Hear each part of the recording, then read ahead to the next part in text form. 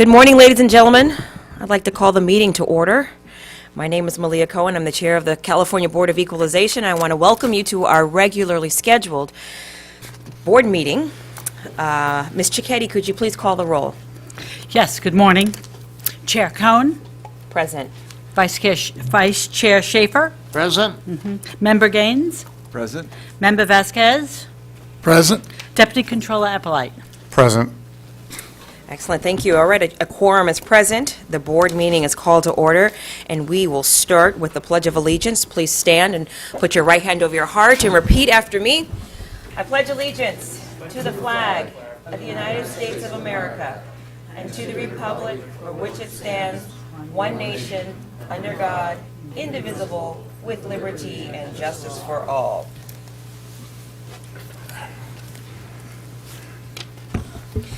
All right, thank you very much. Ms. Cicchetti, please announce our first order of business. Well, I didn't know if you wanted to do any opening remarks this morning, or do we want to just walk right into our first agenda item? All right, well, I'm glad you asked. I will pivot to my colleagues to see if there are any opening remarks. I have some. All right, Mr. Schaefer, we'll recognize you first, and then we'll see Mr. Vasquez. Well, thank you. District 4, which is my district, Southern California, we're celebrating the confirmation of, an announcement of our new Supreme Court Justice, Patricia Guerrero from San Diego. She's been a San Diego Superior Court judge, a San Diego appellate judge, and that's good for the people in my district because when she gets any matters that come from us, she'll feel right at home with the San Diego people. Also, I do want to note that we had the first time in history a cardinal of the Catholic Church named from San Diego, California. So it's been a busy month down there where I come from. And I want you to know that we are all elected by the people, so we don't really work for the BOE. We can be a critic of the BOE as well as elected officials, and that's important when we have a taxpayer rights hearing so that we have freedom to disagree with anybody, and that's really what you're here for. Thank you very much. Mr. Eppolite? Oh, sorry, Mr. Vasquez. Thank you, Madam Chair. Yes, I'd like to also chime in with member, our Vice Chair Schaefer on the appointment of Justice Guerrero, who was raised actually as a by Mexican immigrant parents. And previously she served at the California 4th District Courts of Appeals, overseeing cases in San Diego and Imperial Valley. And she attended UC Berkeley and Stanford Law School and served as a federal prosecutor at the Superior Court judge in San Diego. And she currently lives in Coronado, in your district, Mr. Schaefer. And in light of, I know, Madam Chair, you've had some celebrations up north on the whole Women's Equity Day, August 26th, and I couldn't think of a better appointment by the governor. Now, of course, she has to be elected in November, so hopefully everything turns out, and we'll have the first, actually, Latina on the California Supreme Court. I know, very exciting time. Very exciting times. I'm glad you acknowledged that. Any other acknowledgments, colleagues? All right, if not, Ms. Cicchetti, please announce the first order of our business. Our first order of business is an announcement regarding public safety. Good morning, Madam Chair and members. First, I'd like to remind the audience to silence your cell phones and any other wireless devices. The current COVID-19 guidelines for the Board of Equalization require that all BOE employees must wear a mask while inside a BOE facility or while attending any BOE event. Masks and hand sanitizer are available to all and can be found in the back of the auditorium. The public will be invited to comment during the matters before the board. If there are any members of the public wishing to speak before the board on any agenda item in person, we ask that you complete and submit to the Sergeant of Arms a public comment appearance sheet located at the entrance of the auditorium. If you wish to speak before the board by telephone, please dial the phone number and access code provided on a public agenda notice and follow the instructions of the AT&T moderator. If you intend to make a public comment using the AT&T moderator, we recommend dialing into the meeting on the teleconference line prior to the beginning of the agenda item you wish to make a comment. We recommend this as the audio broadcast on our website experiences a 1 to 3 minute delay between the live stream and the live event. When giving a public comment, please limit your remarks to 3 minutes. The order that the board identifies public comments in the conclusion of an agenda item is as follows. The clerk will first identify any public comment requests that have been received by our board proceeding staff in the auditorium. Then we will identify any public comments on the AT&T moderator. And lastly, we will read into the record any public comments received in writing in advance of today's meeting. This concludes the informational announcement. Thank you. Thank you very much. Please call our first agenda item. Our first scheduled item is C1, Taxpayer Bill of Rights hearing. Public hearing to allow taxpayers and stakeholders to comment on items in the Taxpayer Rights Advocate Annual Report or issues related to the agency's administration of its tax programs. Taxpayers may share their experiences with property tax problems they may be having so the agency can help facilitate resolution. Ms. Thompson, the Taxpayer Rights Advocate, will provide an introduction and facilitate the public hearing.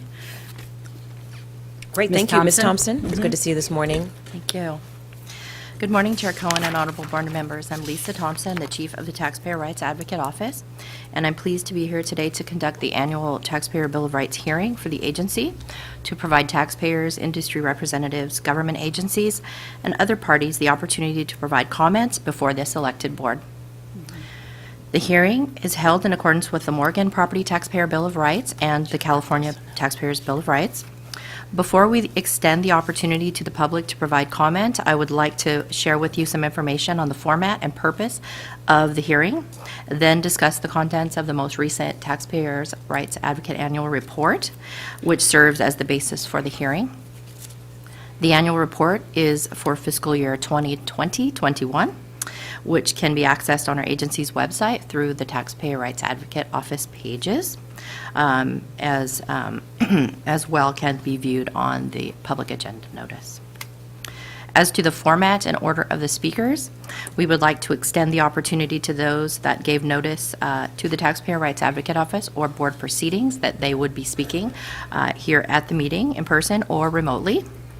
And for those that wish to provide comments, Ms. Cicchetti, the board clerk, will read those written comments into the record in the order of receipt. And after each speaker makes their comments or comments are read, I will make some remarks and then open it up to board members if they have questions or comments. In some cases, we will group the readings of them because the comments were pretty similar. So in that case, I'll indicate that in the previous comment, and then she'll read a sequence of comments that were submitted. So as to the purpose of the hearing, it is to give taxpayers, industry representatives, assessors, and local agencies the opportunity to provide comments on any item discussed in the Taxpayer Rights Advocate Annual Report, and also to address any issues that they may be currently having or that we might be working with taxpayer on. Parties may also comment on programs administered by the State Board of Equalization and the quality of our agency services or property tax issues.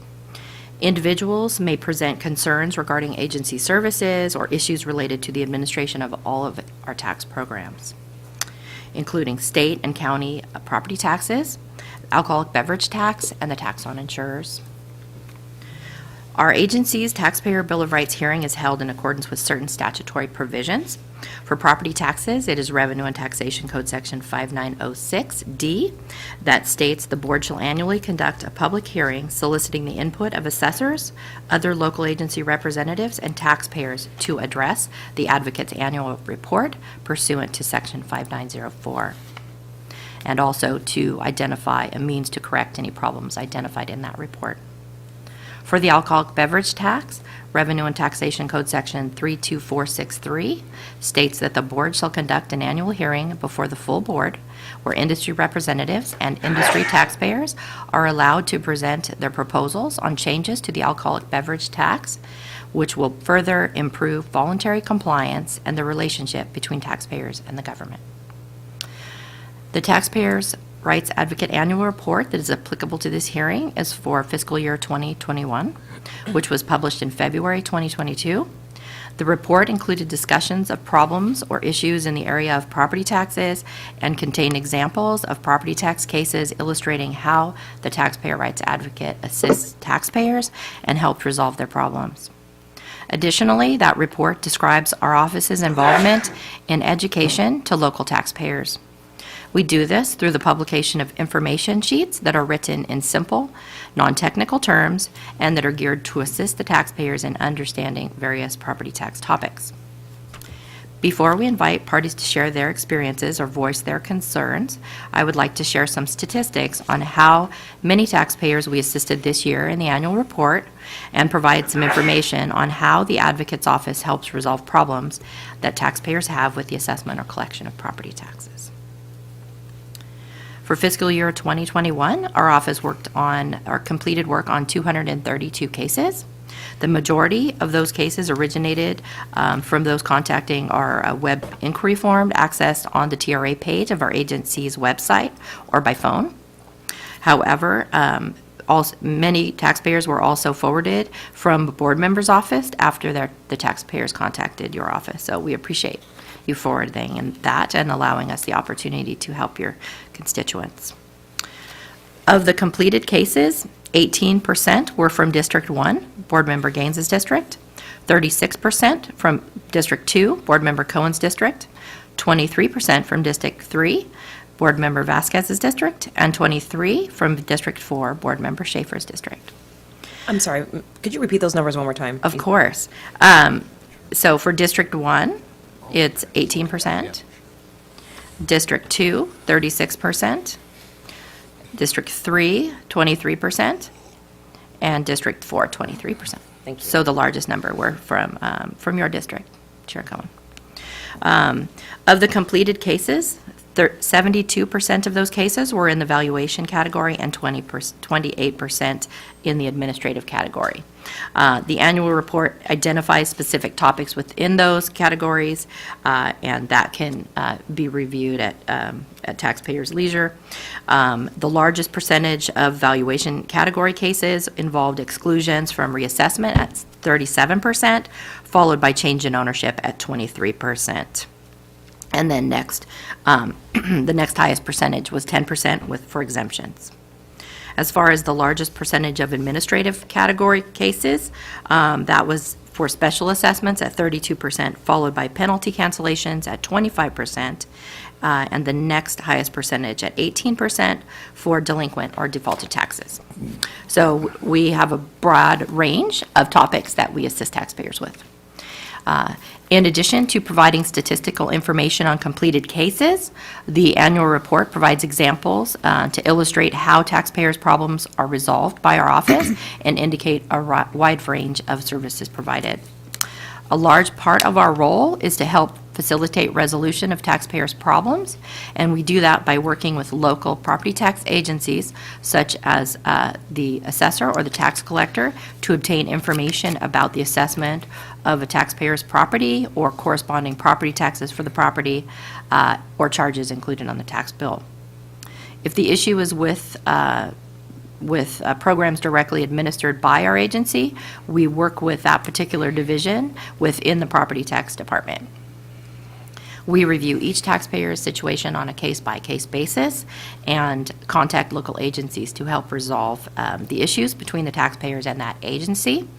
Generally, we help taxpayers that have problems with the assessment or collection of property taxes. In addition to helping taxpayers with specific problems that they have with the assessment or collection of property taxes, our office can help with larger issues that can bring about important change that will affect more than one taxpayer. The issues that may be brought to our attention through someone contacting our office directly or by coming before this elected board to share their concerns or thoughts on a particular issue can make a difference. When we become aware of an issue that needs resolution, we work with the appropriate department to resolve them. In the 2021 TRA Annual Report, it has a section on issue resolution that discusses information about projects that were initiated to resolve issues brought to the attention of the TRA office that resulted in changes being implemented or that were in process. One such project is the Assessment Appeals Process project that resulted in many beneficial changes. The project resulted in amendments to 5 property tax rules pertaining to the appeals hearings, developing a new form that assessors use when requesting information from a taxpayer under 441D, and revisions were made to the language in our agency's Assessment Appeals Manual publication. Additionally, the TRA Annual Report contains a section on taxpayer service improvements, which includes a part on educating taxpayers. It's actually educating the public. This portion discusses the TRA office's role in taxpayer education through publication of information sheets, and I'd like to highlight this because it is an important resource for taxpayers. The annual report explains that in 2018, our office and the California Assessors Association discussed providing education through the issuance of short information sheets on various exclusion and exemption topics that were written in non-technical terms. Discussion in the annual report identifies completion of 4 information sheets from July 2018 through June 2020, addressing exclusions from the transfers between parents and children, and transfers between grandparents and grandchildren, and base year value transfers for persons age 55 and older, and for disabled persons. It further indicated, as a result of the passage of Proposition 19, our office suspended work on the information sheets until implementing legislation for Proposition 19 was passed by the legislature, and after our agency issued guidance for that implementing legislation. The Taxpayer Rights Advocate Office is committed to making improvements in taxpayer education and providing taxpayers with information in simple and understandable terms. Our office values the importance of having information sheets available as a resource for taxpayers where they can read about the main requirements and the specific provision, how they can apply for it, helpful hints about the topics, and where to provide information. This also is a resource for county assessors staff where they can direct taxpayers to. Since the issuance of the TRA Annual Report, our office has published information sheets on the intergenerational and base year value transfer provisions of Proposition 19, as well as revised information sheets that were published prior to the passage of Proposition 19, so that they indicate they are only applicable to transfers occurring before the effective dates of Proposition 19's various provisions. Additionally, the Taxpayer Rights Advocate Office worked with our agency's communications officer, Mr. Peter Kim, to publish a fact sheet on Proposition 19, which covers all of its provisions to help taxpayers. Our office will continue publishing information sheets to help taxpayers. So as far as today's Taxpayer Bill of Rights hearing, we were notified of 7 speakers prior to the hearing through contacts with Board Proceedings Division or the Taxpayer Rights Advocate Office, and we had numerous written comments submitted that will be read into the record. I will let Board Proceedings correct me if I am wrong, but I believe we have a total of 55 written comments, 2 of which are for the alcoholic beverage tax, and 53 for property taxes.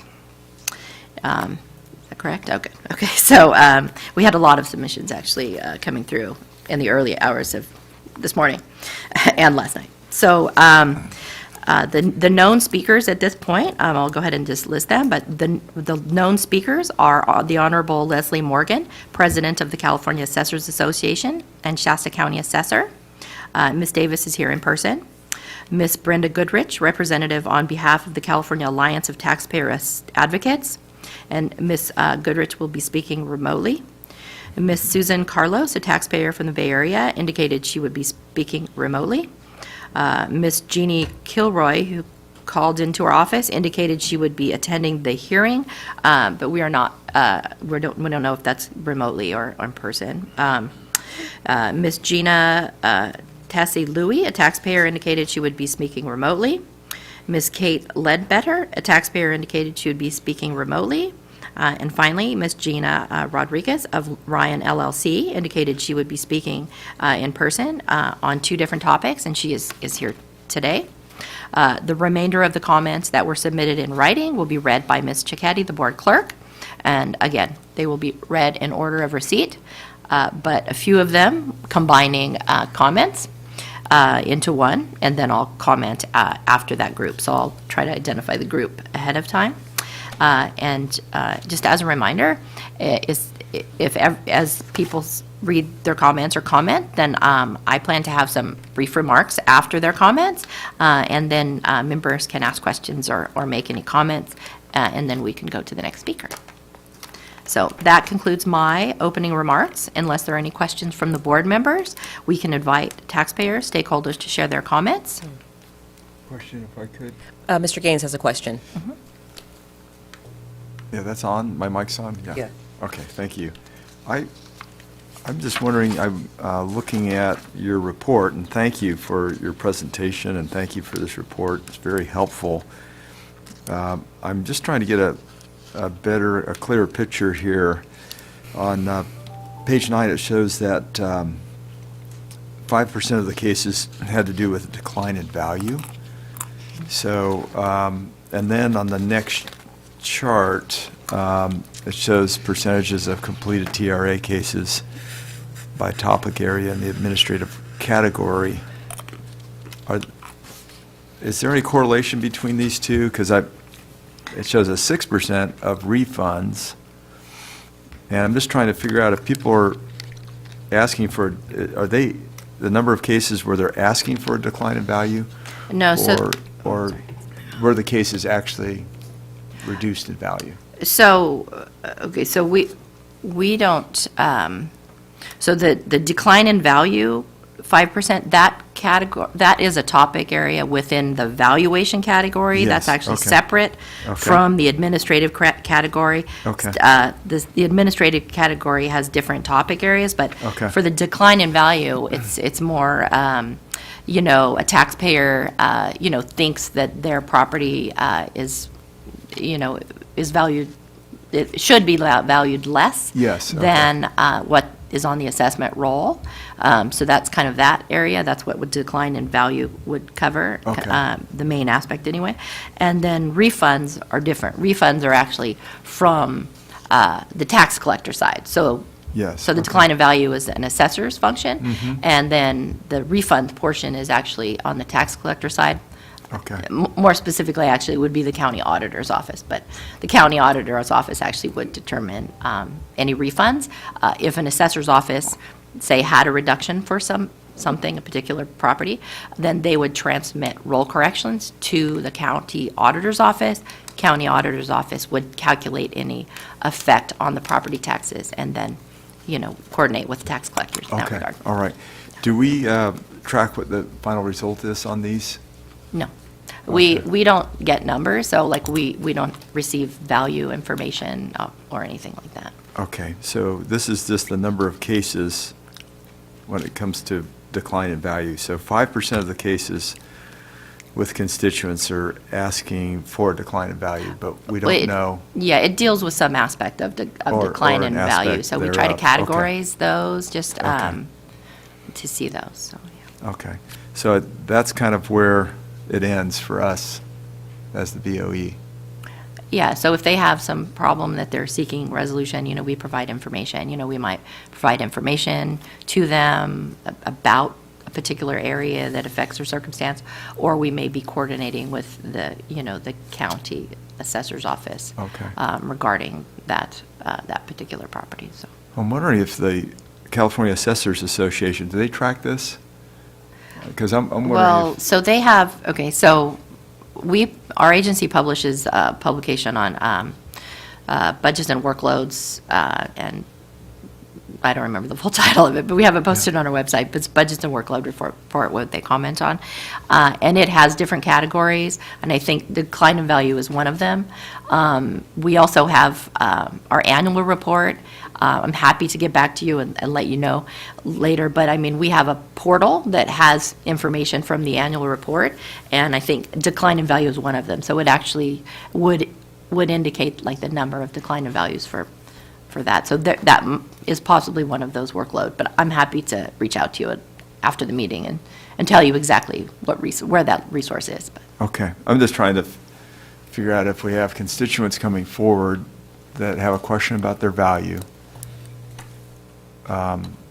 We don't really know what the net result is, right? We're tabulating, and we know that it's 5% of the cases, but we don't know what the net result is or the end result as to whether that constituent's issue has been addressed or not. And it'd right, be and nice to have. it could be that they haven't even filed an appeal. I mean, it's very case specific. So, Okay. If you're, it may be that we indicate, this is what you can do if you think if you think your property is valued higher than what it is, or valued higher than what you believe the market value is. There's a couple of resources or recourse for them. They can request an informal review of their property from the county assessor's office, and many assessors have information on their website about how to do that. Or they could file a formal assessment appeals, application during the applicable filing period. So some of those would be indicating that. So it could be that just somebody comes to our office and just says, I don't think they're following Prop 13, and I think that my value is worth less than what it's being assessed at. So we provide them with a solution, to bring that method forward. And so in that regard, we would just give them the resources, and then they could reach out to the assessor's office. So, and it may or may not, come to fruition. Yes. So Okay, all right, thank you. You're welcome. So, Thank you. Mr. Veskus? Just kind of a follow-up question to that. As I was looking at that, that graph, and I think that's what Member Gaines was talking on, page 9 and 10, I guess it is, I see that 72% of those TRA cases were due to evaluation issues, which I think you kind of hit on now. And within that number, 23% were contacted TRA to resolve change in ownership issues. And I'm just wondering, of that 23%, how many of them were related to Prop 19, or do we know that?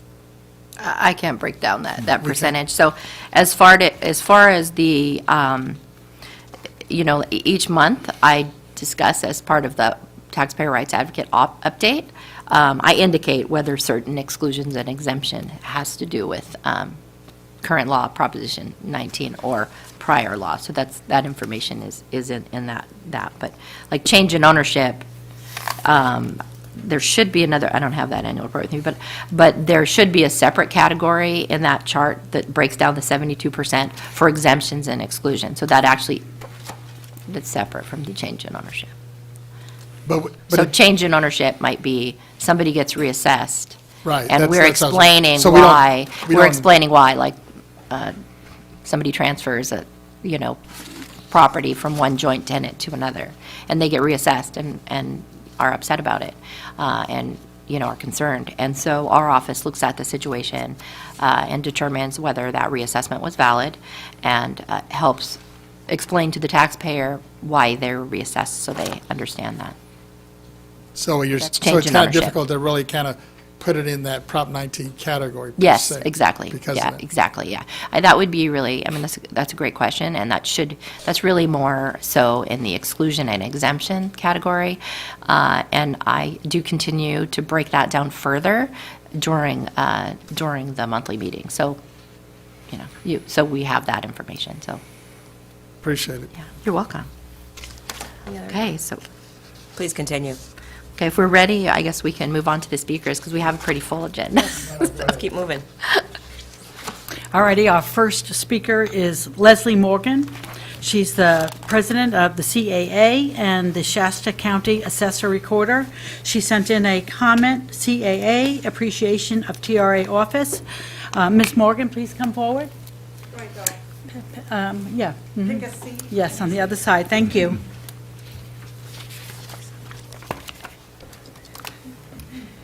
Feel like I'm kind of behind let me scoot over one so I can see you all. And I guess that means you'll have to switch the microphone. So good morning, Chair Cohen, members of the board, Leslie Morgan. I'm the California Assessors Association president this year, and also the Shasta County Assessors Association. And I really wanted to share our appreciation of the role of the Taxpayer Rights Advocate's Office. And you know, I started in the office 27 years ago as an auditor appraiser, and I wanted to give just a different perspective of that. Because when you come in, you know, the private sector, you're always a little bit confused about what the role of government is in our private lives, and, you know, the government's here to help aspect of it. But really, even coming in as a staff person, one of the things you really realize is that we're all, as an assessor, as a staff member of the assessor's office, we're here to advocate for the taxpayers.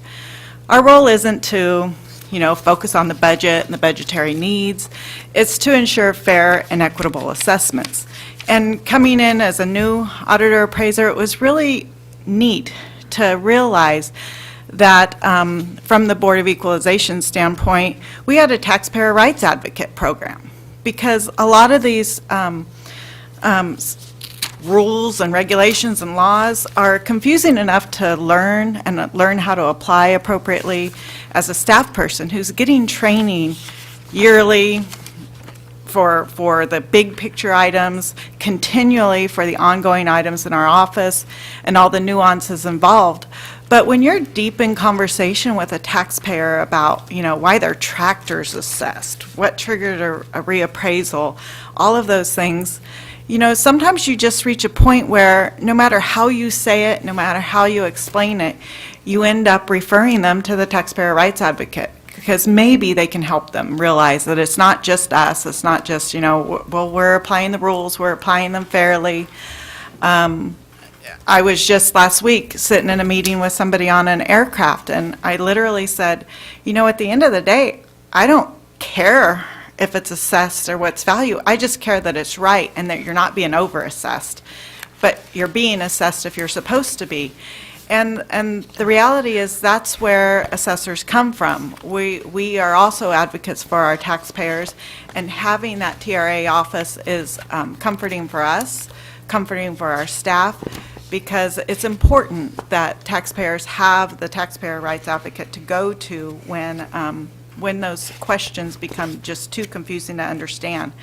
And then when you look at that in the perspective of Prop 19, the nuances that came with that, we're all learning. I mean, at the Northern California Assessors Association conference in August, we had yet another 3-hour training for our staff. You know, we have our subject matter experts there still getting more training. And it's so confusing for us to learn and apply. I mean, we have our heads wrapped around it now, but it took us a while to go through those bills, to go through that law, that initiative. You know, I mean, it was just a lot coming at us. And these 6 informational sheets that Lisa and the office has put together are just going to be so extremely beneficial, because the majority of our questions, we're going to be able to utilize that as a reference point to our taxpayers. We can walk them through it, as she said, in a non-technical terms, because we get lost sometimes in those technical terms, and we need to lay it out so that people can understand what it means to their house, to their transfer to their child, to the home they lost, to the family farm they own. And we really, really appreciate the efforts that went into it from the Taxpayer Rights Advocate Office to get those together. And the reality is, at the end of the day, there's going to be times where sometimes we miss something. You know, the majority of the cases, their office is helping somebody understand why we did what we did, or why we had to make the choices we did based on whichever lien date, whichever time period where we can use our comp sales, or whatever it is in the question of like decline in value, because that always comes up. But sometimes we need to relook at something. That's actually one of the very first examples I had becoming assessor 16 years ago. I think I was 2 weeks in, and I got a call from the Taxpayer Rights Advocate Office to say, you know, we have a issue we've been walking through with one of your taxpayers on a great-grandparent to great-grandchild transfer with all the in-between grandparent, parent, deceased. And we really had to sort through some of those details because the law hadn't applied to it specifically in that way, who we were going to report those limitations to and what those considerations were. And after spending some time with a taxpayer rights advocate, we were able to apply that exemption and help out our taxpayer in our local area. So I would have never known. I wouldn't have realized, what the hiccup was and what we needed to look at to reconsider that and to get that applied for them. So here we are 16 years later, and one thing we know is everything's going to change, right? We're going to just get our head wrapped around this new Prop 19, and something else is going to change on us. So this is a long-term relationship, just like it is with us and the Board of Equalization staff itself, with making sure we're doing our job properly. But we can definitely know that as we need more resources, I like the fact that the Taxpayer Rights Advocate helps put these together, because it really takes away the individualized aspect of 58 different versions of how to explain this rule. And I really think that's important, and I really appreciate that you guys have the office. I was actually looking at the date, and one of the things I didn't realize is the Morgan rule passed just a couple of years before I started working there. So I was like, yay, you have my back. So anyway, I guess in a nutshell, that's what I'd like to say. I would like to just kind of comment on one of your questions, because I'll say that in Shasta County, and you're my BOE guy. In Shasta County, there was a point where we had 35% of our properties on a Prop 8 decline in value. And as those properties start coming off, because now we're down to just around 5% of our properties, there's a lot of different questions that go with decline in value. Why is my value going up by more than 2%? How do I request it be reviewed? And there are so many nuances to it. It just is a kind of a really crazy world when we get into that bubble and it bursts on us. And, who knows what we're looking at right now. We're keeping our eye on it again. Our values have gone up pretty significantly, and we're keeping our eye on it, because if those start dropping out again, we have to research again. The majority of assessor's office really tried to be proactive in those efforts, and we would want to do so again if this market drops out on us. So, we're glad that the market's turned around, but at the same time, we want to make sure that that if it shifts on us, that's what Prop 8's about, and we're supposed to protect those interests for our taxpayers. So, Does that go back to the Great Recession?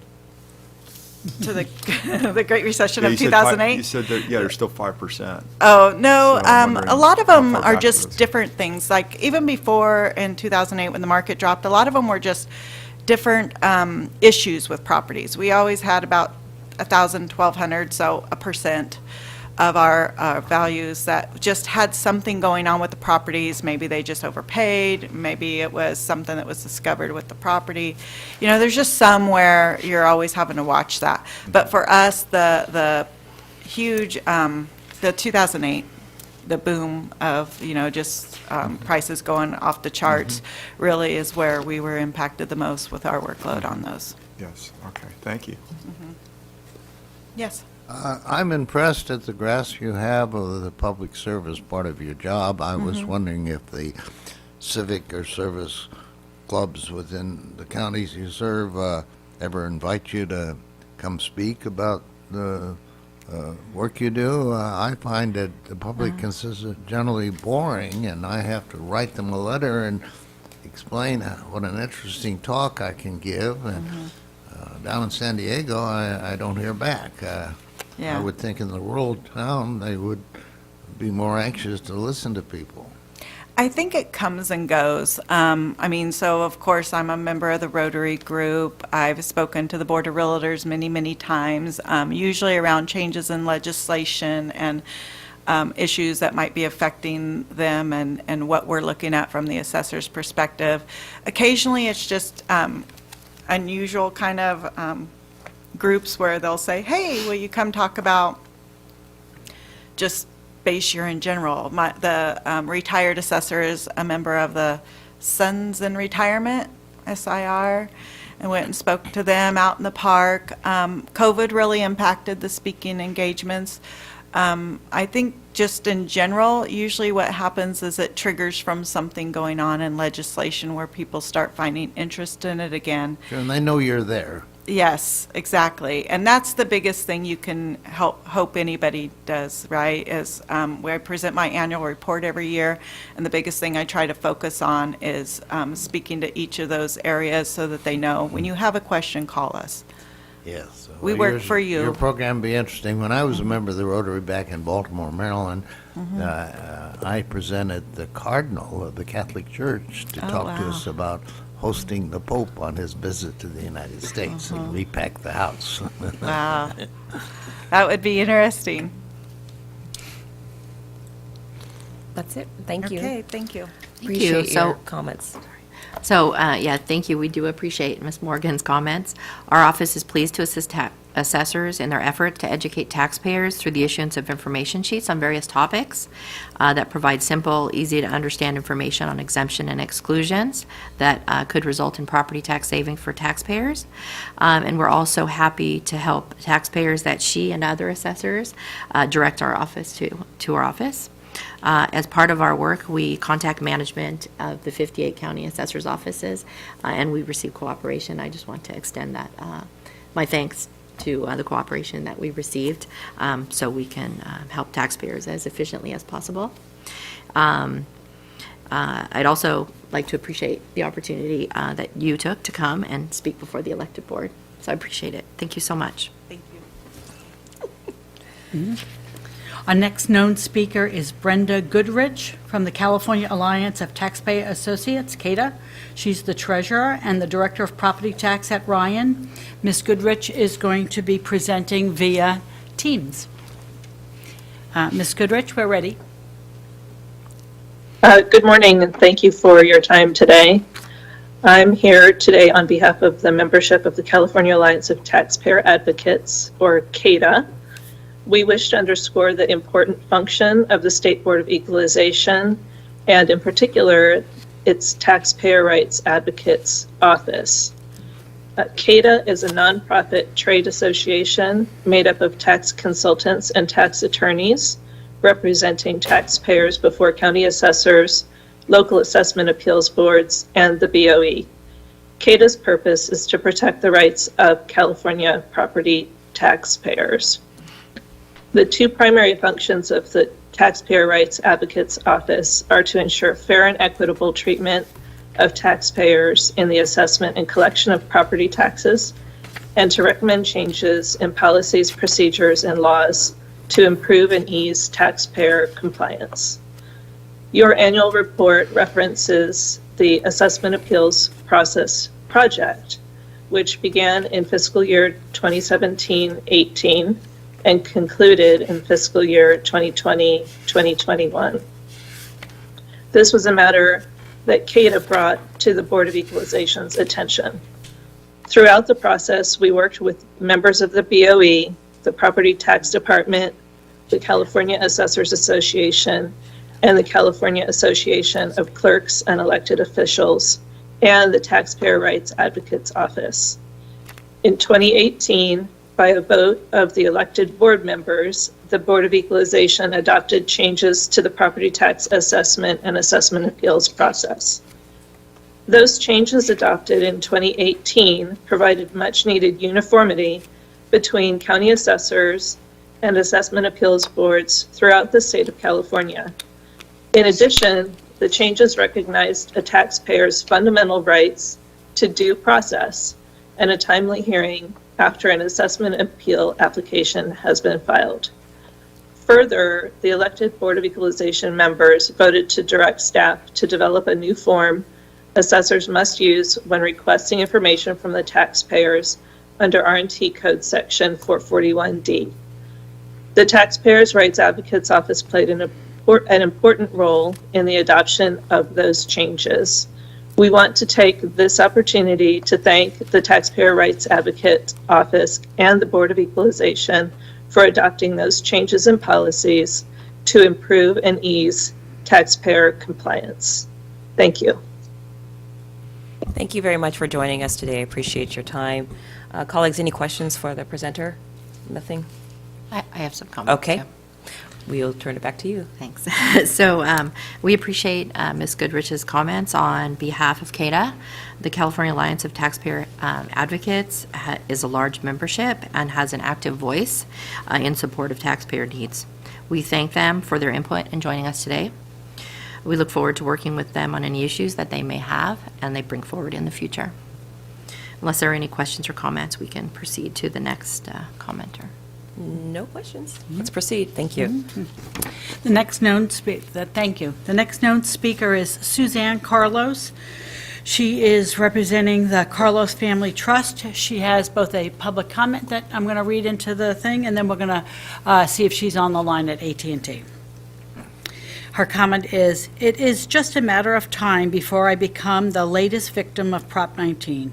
My parents purchased a second home back in the late 1970s. It was their wish that I would have an affordable place to live during my retirement years.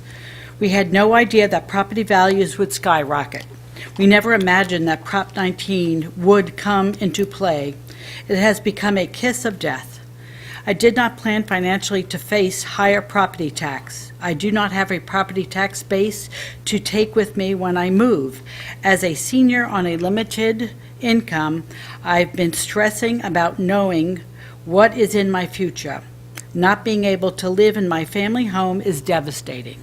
I do not have children and no one else to support me. My father is rolling over in his grave. The manner in which this proposition has put on the ballot and its wording was very misleading to voters." That's the end of her written comment. I'm going to ask the AT&T operator, is a Suzanne Carlos on the line and who'd like to make a comment? Thank you, Suzanne Carlos. If you are on the line, please press 1, then 0, and I'll open your line.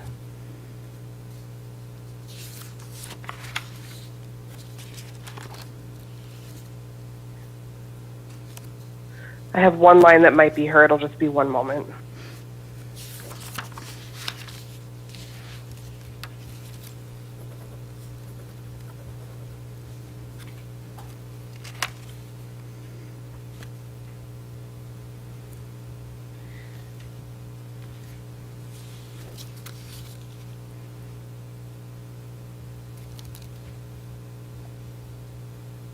Suzanne Carlos, your line is open. Are you able to hear me? Yes. Hello? Okay, good morning. Thank you so much for giving me an opportunity to speak regarding my personal experience with Prop 19. I was part of a volunteer group this last summer to obtain signatures to try and repeal the proposition, and unfortunately, we were not able to obtain the amount that was required. But as I mentioned in my written comment, I am personally going to be really affected by Prop 19 in that we never anticipated that something like this would happen. Being a senior on a limited income, I'm not going to be able to afford the higher property tax base once the home is reassessed. And so I don't know what we can do at this point in time, or we have to wait until the next round of signatures. But, you know, my mom is 98, so I don't know how much longer she's going to be able to hang in there. Thank you very much for your comment. So we appreciate Ms. Carlos's comments. She expresses concerns about the provisions of Proposition 19, which was approved by the California voters in November 2020. The situation that she describes with her parents' second home and facing higher property taxes when she inherits it in the future is something that many taxpayers with parents that have more than one property are worried about. We're sympathetic to the situation, but Proposition 19 was a voter-approved initiative that amended the California Constitution. The constitutional amendment included provisions that allow exclusion for the principal residence that continues as the family home, but it did not include provisions for property such as a vacation home or rental home. So if the home that Ms. Carlos inherits is a second home and not her parents' principal residence, then under current law, it would be reassessed to market value at the time of transfer. In order to allow a second home to qualify for the parent-child exclusion, that would require a constitutional amendment. And when the time comes, then instead of moving into the second home, Ms. Carlos may wish to consider moving into the principal residence, which would enable her to continue that low property tax base of her parents. The other option would be if she would like to retire into that home, is for her mother to move into that second home and make it the principal residence, which would allow the parent-child transfer under Proposition 19. Otherwise, in order for it to qualify as a vacation home or a second residence, that would require a constitutional amendment, which would have to go toward to the voters for vote. So unless there are any questions or comments that the board members have, we can go to the next speaker. Yeah, it's Ms. Carlos, is that correct? Yes. Yeah, so thank you for your calling in, and thank you for illuminating your issue. Initially, I thought it might be the first residence that was impacted, but as was expressed, it's a second home. I think the pathway that you had expressed was the signature gathering process, which I support. I think that should go back to the people, and it should be more clearly laid out. I think a lot of people were confused on the initiative and didn't understand all aspects of it.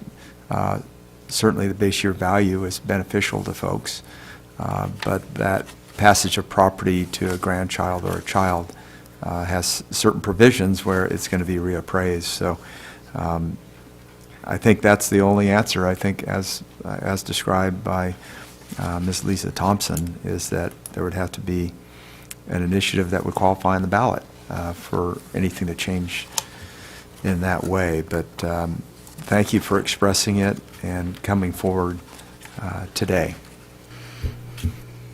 Thank you. Okay. All righty.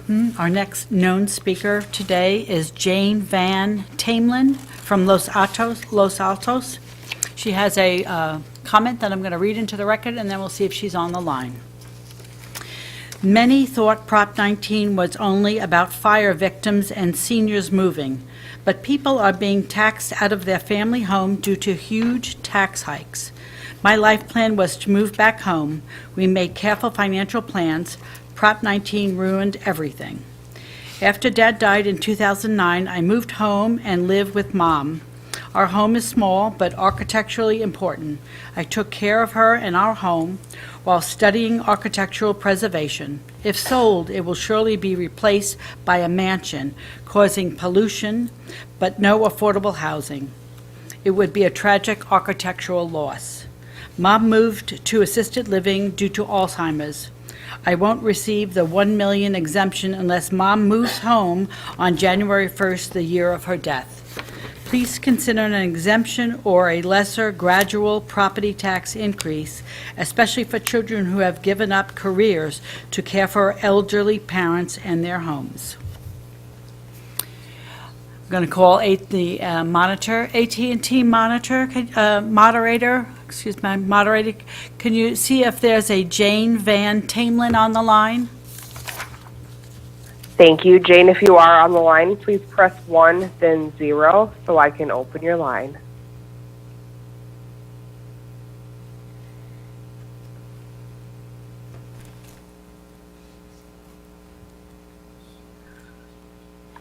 I do see one line that might be her. It'll just be one moment. Thank you.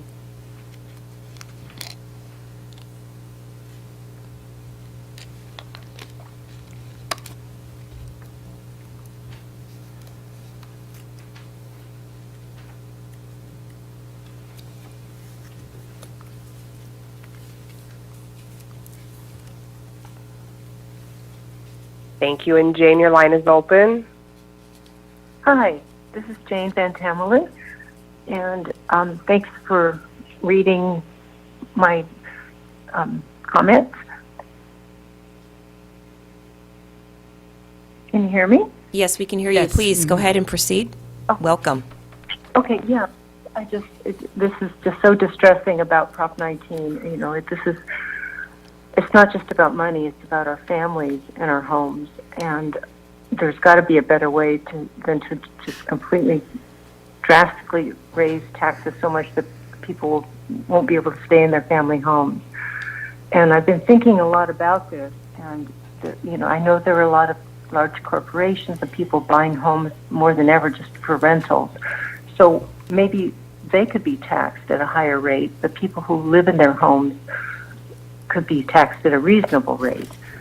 For example, a group of us were talking and we were thinking maybe a lower property tax for everyone, maybe like 0.5% across the board, and then if more revenue is needed, tax polluters or ultra-rich, or there's so many people contributing to global warming, there could be huge penalties. There are other solutions that could help everybody and not force people to move out of their homes.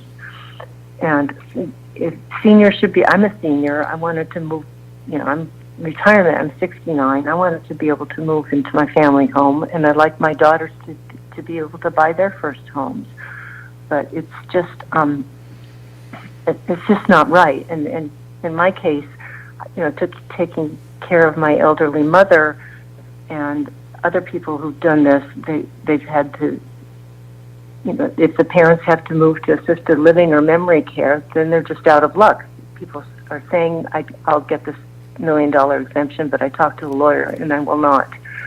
So this was not a well thought out law, not understood, and I beg everybody to reconsider this and really think about the impact it's going to have on real people and their families. Thank you for your comment.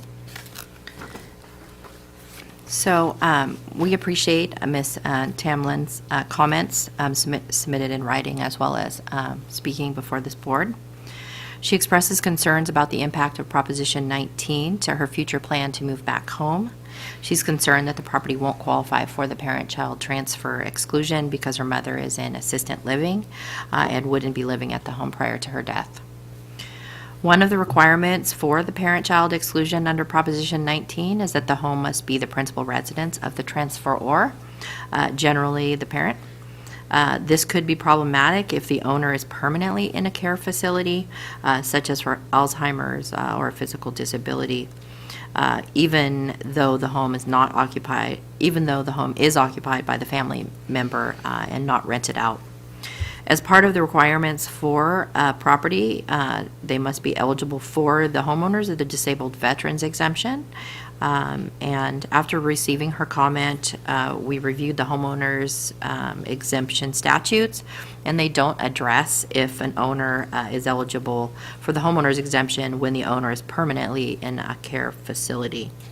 That differs from the disabled veterans exemption, where statute expressly provides that the disabled veterans exemption may be allowed if a veteran or unmarried surviving spouse is confined to a hospital or other care facility, if that property, that claimant's principal residence, were it not for being confined to the hospital or other care facility, provided that that residence is not rented. So basically, it's addressed for disabled veterans exemptions under 205.5 subdivision B and C.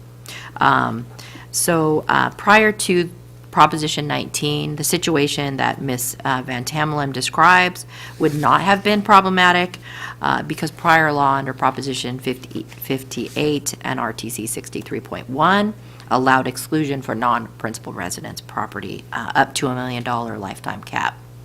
So a child that inherited property could retain that factored base year value even if the parent, even if it wasn't the parent's principal residence. We are aware of prior guidance on the homeowner's exemption and principal residence that addresses an absence, specifically property tax annotation 505.0078 and 505.0105. But those opinions both pertain to to the situation of a temporary absence as opposed to a more permanent one, as the case would be for a care facility for Alzheimer's. According to the information from the taxpayer's comments, it appears she is living in the home now, and so it isn't rented out by a third party. The TRA office is happy to coordinate with our agency's property tax department and legal department to see if this situation is addressed in existing guidance concerning Proposition 19's intergenerational exclusion. And then we will reach out to the taxpayer to provide some additional information because, it is a homeowner's exemption, issue, but Proposition 19 brings kind of that to light now. As far as the comments regarding different tax rates for different taxpayers, such as taxing corporations at a higher rate, that would require a constitutional amendment. In California, there's one property tax rate for local taxpayers statutorily. It's the 1% basic ad valorem tax rate, plus any locally approved bonded indebtedness, and that's discussed in our agency's publication 29, Property Tax and Overview. So unless there are any comments or questions, then we can go to the next. Please, let's go. Our next known speaker is Jeannie Kilroy. Ms. Kilroy, please come forward. You may sit over there. Yes, thank you. It's actually Janine. I'm sorry, I It's okay. apologize. It's the crazy French spelling. It looks like Jeannie. I've written some notes here I'd like to read. First, to thank you for the opportunity to speak. I think the state we're in the world, there's a lot of places you don't have this opportunity to actually speak, so thank you. I'm 54, born and raised in California, and I'm here to express concerns on how Prop 19 will change the complexion of the state of California. For the first time in my life, I'm less bullish on this great state. While I realize the board isn't able to reinstate Proposition 58 and 193, I'd like to express my observations in hopes that you may encourage the change with the legislature. Had this ballot been at all transparent, I don't think it would have ever passed. With what I consider deceptive marketing that was used, it barely passed.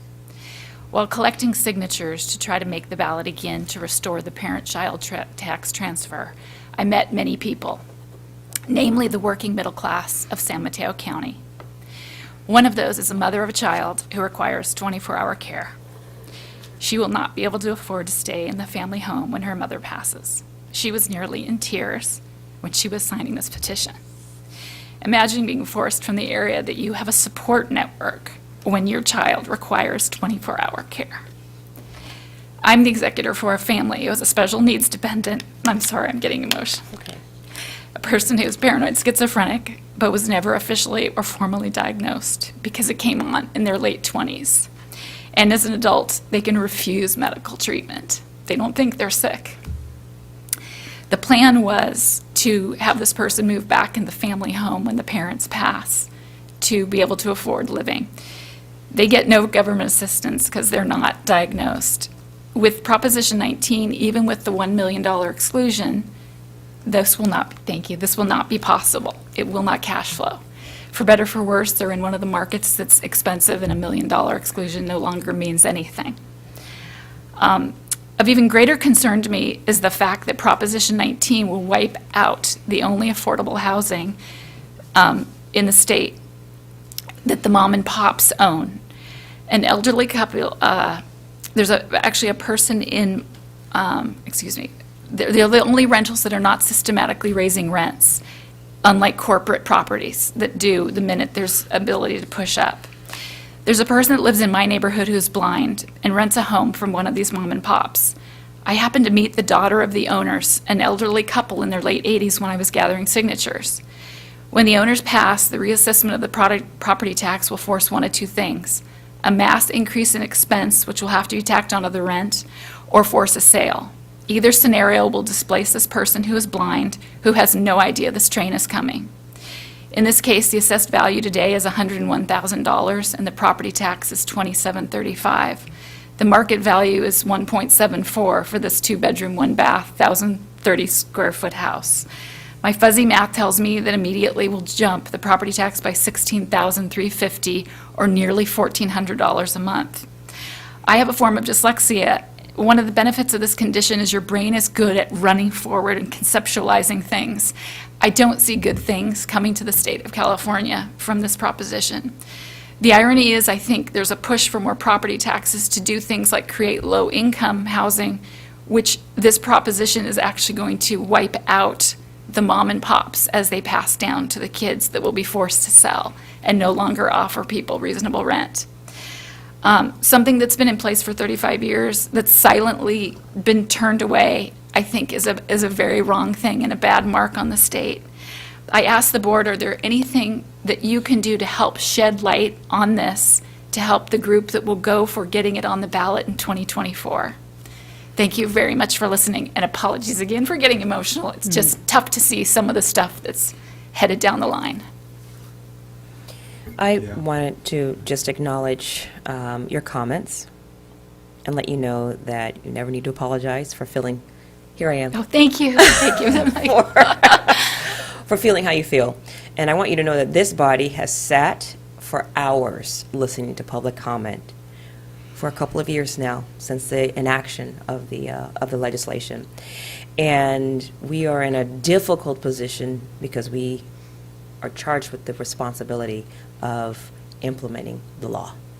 So have not taken a public position for or against, but we have been a convener for comments.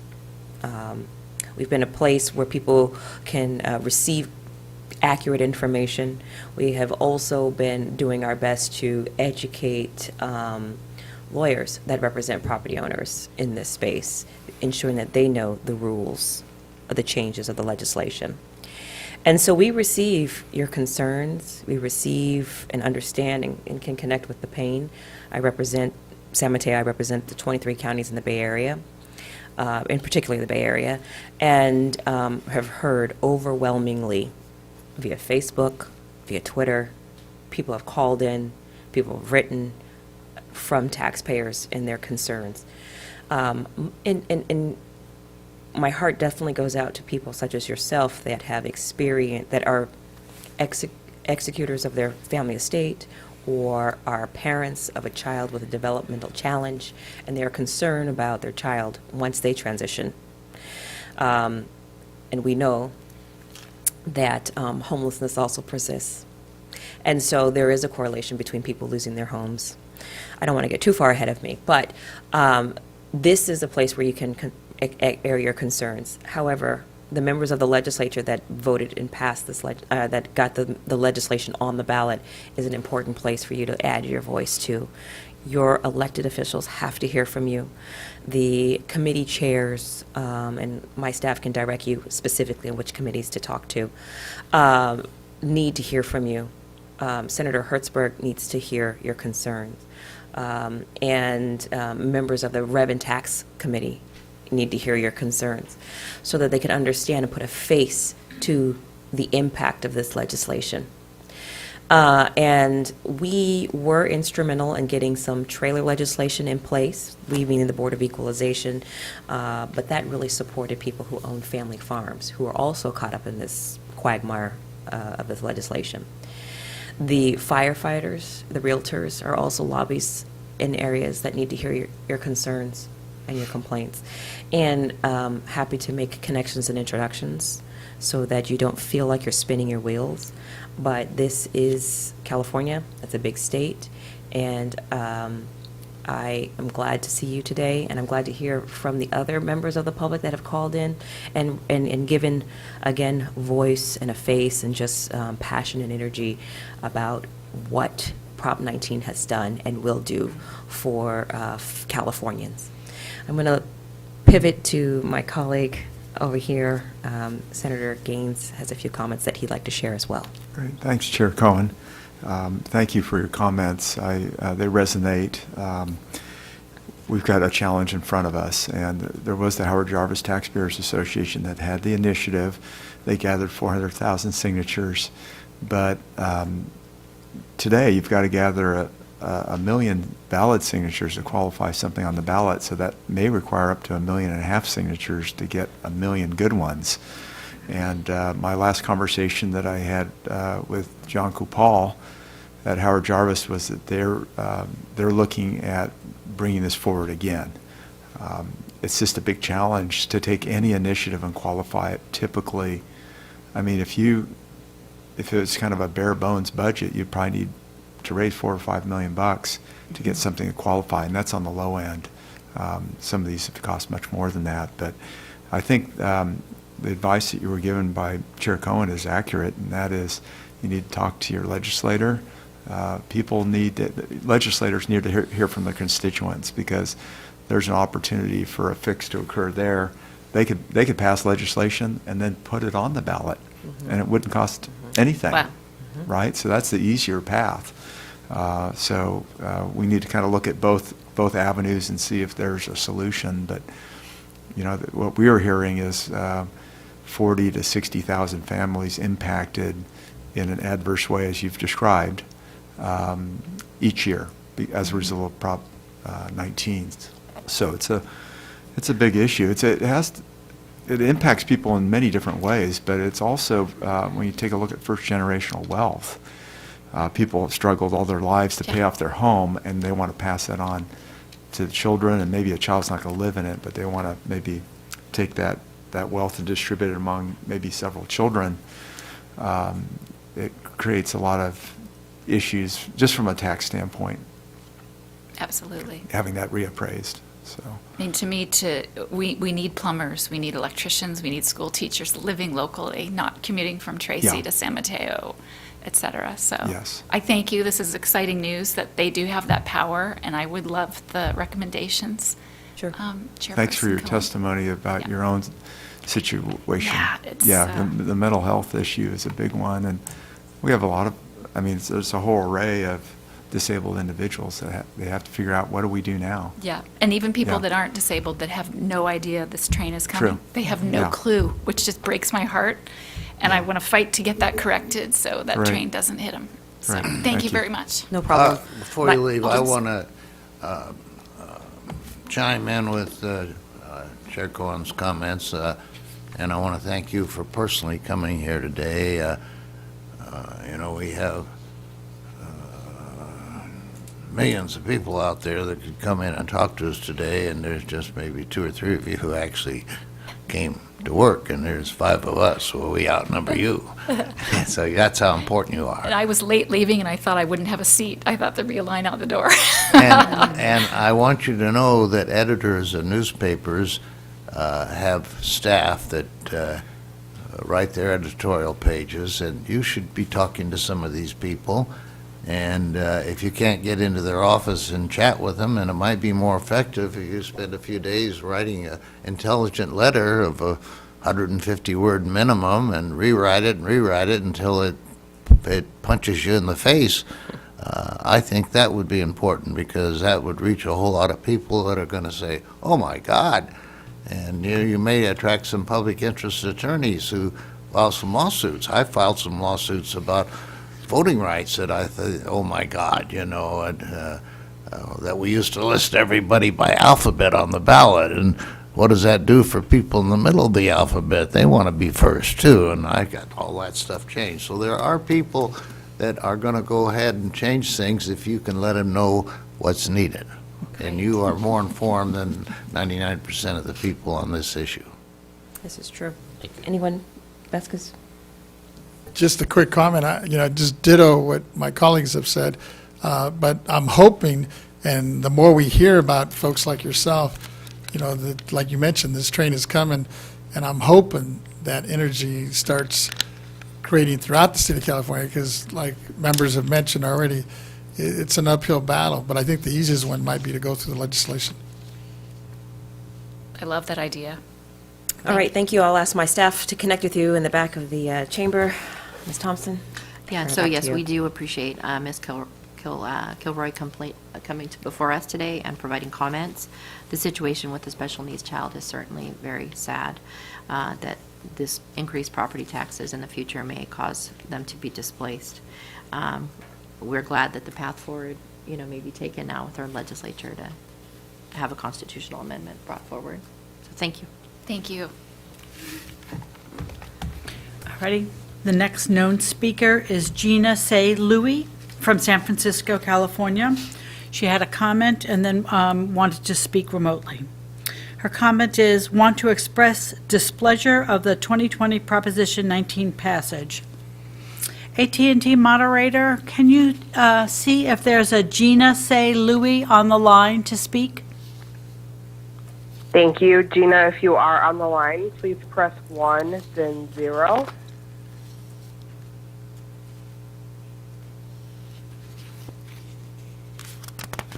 We do have one line that might be her. We're just checking now.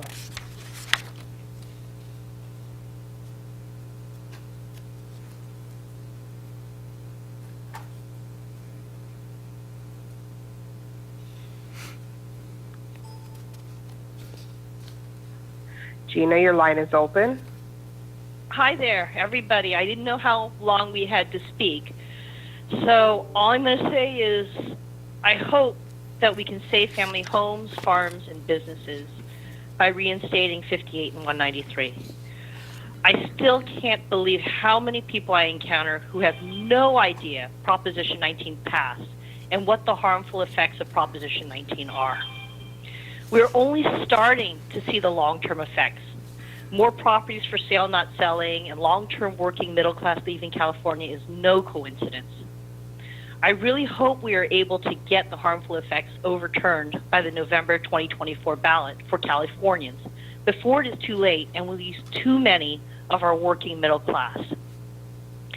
Sadly, our representatives in 2011 took away our rights to citizens' initiatives and vetoes through SB 202, and the people have had to suffer with the loss of a family member through COVID times without consideration from our representatives, despite SB 668 by Bates and AB 9 by Kiley proposals. Having volunteered for the Repeal the Death Tax initiative, many people who couldn't attend the call have shared stories with me, and I'm going to ask if there's a way for one of them to speak, Jennifer Nakano, because she lost her grandmother and her mother just last year. These are artists, teachers, people who had given up careers to be caretakers for elderly, realtors, immigrants, minorities, senior citizens, disabled and low income. The people Proposition 19 was intended to help, and people who have worked for the American dream, to have it stripped by an unconstitutional policy that does not protect ownership rights afforded by both our federal and state constitutions. I want to reiterate that Proposition 19 will take away family homes, businesses, and farms, as there is no cap. It will increase food insecurity as farms are reassessed.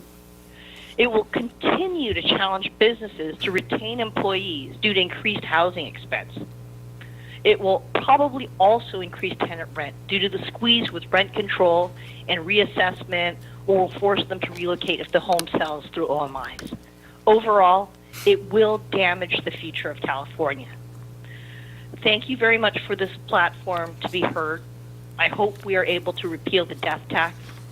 Anyone interested in joining us to educate people on the effects of Proposition 19, go to the website forcalifornians.com.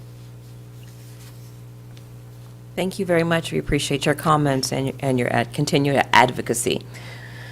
So we appreciate Ms. Louie's comments regarding the passage of Proposition 19. It was passed by the voters as a result of it amended the California Constitution to change it and to reinstate Proposition 58 and 193 as she would like, would require a constitutional amendment. And our agency does not have the authority to repeal Proposition 19. It would require a constitutional amendment. So, Thank you. Is there anything else? Oh, yes. Oh, yes. Yes. The next known speaker is Kate Ledbetter from Santa Barbara, California. She has a written comment, plus we're going to see if she's on the line. Prop 19 reassessment on my property may cause me to become homeless, which I'm sure is not the intention of this proposition. I do not believe the the way it has been interpreted in my situation fits the original intent of this legislation, which was to levy more tax on the heirs to their parents' separate property.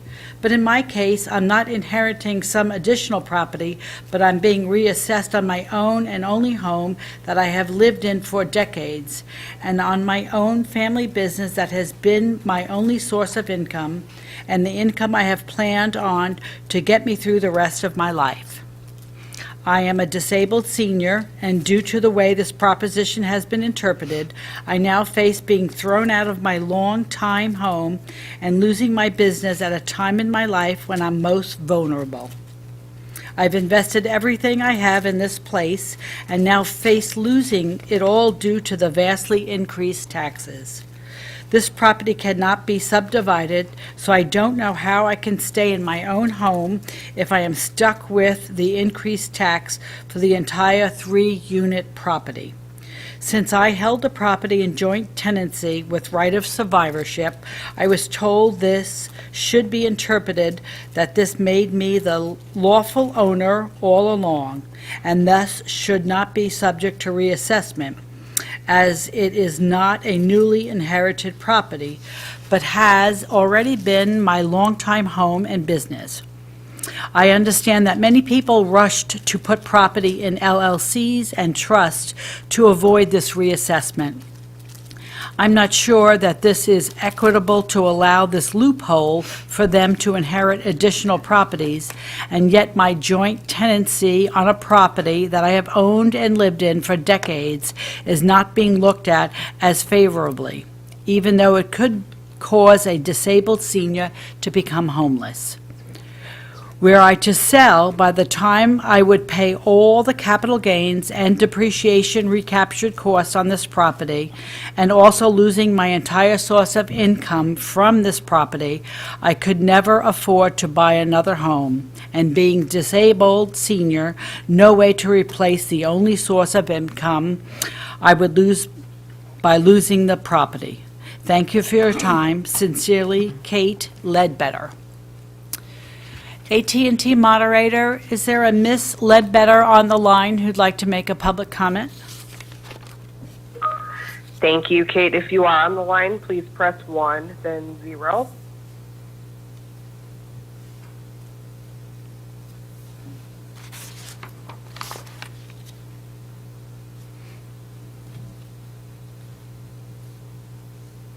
I don't see anyone queuing up at this time. All righty, thank you. We'll go to our last known speaker. So I'll go ahead Oh, and I'm provide sorry. comments if you don't mind. Okay, I apologize. No problem. So we appreciate Ms. Ledbetter's comments.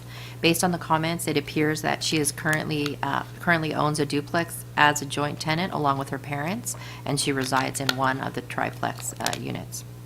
We assume that the parents do not live in the unit with her or in another unit of the triplex. Rather, the other 2 units are rented, since she refers to them as a family business. Under the prior laws of Proposition 58 and 193, under Revenue and Taxation Code Section 63.1, the parents could transfer the triplex to Mrs. Ledbetter and be excluded from reassessment up to $1 million in transferred value for the property that was not the transferor's primary residence. However, under current law of Proposition 19, implemented by RTC 63.2, if her parents owned the duplex with her as joint tenants and the parents lived in one of the units as their own residence, then the intergenerational parent-child exclusion could apply to the unit that they lived in if they transferred it. But otherwise, it would not apply. And of course, Ms. Ledbetter would have to move into that unit if that wasn't her existing principal residence. There are many variables involved in joint tenancy to know what portion will be reassessed, such as whether the parents own the property before adding the daughter on to joint tenants, or whether they bought the property together with Mrs. Ledbetter. It may be that 2/3 of the property would be reassessed, or that it may be 100%. But the exclusion laws in place at the time the parents transferred the property to her, or it was inherited by her, would be what determines whether an exclusion could apply. As to comments about putting property into an LLC or a trust to avoid reassessment, that is an ownership question that an individual property owner must decide. But under Proposition 19, as well as the prior law, Prop 58 and 193, property owned by an LLC would not be eligible for the parent-child or the grandparent-grandchild transfer, since they're not eligible for the homeowners of disabled veterans exemption. Transferring property into a joint tenancy from a joint tenancy to an LLC may cause a change in ownership reassessment, or it may be excluded if it results in a change, if it results basically in a change in the method of holding title. However, transfers of interest in legal entities can cause reassessment consequences. We are happy to reach out to Mrs. Ledbetter to better understand her situation and provide additional information. Unless the board members have any questions or comments, we can go to the next speaker. And the next speaker is Gina Rodriguez from Ryan LLC. Just a second, we have a comment from Mr. Vasquez. Oh, okay. That's fine. Just a quick comment. But, so it wasn't real clear. So you're saying if she's a joint tenant and upon death, let's say in this case, I guess it could be her mom, that's a joint tenancy with, she doesn't have ownership of it? Or she'll get reassessed, you're saying?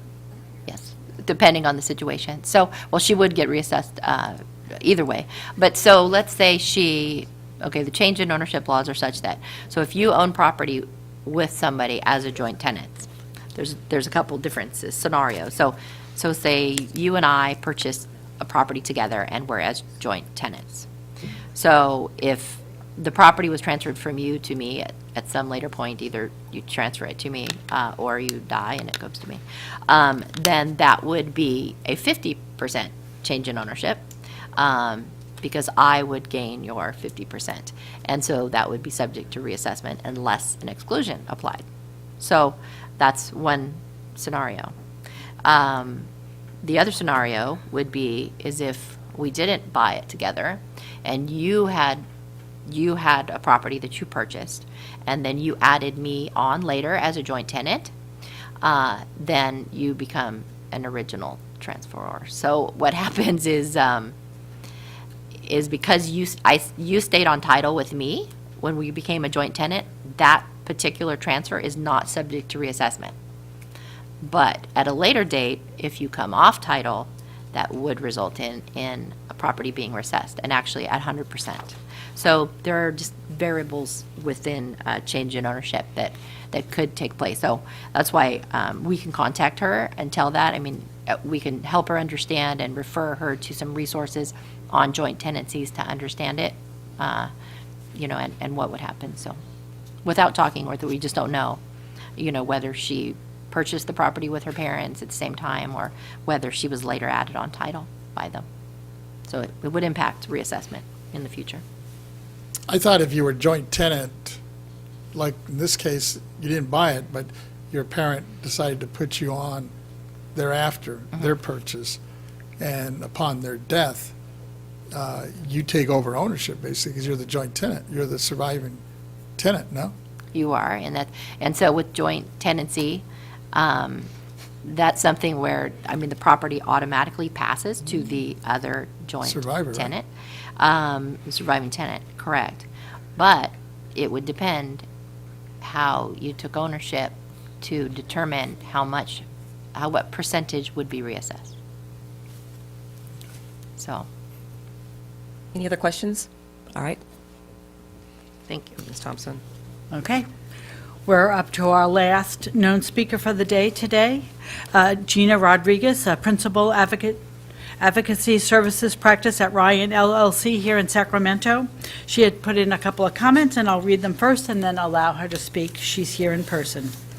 In light of the work done by the board's COVID-19 County Boards of Equalization Assessment Appeals Boards Work Group, there continues to be a significant backlog of assessment appeals. Further, Refunds can take up to 2 years to be released by some county tax collectors. How should these issues be addressed? And the second comment is, there is a lack of guidance regarding the use of digital signatures when filing personal property tax statements. Ms. Rodriguez, thank you. Thank you, Chair Cohen and members. My name is Gina Rodriguez, and I am the principal for Advocacy Services Practice at Ryan LLC. It is nice to see all of you in person. It's been a very long time.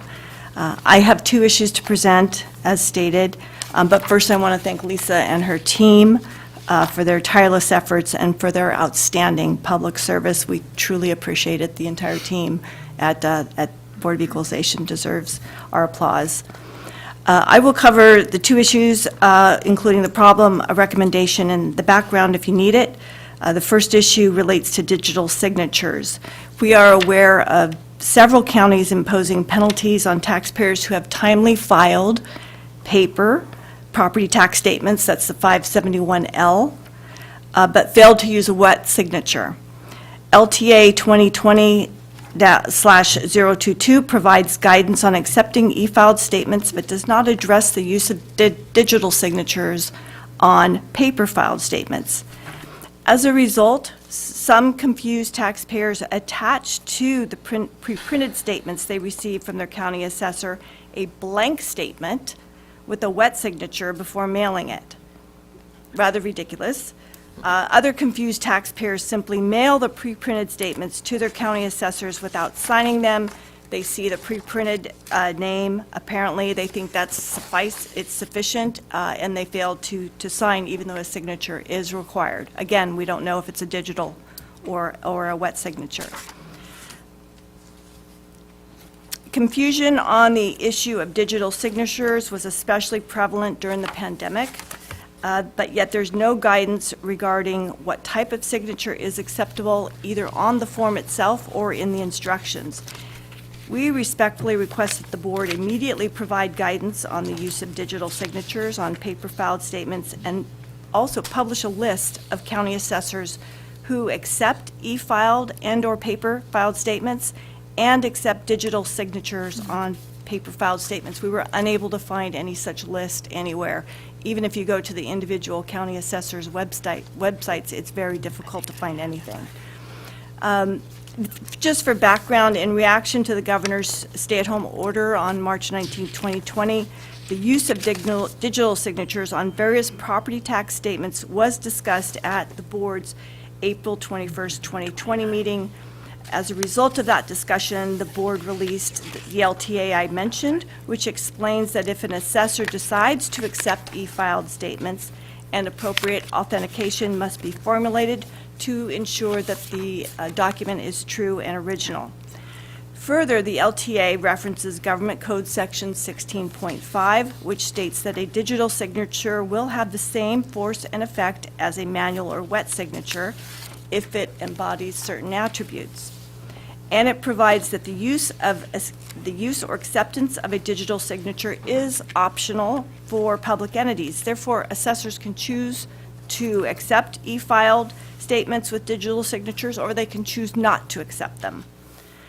The board discussed the issue of eliminating the use of wet signatures at its December 14th, 2021 meeting, and the board at that time voted to direct BOE Executive Director to consult with the CAA and recommend possible actions. And that's my first issue. Would you like me to continue with my second, or do you have any? I actually have Let's see some it. comments Okay, on the first great. one. Thank you. Please. So thank you. We appreciate Ms. Rodriguez's comments, and she submitted her comments late yesterday, 2 separate electronic appearance forms identifying the 2 topics that she wished to talk about today. Were first submitted, one on digital signatures and the other on appeals. Then later, we received a letter providing additional information, so we certainly thank her for that. As to the first concern, she expresses concerns about digital signatures and property statements. We are aware that our agency's property tax department issued LTA 2020-22 in May 2020, providing guidance on accepting electronically filed business property statements and other documents. That LTA included discussions about digital signatures on property statements. It describes the provisions of the Government Code Section 16.5 Subdivision A that allowed for written communications with a public agency in which a signature is required can use a digital signature, and it shall have the same force of law and effect as the use of a manual signature if it embodies certain attributes. Ms. Rodriguez described in her letter that penalties are being imposed by taxpayers that filed timely but didn't use a wet signature. She indicated that guidance issued in LTA 2022 does not address the use of digital signatures on paper filed or hard copy filed property statements.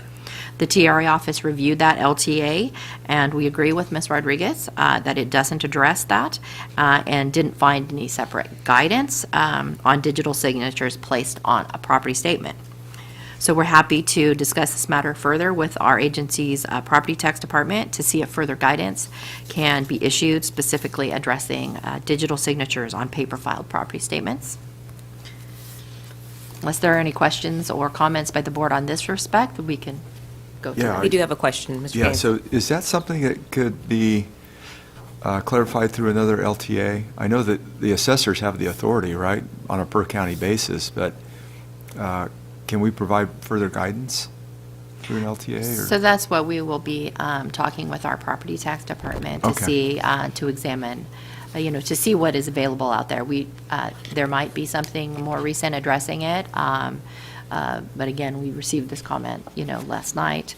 So, we were able to identify that LTA, and Okay. it definitely does not address the issues that Ms. Rodriguez is bringing forward. So if that needs to be addressed, we'd like to approach our property tax department about doing that Great. following this meeting. I'm also wondering, can we work with Leslie Morgan and the California Assessors Association in terms of providing that list? I think that would be very helpful of knowing which county assessors are accepting the digital signature or not. And, through the chair, would it be possible for Leslie Morgan to comment on that? Absolutely. And we're also happy to coordinate with the Assessors Association Yes, too. that's what I was thinking, right. Through Leslie, but, Sure. where we can provide her with some, additional background information for it.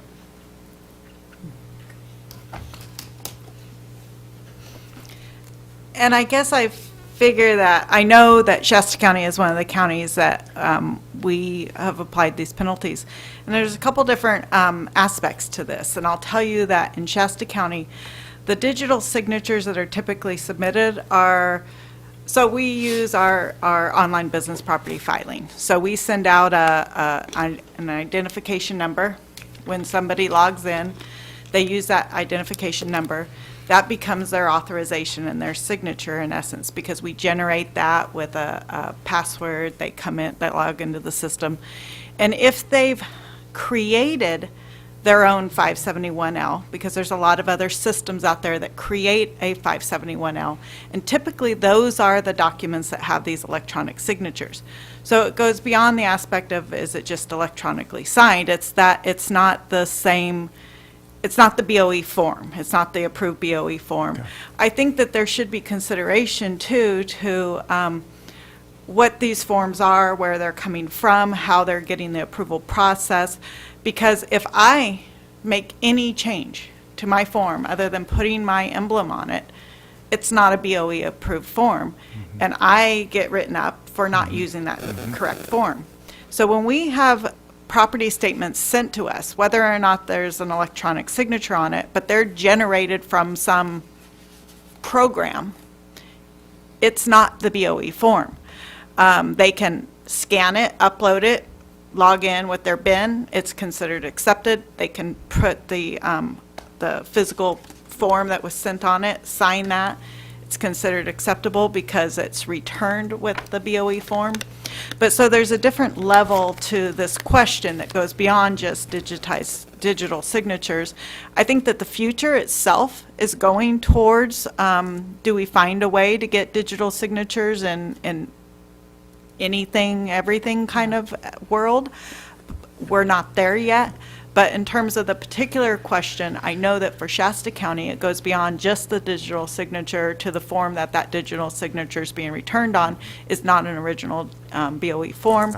And there is permissive language, but from my standpoint, if I'm not allowed to create different forms, why would I accept a different form, especially when it's very, very easy for that to be returned with our form and that wet signature. So always, the Assessors Association is going to be willing to work with BOE and BOE staff, but they're just wanted to give you a little bit of the perspective of the nuances to the issue at hand. Thank you. Yeah, thank you very much. I think that if we could collaborate and get a list, that would be helpful too, regardless of what happens at each county. But I think, wouldn't the other counties suffer the same challenges that you're describing? If it's not a BOE form, you're going to have an issue. Right, and like I said, there is permissive language, so the assessor could, in essence, review it and say, oh, I think this looks close enough to a form that I'm going to accept it.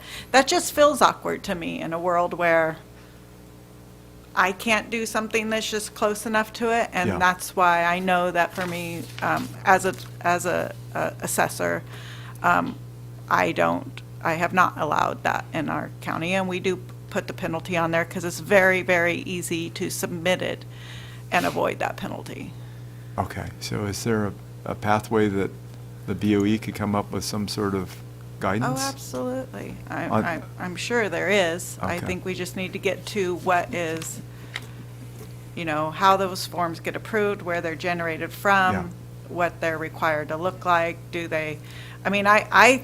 I think it should go through a forms approval process. I think a program should have to submit the form, BOE should get it approved, and then it should have some sort of notation that it's an approved BOE form. Okay. That's Personally. a good point, That's because helpful. Franchise Tax Board actually does do that. They'll approve a software vendor's form, and then they provide a list. These are Okay. all the approved vendors, so that's a great idea.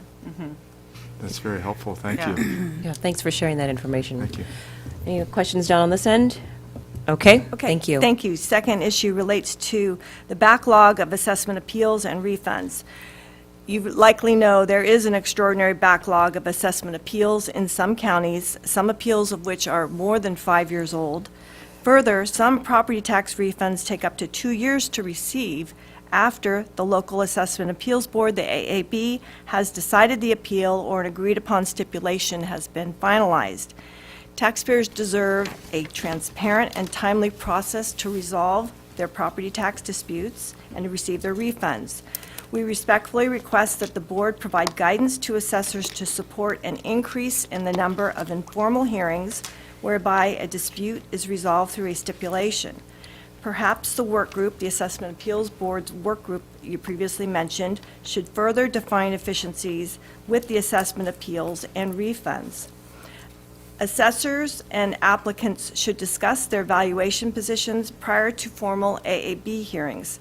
Informal discussions are how taxpayers resolve their issues with the California Franchise Tax Board, the California CDTFA, and the IRS. This is how we customarily resolve our tax issues. We try to work at the lowest possible level, avoid any sort of formal hearing that's very costly, and certainly avoid litigation.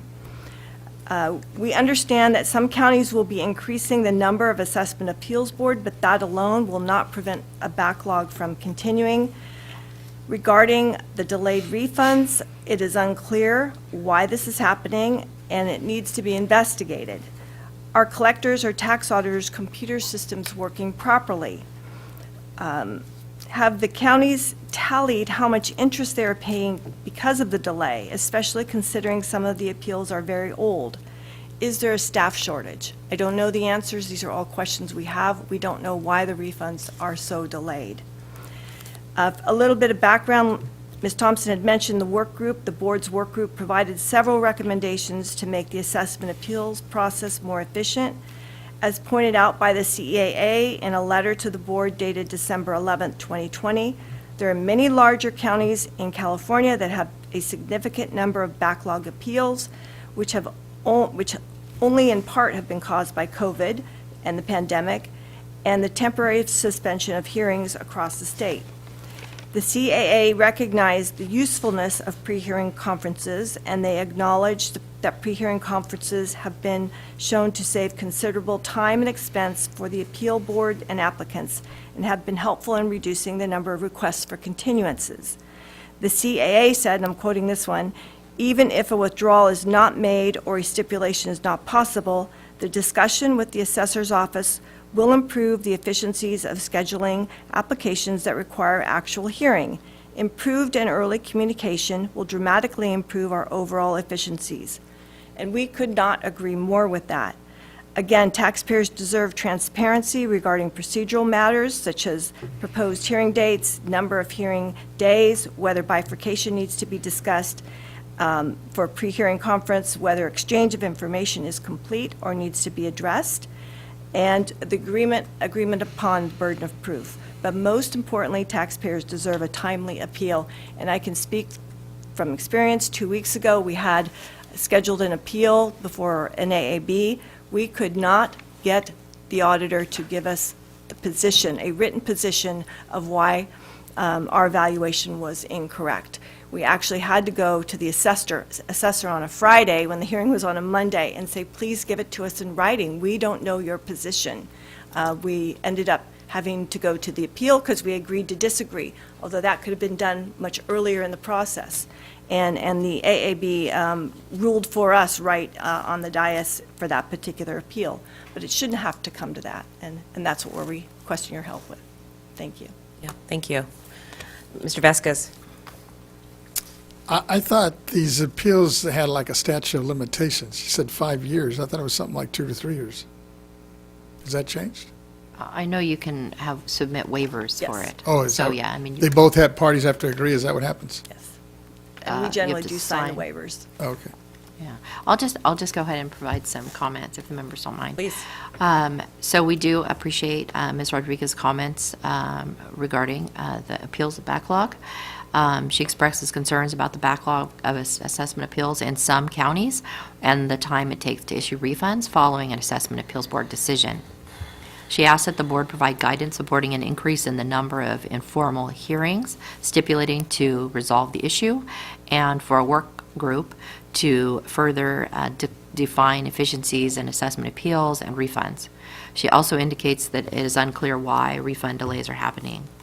As to the delays for refunds, we're happy to talk with Ms. Rodriguez further to find out some specific information on where this is happening, and then talk to the county, since the assessor would be coordinating with the county auditor's office on any refunds after the assessor's office makes a roll correction due to an assessment appeals board decision. As far as workload for assessment appeals, it isn't really an area that our agency oversees with respect to the assessment appeals boards or assessors. Our agency's role in assessment appeals is to prescribe property tax rules and issue instructional documents to assist to assist assessment appeals boards in the performance of their duties. So I'm not sure if we could advise assessors to increase the number of appeals resolved through a stipulation or to shorten the time frame it takes to hear an appeal. However, that isn't to say that a conversation can't be started. So, as you know, there are a lot of local issues, and there is likely no one size that fits all solutions.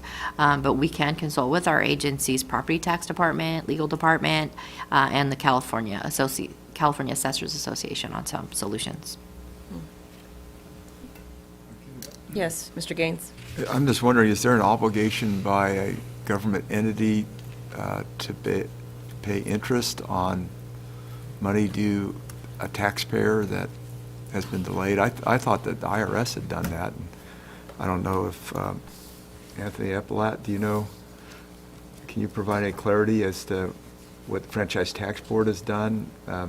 If money is being held for kind of an undue period, is there an obligation of a governmental entity to pay interest on it?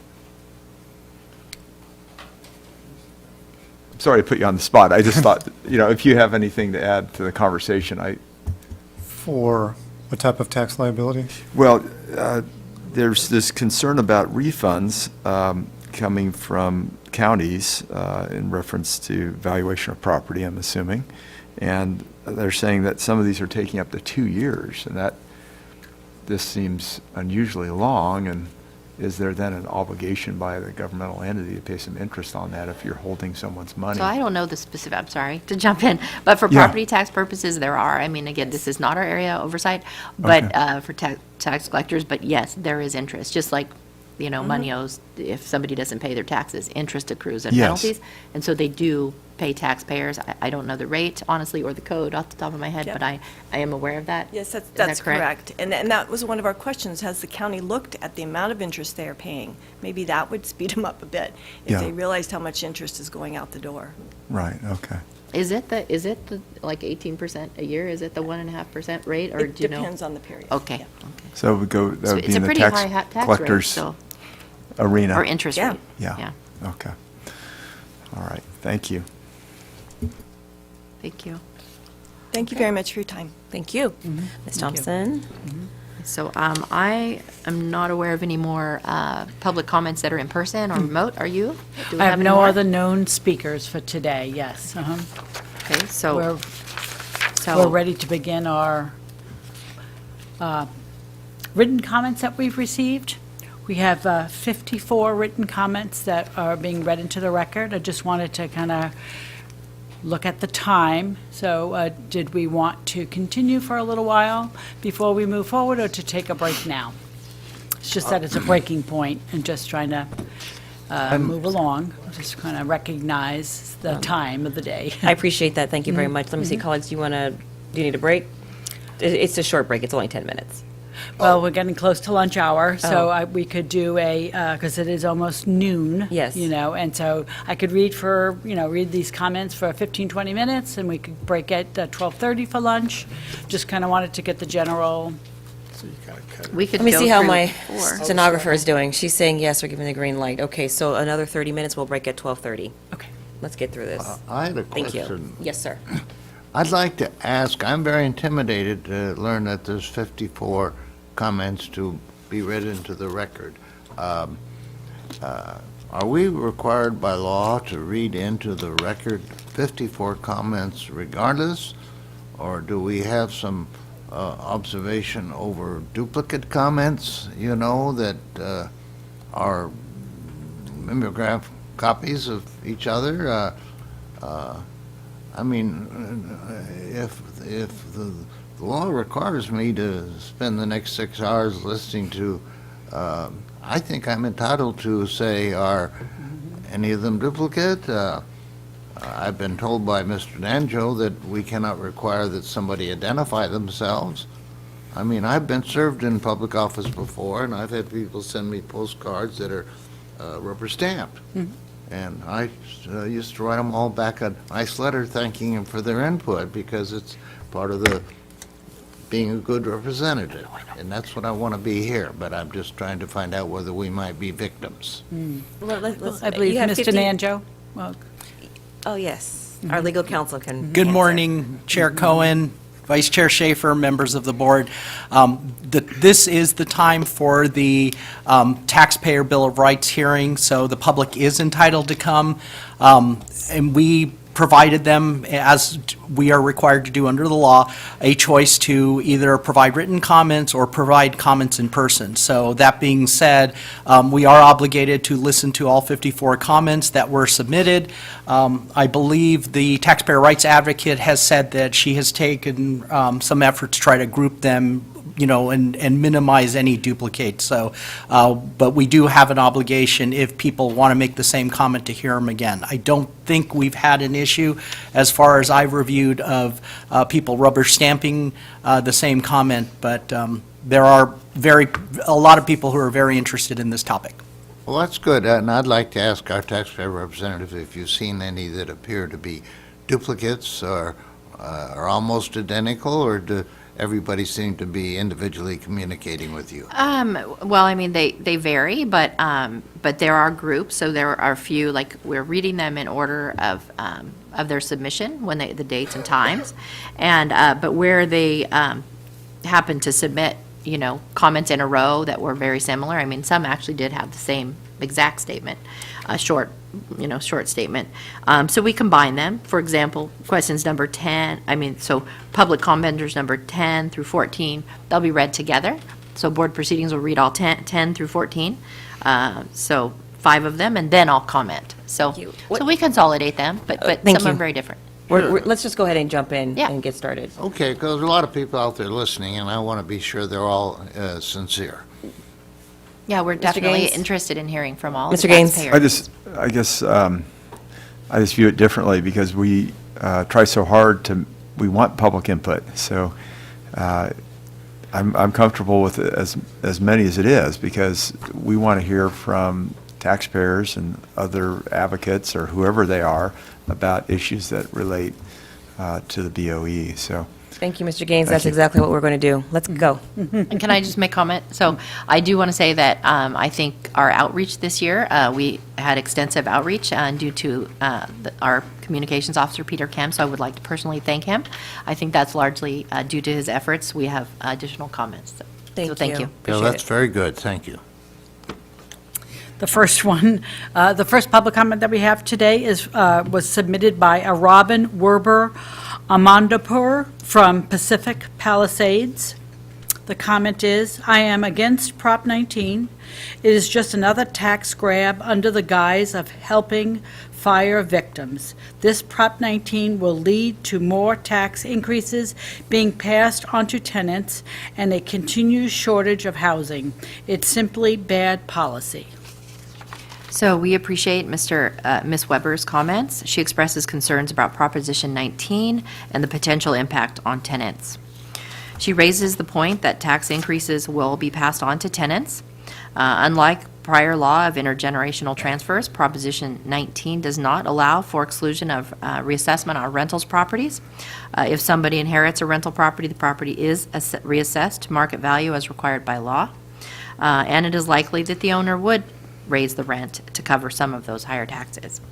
That is not within our area. However, we are aware of the California Tenant Protection Act that is a statewide law, which among other things limits annual rent increases to 5% plus an inflation rate tied to the change in the California Housing Index, and that has a cap of 10% a year.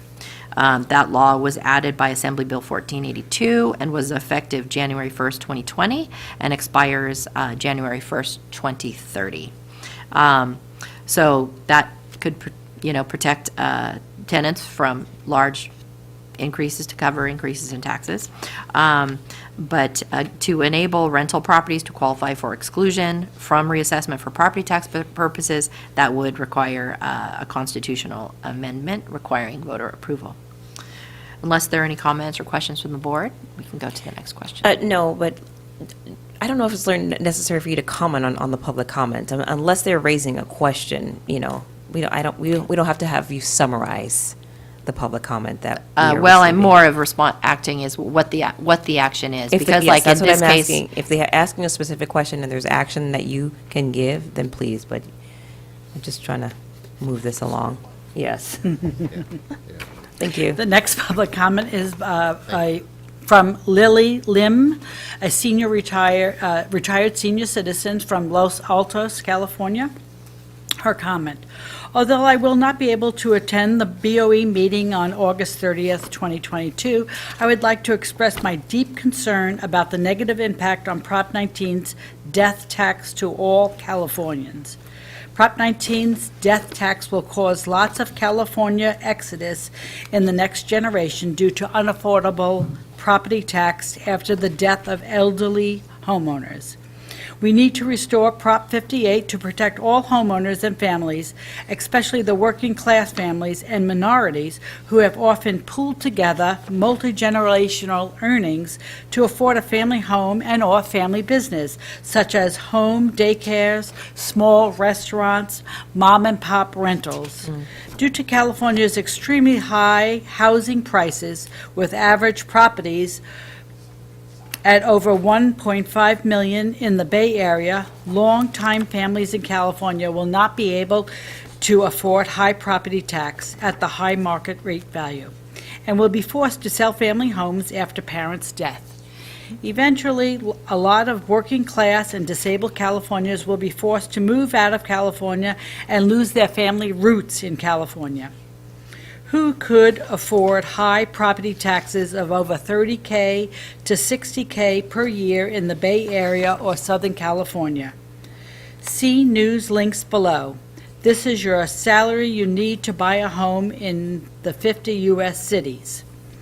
Also, not many people could afford paying property tax of $30K to $60K per year at the current market value of homes in the Bay Area. Why are we here? Exodus due to extremely high housing prices in California. An article written July 29, 2022 in the LA Times. Please help repeal Prop 19's death tax. It will be very sad to force long-time Californians to lose family roots. Thank you for your attention. Lily Lim, registered voter in Santa Clara County, California. So we appreciate her comments. To restore Prop 58, a constitutional amendment would be required. She refers to Prop 19 as a death tax. In 2021, there was an effort to place a voter-approved measure on the ballot, which was commonly referred to as repeal the death tax. It was presented by the Howard Jarvis Taxpayers Association, but there were not enough signatures collected to be placed on the ballot. Again, a constitutional amendment would be needed.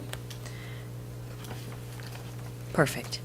The next comment is from Robert Leidig and Barbara Leidig from Davis, California, homeowners and property taxpayers. Their comments for the 2022 Taxpayer Bill of Rights on August 30th, 2022. We are over 55 years of age. On July 28, 2021, we sold our primary residence of 30 years in El Dorado County for $778,250. Subsequently, on December 28, 2021, we purchased our replacement primary residence in Yolo County for $718,000. On January 31st, 2022, we filed our Prop 19 Form BOE 19-B requesting a reduction in valuation. We are informed by the Yolo County Assessor's Office that the certification of sale price and prior valuation of the property we sold in El Dorado County was provided by the El Dorado County Assessor back to the Yolo County Assessor in February 2022. On July 1st, 2022, we further informed by the Yolo County Assessor's Office that on April 2022, the Yolo County Assessor's Office approved the application for valuation reduction. Again, on August 12, 2022, we made the most recent inquiry in person. The April approval was again confirmed, but to date, no adjustment in valuation has been made. We were informed by the staff of the Yolo County Assessor's Office that there are additional steps that must take place to process the valuation change. We are further informed that the Yolo County Assessor's Office needed further guidance from the state. Presumably, that is the State Board of Equalization, BOE. However, we note that nearly a month earlier, on July 25th, 2022, your office sent a letter to all county assessors instructing them on how to proceed, LTA number 2022/37. Moreover, the Yolo County Assessor's Office staff informed us that no one who has filed for such reevaluation since the fall of 2021 has yet to have the process completed. So we are not alone. Reviewing the relevant legal guidance, it appears to us that this is a ministerial function. Once the underlying facts are established to qualify the reevaluation, then the duty to proceed is clear. We are out potentially thousands of dollars, which we have already been compelled to pay as part of the purchase. Plus, we've also paid, under protest, a supplemental assessment, a first installment, and a second installment coming due in November. And unless the reevaluation is promptly accomplished, we will receive an inflated tax bill for the year 2022-2023 in the next month or so. How many times must we overpay our property taxes while Yolo County sits on our money? Once they finally get around to refunding our overpayments, will we receive interest on the money Yolo County has been withholding for months? Lastly, the Yolo County Assessor's Office staff represented that Yolo County is not alone in holding off on processing Prop 19 applications while awaiting guidance, but so were other county assessors. Thus, this seems to be a statewide problem that is resulting in hundreds or thousands of taxpayers being stiffed on reevaluations and refunds they are legitimately entitled to receive. Collectively, the amounts taxpayers are owed is no doubt in the millions. Please take prompt action to represent taxpayers and provide us the relief our taxpayer rights entitle us to. Robert E. and Barbara J. Leidig. Thank you very much, Ms. Thompson. Thank you. So we appreciate their comments. Shortly before today's hearing, these taxpayers contacted our office about the base year value transfer on their property in Davis. In their comments, they indicated they were notified in April that the base year value transfer was approved, but they hadn't yet received an adjustment to the reassessment.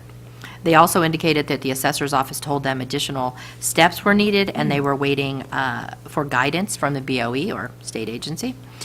We reached out to the assessor's office, and they confirmed they are not awaiting guidance from our agency and are processing claims under Proposition 19. Earlier this year, they were waiting for guidance, but in February 22,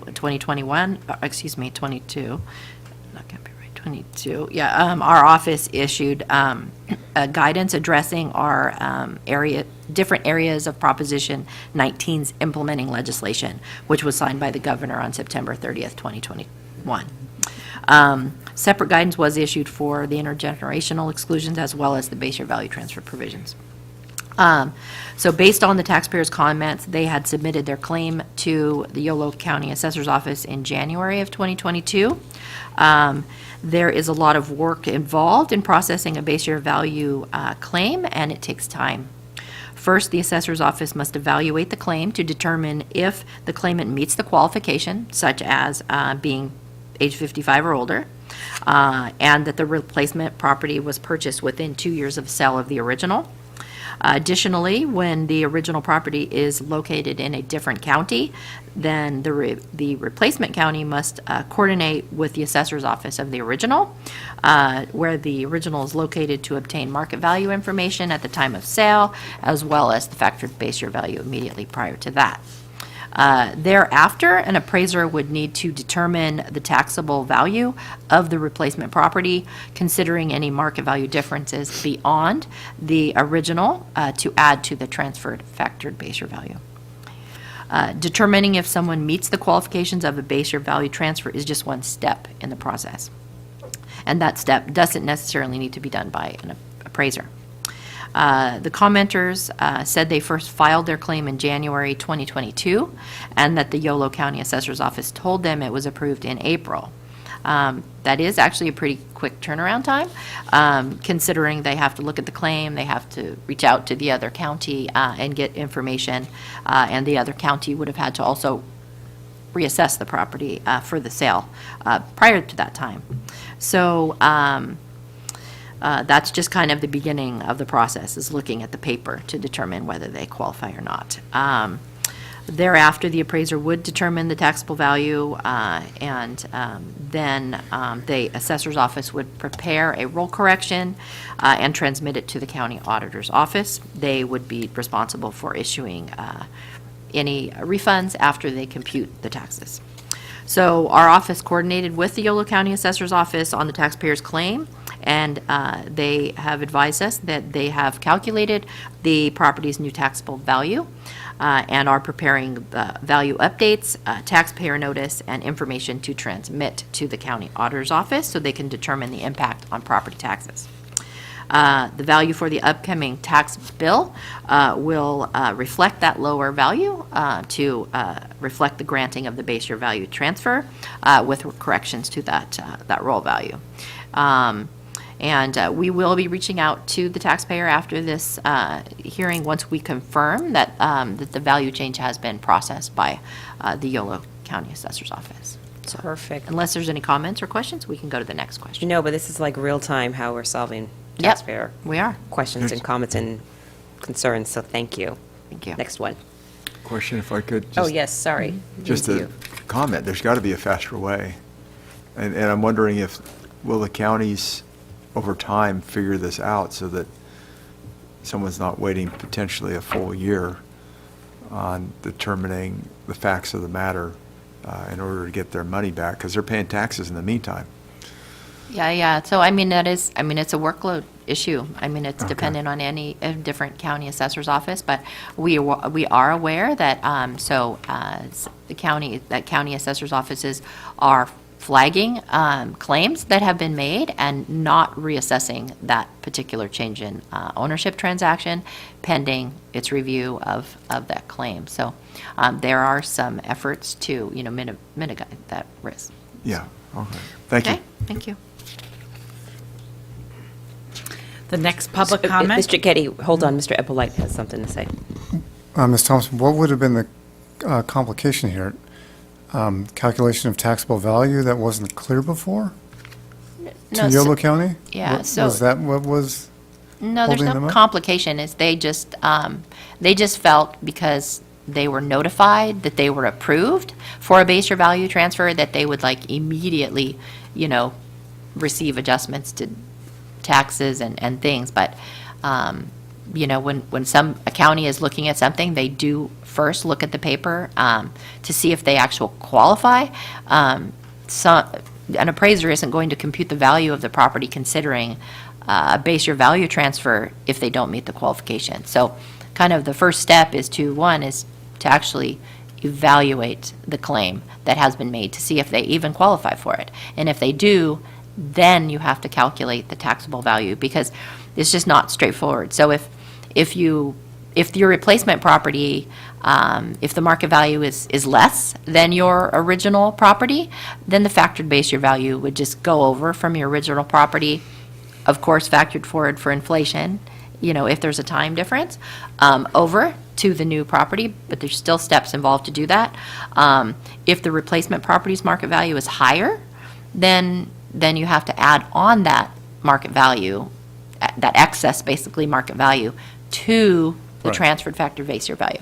So, it's, Prop 19 is, for base year value transfers, is much better than before, because before it was either you're equal to or under, and if you weren't, you didn't qualify at all. So there's more involved with it. Yes. All right, thank you. All right, we're ready for the next comment. The next public comment was received by Wendy Korn from Marina, California. Please repeal the death tax created by Prop 19, which takes away the parent-to-child and grandparent-to-grandchild ability to pass down property tax protection.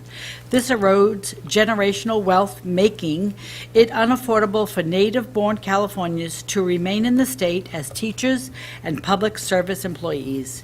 This was the only thing making California affordable for my family. Thank you for your consideration. We appreciate Ms. Korn's comments. Basically, to repeal some or all of the provisions of Proposition 19, a constitutional amendment would be needed, and our agency does not have the authority to repeal a constitutional amendment or to change the law. She may wish to contact her legislature. Okay, thank you.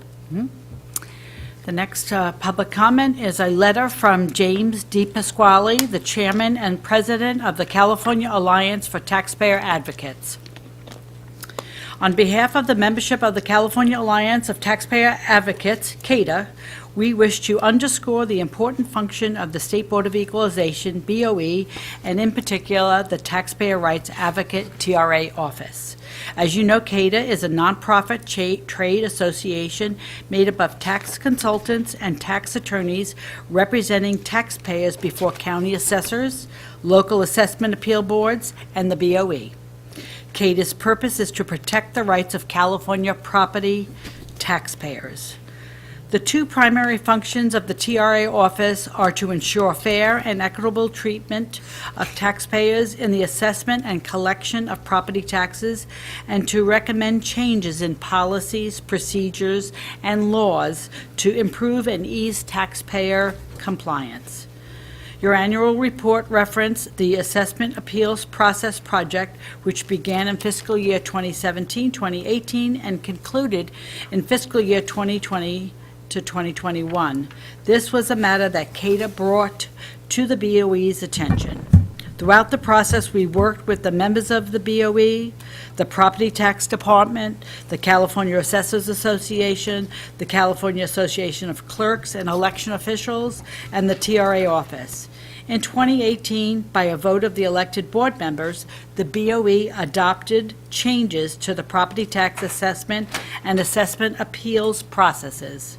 Those changes adopted in 2018 provided much-needed uniformity between county assessors and assessment appeals boards throughout the state of California. In addition, the changes recognize the taxpayers' fundamental rights to due process and a timely hearing after an assessment appeal application has been filed. Further, the elected BOE members voted to direct staff to develop a new form assessors must use when requesting information from the taxpayers under the RNTC Section 441, subsection D. The TRA office played an important role in the adoption of these changes. We want to take this opportunity to thank the TRA office and the BOE for adopting those changes and policies to improve and ease taxpayer compliance. Thank you for your consideration of your views. Sincerely, James D. Pasquale, President and Chairman of the California Alliance of Taxpayer Advocates. We appreciate the comments from the California Alliance of Taxpayer Advocates, their respected voice for taxpayers in California, and we are glad that they brought the issues forward that resulted in positive changes, and look forward to working with them in the future. The next comment is received by a concerned tax agent, and no city or location was given. For the past several months, Riverside County has not been allowing public access to property tax assessment appeals hearings, either in person or online.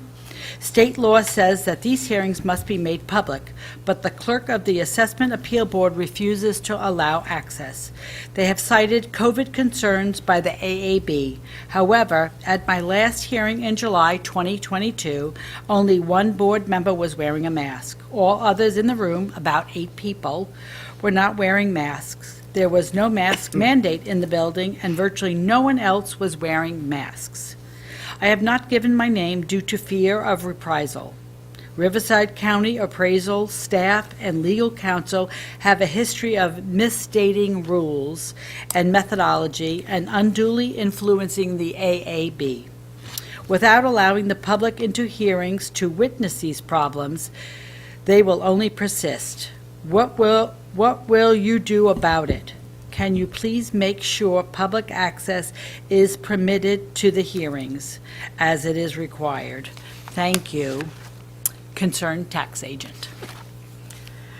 We appreciate the comment submitted by the anonymous tax agent about assessment appeals hearings and not allowing the public to have access to hearings due to COVID concerns. Our agency's role in the assessment appeals is to prescribe property tax rules and issue instructional documents to assist assessment appeals boards in the performance of their duties. Individual counties have their own rules for actual proceedings.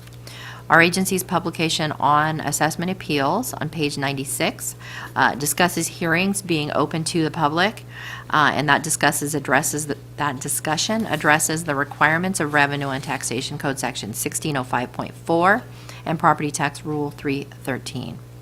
They require the appeals board's hearing and hearing officer hearings that must be open, accessible, and audible to the public, but when a portion of the hearing involves evidence concerning trade secrets, that portion of the hearing may be closed to the public.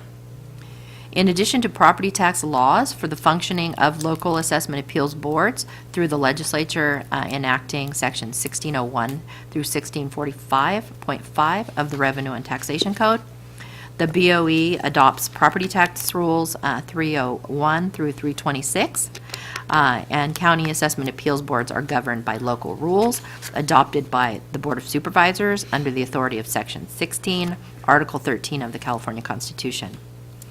After receiving this comment, we reached out to the legal department to ask for information concerning a local assessment appeals board authority to not allow the public to access county appeals board hearings in person for COVID concerns. They advised us that the state was under emergency proclamation by the governor due to the COVID pandemic, and the actions of the local government and local health departments may be involved, and that we will inquire with county and local assessment appeals board to explore their reasoning and authority to close the meetings. The TRA office will coordinate with the county on what the taxpayer indicated to be as closed to the public and the time period for such meetings that were closed to the public to see if it was in effect during the time of the governor's orders and if that has since changed. Let me ask a question. When do you plan to follow up and address this particular issue? Because I'm under the impression that the governor's orders have already been lifted. Correct me if I'm wrong, that's why we're here in person. So, what do we, it sounds like So I'm that's trying to find out when it was closed. So, I mean, But I mean, this is a the taxpayer's point that is, assertion. when it was closed Oh, is almost, I don't see the consequence of this, right? The issue is that these meetings are actively happening, but they're closed now. Isn't that how I understand it? We don't really know. I mean, the commenter didn't say like when and it was. So, I mean, that would be our, duty to find out, first of all, when that is closed. So we Okay, really so don't know the circumstances. So we're happy to look into it. When will this long list of to-do items and things that you follow up that you have to do, when do you start to work on those? And They'll follow the meeting, in certain, intervals. So this one seems like an easy one that you can make Yeah, a phone yes, call. And yeah. Mr. Henry Nanjo, thank you, Mr. Nanjo. Maybe your legal expertise can offer a little window into this quagmire. Sure. Chair Cohen, members of the board, thank you. Henry Nanjo, Chief Counsel. As you correctly stated, the governor's emergency proclamation regarding COVID and the stay-at-home order has been lifted. However, I don't know what's going on in this particular county. I think Taxpayer Rights Advocate and I have had some discussions about this, that we kind of need to find out what's going on in that particular county and if there's some sort of local issue that's involved. So suffice it to say that we will definitely look into it and report back to the board accordingly. Okay, so I'd like a report back by next month. Is it possible I can get one tomorrow? Tomorrow? So, I mean, since we're here and we're convening, I'm just... Yeah, probably not tomorrow, sorry. Okay. We're not that fast.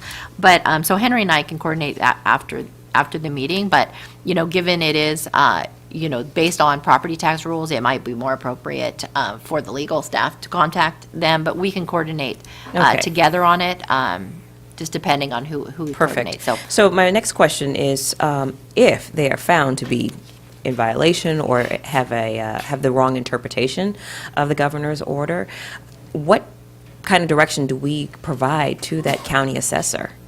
Oh, that would be, we would provide them guidance. We have a pretty good relationship, or at least property tax department and legal as well has pretty good reputation, or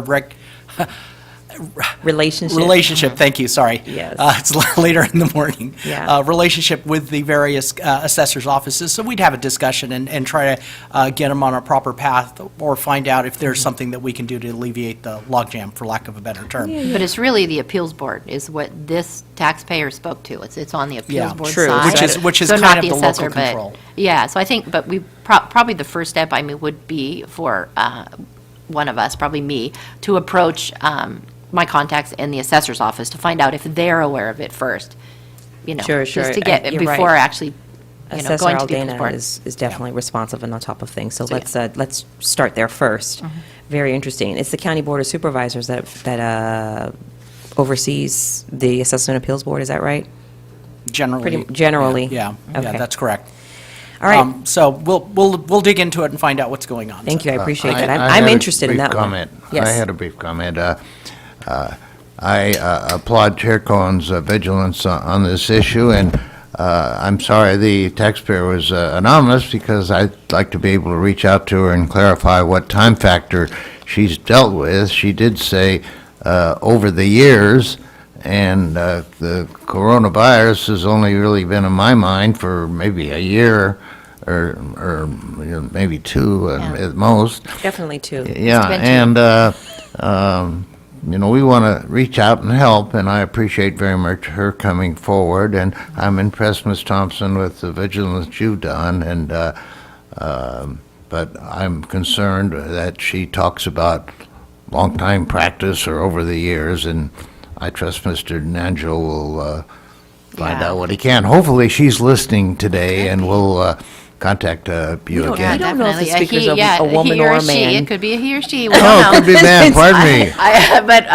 But either way, it will be, addressed, and, at future board meetings, I update the members on progress that have been made towards speakers, but, obviously, after we get through all these comments, I go back and figure out what action items I have left to do, and as you know, there's quite a few of them, so we have a lot. How Thank could you. I assume it was a woman when it's anonymous, as you know? I don't know how, We I'm assume not. ships are all Okay, female. all right, listen, Yep. it's time to take a break. It's 12:28. Let's go ahead, Mr. Kitty. I think we're going to take our lunch break. Could you tell me how many minutes we are scheduled to break for? 45 for That's what I lunch. thought. Mhm. Okay, so we will reconvene in 45 minutes at 1:15. Thank you, ladies and gentlemen. Enjoy your lunch.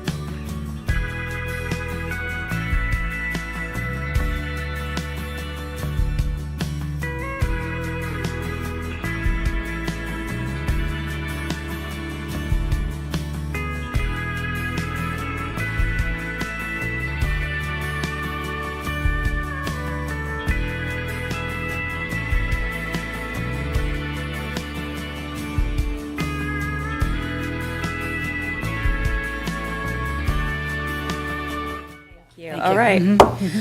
All right, good afternoon, ladies and gentlemen. I'd like to call this meeting back into session. It is 1:17. And Ms. Cicchetti, let's pick up right where we left off, having riveting conversations about, from taxpayers. And Ms. Thompson, it's good to see you, hydrated and back and ready to go. All right, let's hit it. Okay. The next public comment that we have is from Denise Conway, ACT Holding, Inc. The comment. Several years ago, we applied for property tax welfare exemption for our newly formed 501c2.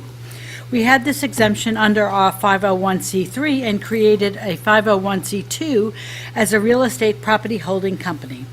Several years later, and multiple phone calls and letters to and from BOE with attorney intervention, we still were not getting anywhere.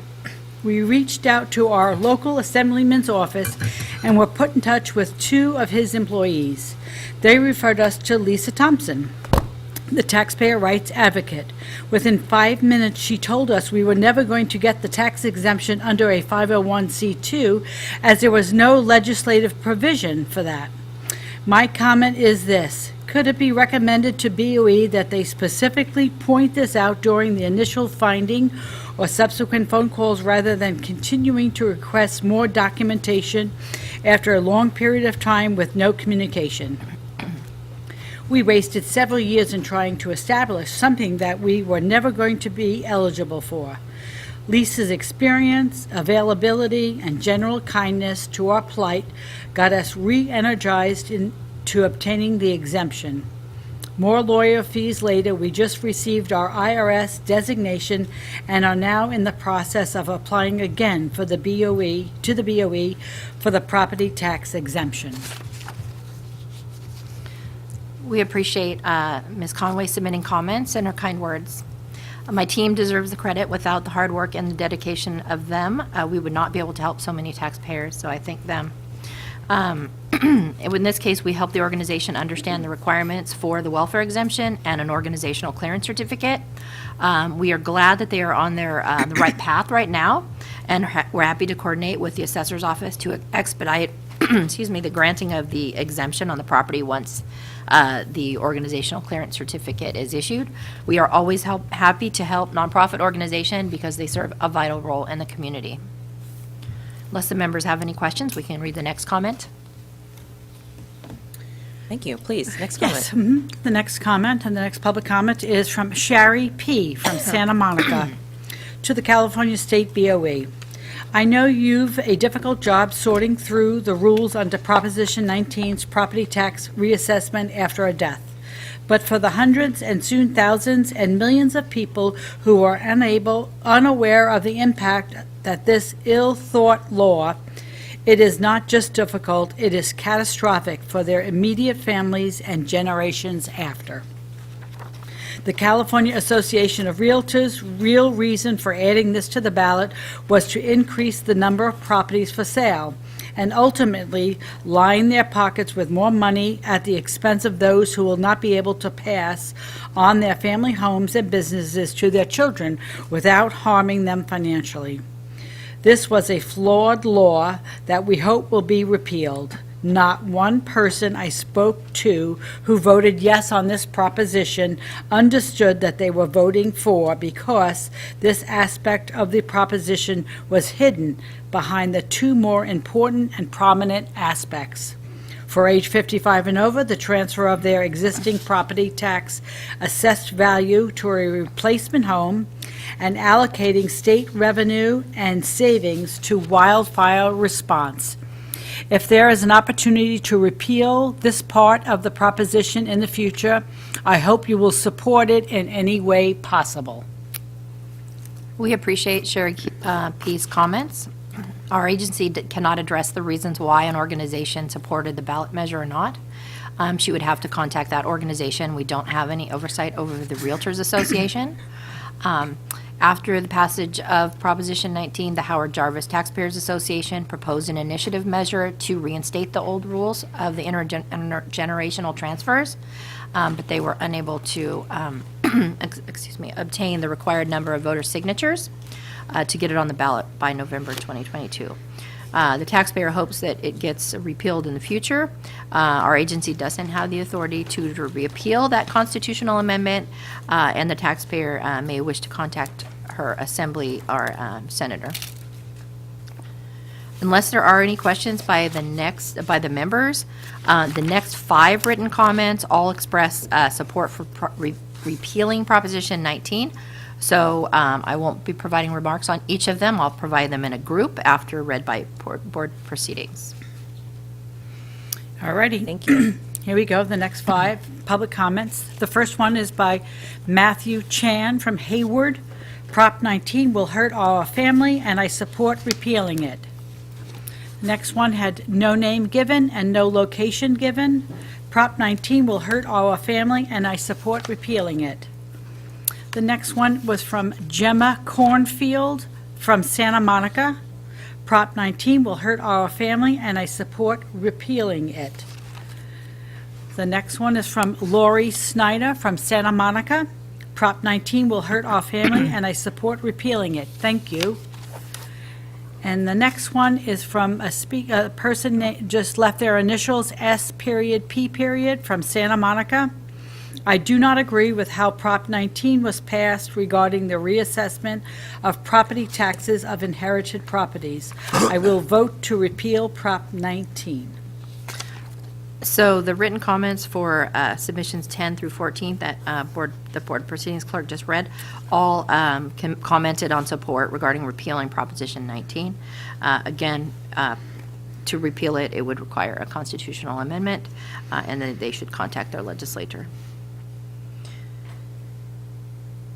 Thank you. All righty.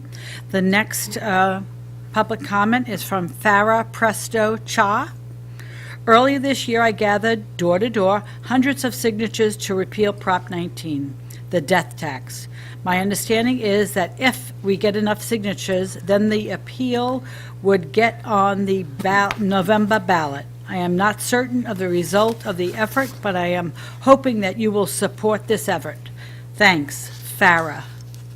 We appreciate those comments. She asked for the results of signatures.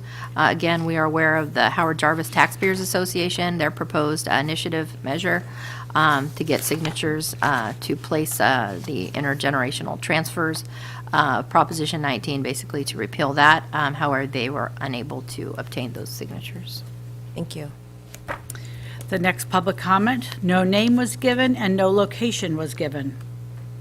You have a difficult job sorting through the rules under Prop 19's property tax reassessment after a death.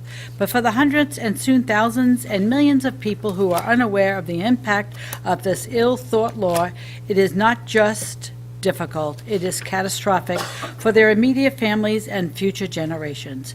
The California Association of Realtors' real reason for adding this to the ballot was to increase the number of properties for the sale and ultimately line their pockets at the expense of those who will not be able to pass on their family homes and businesses to their children without harming them financially.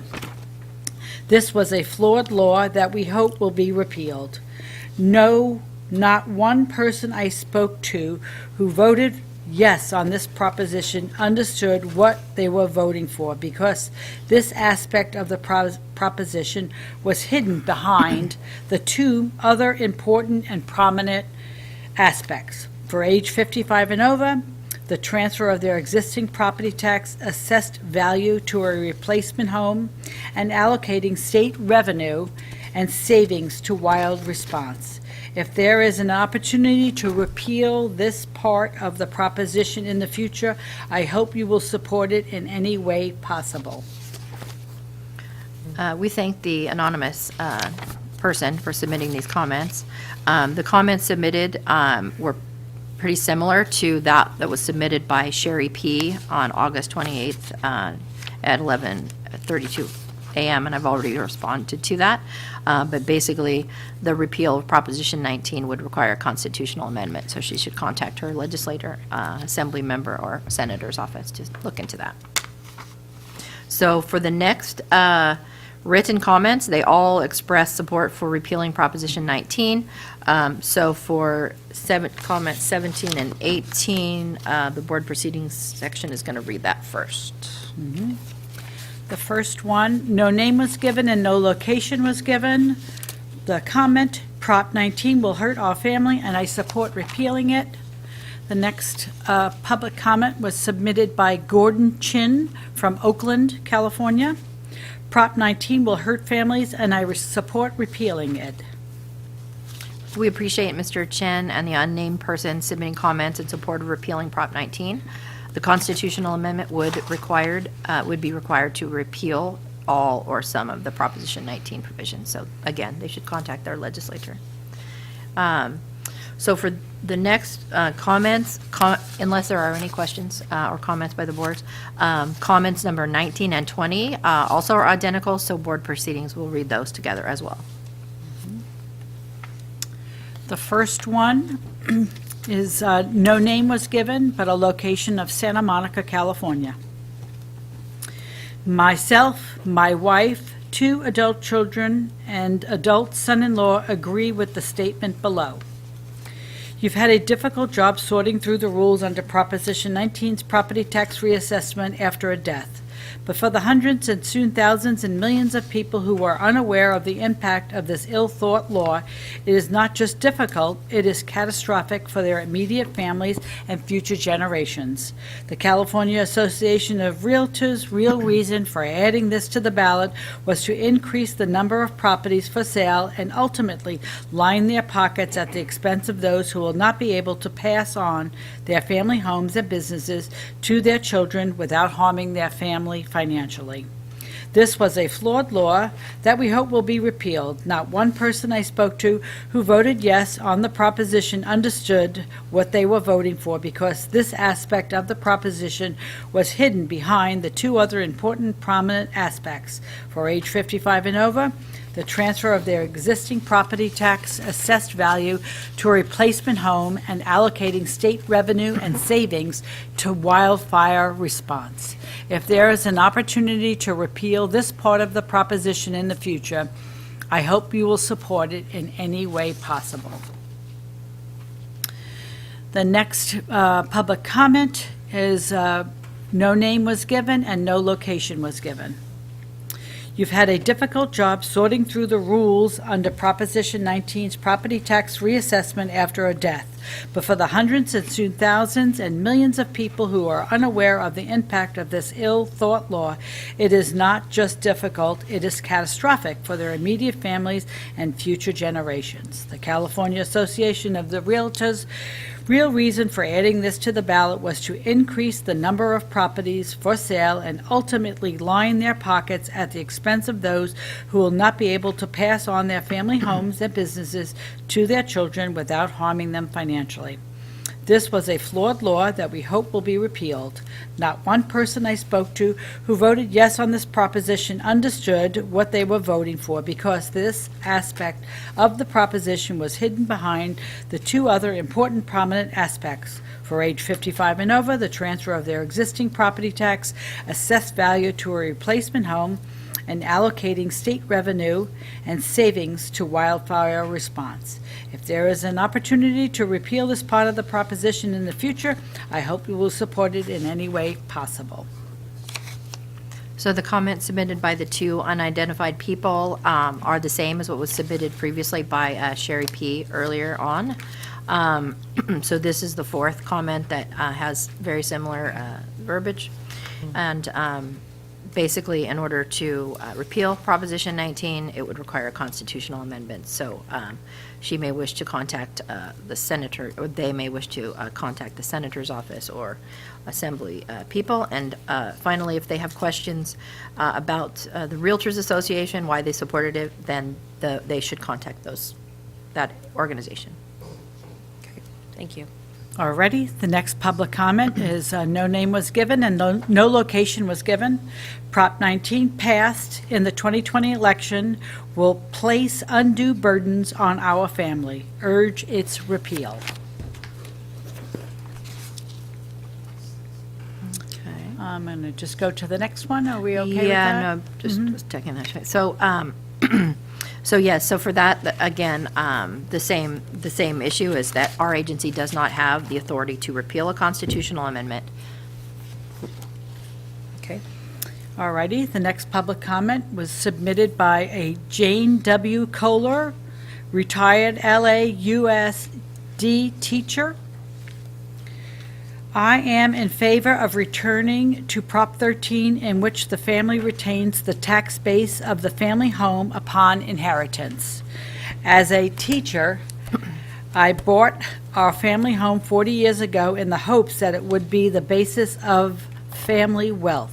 Under Prop 19, it will have to be sold in 1 year, so my son cannot move into it because his job is elsewhere. Retaining my tax base would allow him to retain the home until he retires. So we appreciate the comments that were submitted. This person is concerned about her son receiving the exclusion when the property is transferred to the son by inheritance. One of the requirements of Proposition 19 is that the property continues as a family home. So unless that property would be the family home of the parent and continues to the child, then it would not qualify under the existing property tax law. All right, thank you. The next public comment was submitted by Charles B. Silva, co-founder, Silva Brewing, Paso Robles, California. Business property tax is a completely unfair tax. No consideration is given to capital-intensive business, especially small businesses. There should be an adjustment based on profit or gross receipts versus actual property. I'm in a building where the neighboring business pays 1/10 the amount of tax that our business pays, and they likely make more revenue than we do. How is that fair? Assessments don't realistically depreciate value in personal property and fixtures over time. It's also completely unfair to tax tenant improvements like concrete, plumbing, and electrical work that simply cannot be resold and rather adds value to the landlord, if any.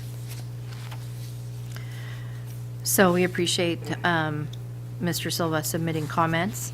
The law provides for taxation of business personal property in California, and it is valued at market value each year with that. So again, a statutory change would be required to change that.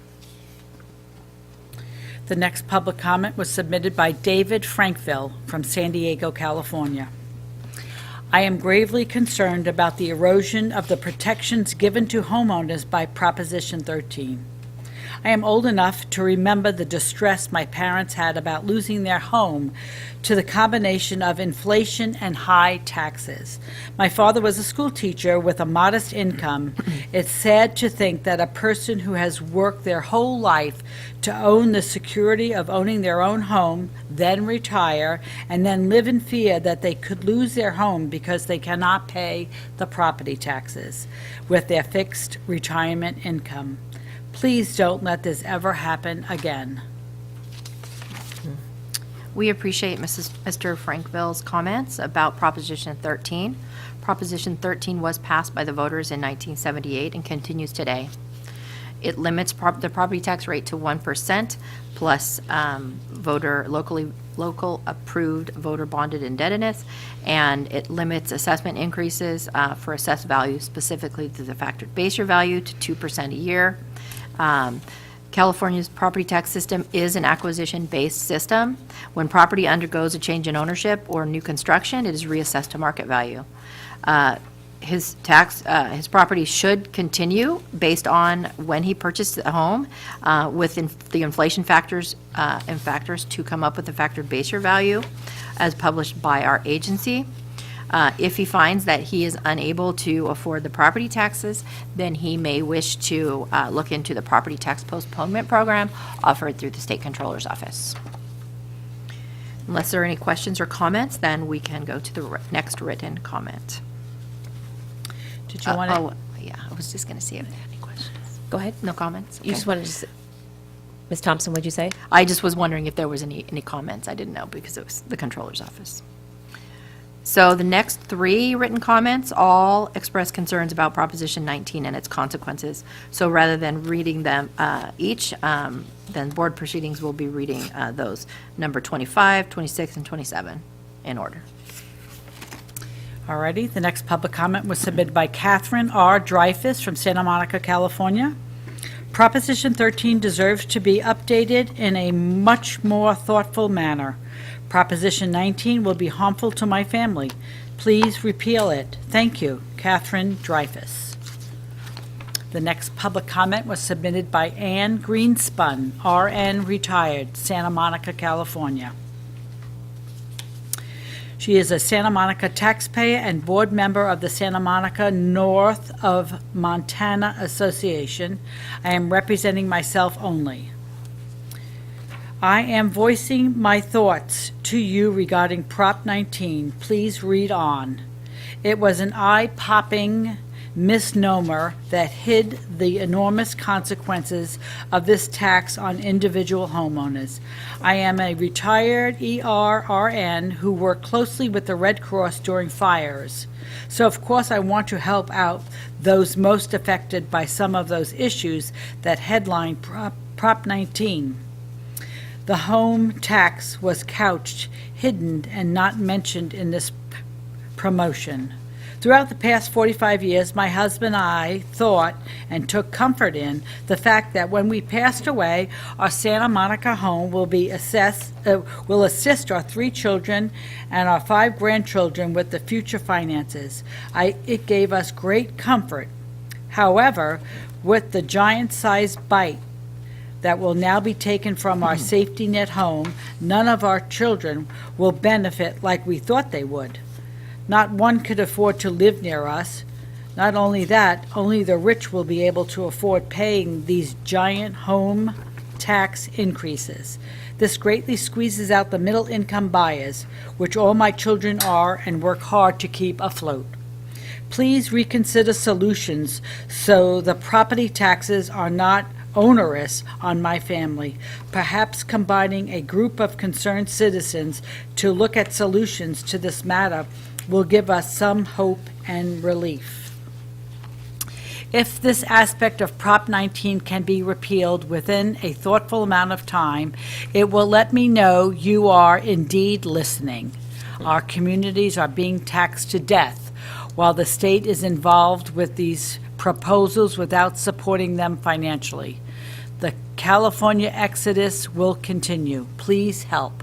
Respectfully, Ann Greenspun. The next public comment was submitted by Michael K. Stevens from San Jose, California.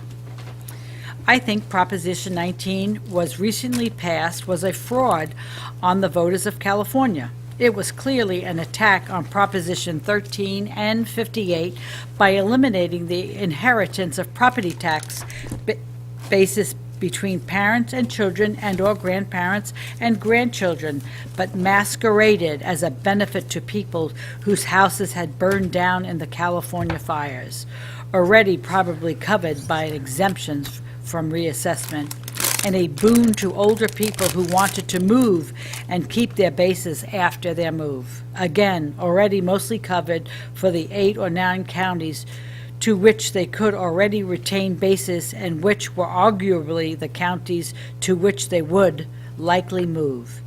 Adding superfluous issues to that which was directly involved, the elimination of basis inheritance, should be illegal as confusing and unnecessary. Voters just can't handle focusing on 2 issues at one time. Good job.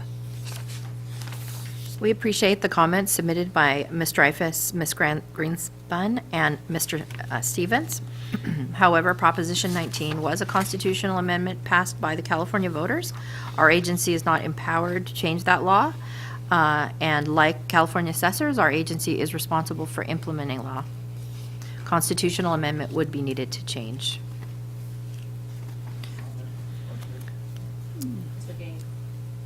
Mr. Gaines. Thank you.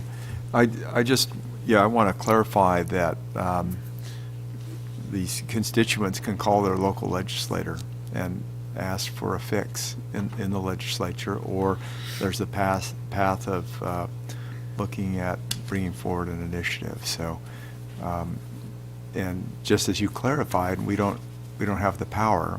We've been, our duty is to implement. And I know we've said this many times, but I just want to clarify that as more of these comments come forward, that it's going to take action of Californians to step up and take the necessary steps to change this. And I'll do whatever I can to help them out. And you could talk to my colleagues, and I'm sure they do the same. So thank you. Exactly. Thank you. And they could contact the Howard Jarvis Taxpayers Association to look into that as well. Thank you.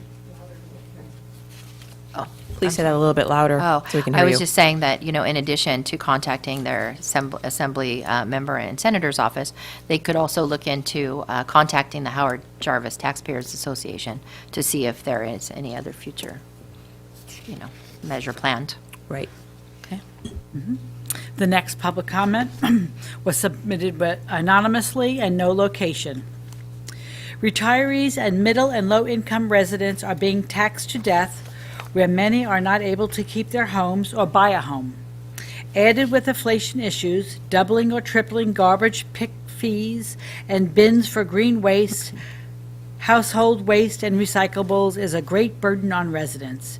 In addition, my homeowner's insurance, which last year was $1,125, now is $5,200 a year for California Fair Plan, as I live in a foothill community caused by the irresponsible lack of proper forest management, which directly leads to the mega fires California experiences. We are losing our state as a functional entity. We are being taxed unmercifully for pet projects and ideology not based on reality. Please stop this ongoing insanity, as California has already lost a representative in Congress due to people fleeing the state while politicians vote more raises for themselves. This madness will have one result: anarchy and social upheaval. Start by containing costs, not increasing the cost to residents. Residents will reach a breaking point and will look for those causing the attacks on the middle and low classes. Reduced property taxes would be a start due to the current economic environment and the crashing of the overall housing market. We appreciate this person submitting comments. The person expresses comments about fees that our agency does not administer, as well as homeowners insurance.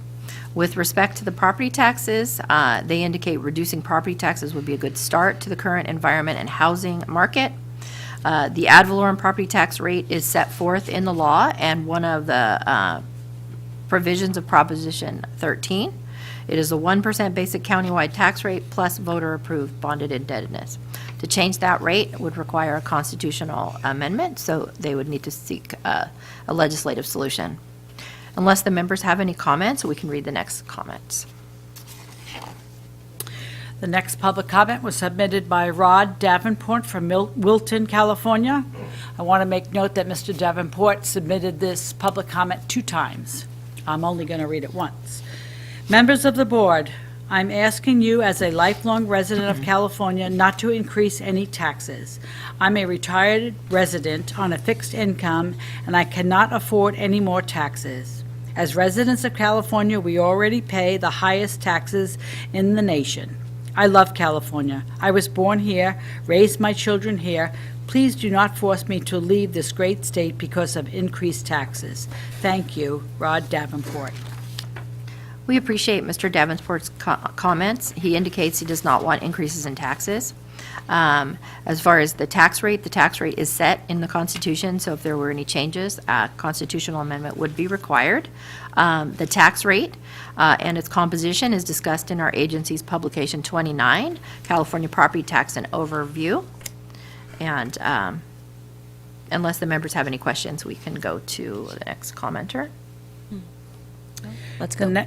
The next public comment was submitted by Paul Bartek, Burlingame, California. Proposition 19 actually has 3 different propositions in one. It was not put on the ballot as far as the property tax timely, and I believe it was Jerry Hill got a law passed to get it on the ballot.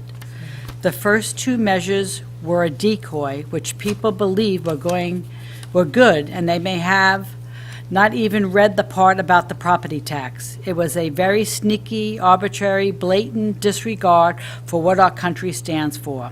The whole Proposition 19 should be abolished, and each topic, wildfire, county tax transfer, and parent to child, should be replaced on separate propositions. Very truly yours, Paul Barton. We appreciate Mr. Barton's comments. Abolishing Proposition 19 would require a constitutional amendment. Unless there are any comments, we can go to the next speaker, or Next commenter. speaker. Commenter.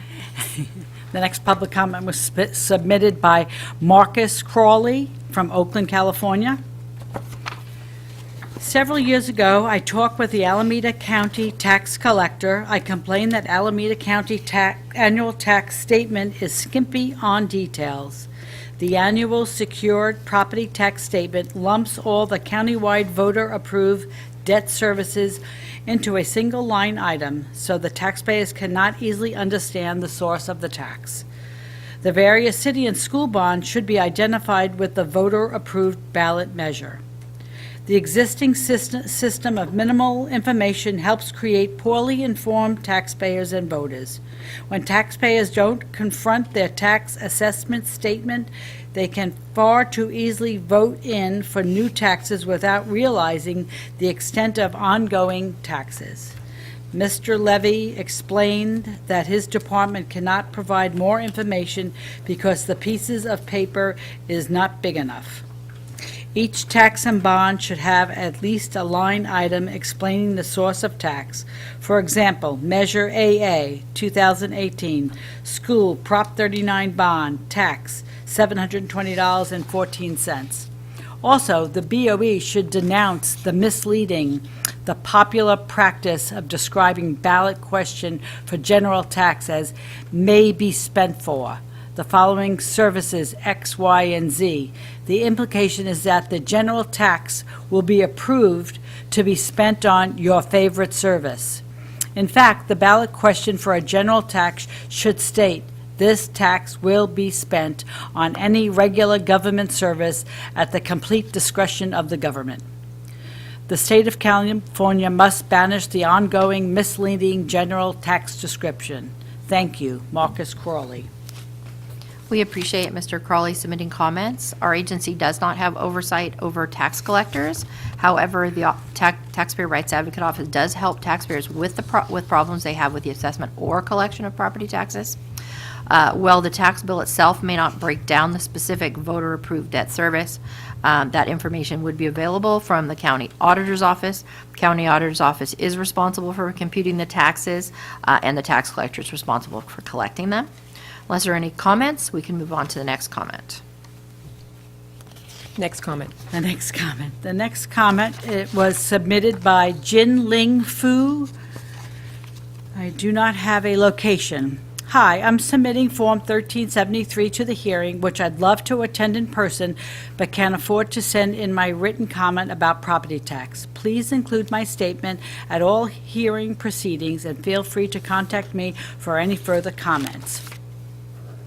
I want to petition the government to stop any and all property tax increases. I should not be forced to sell my home, nor to be out on the streets because of unbearable tax burdens.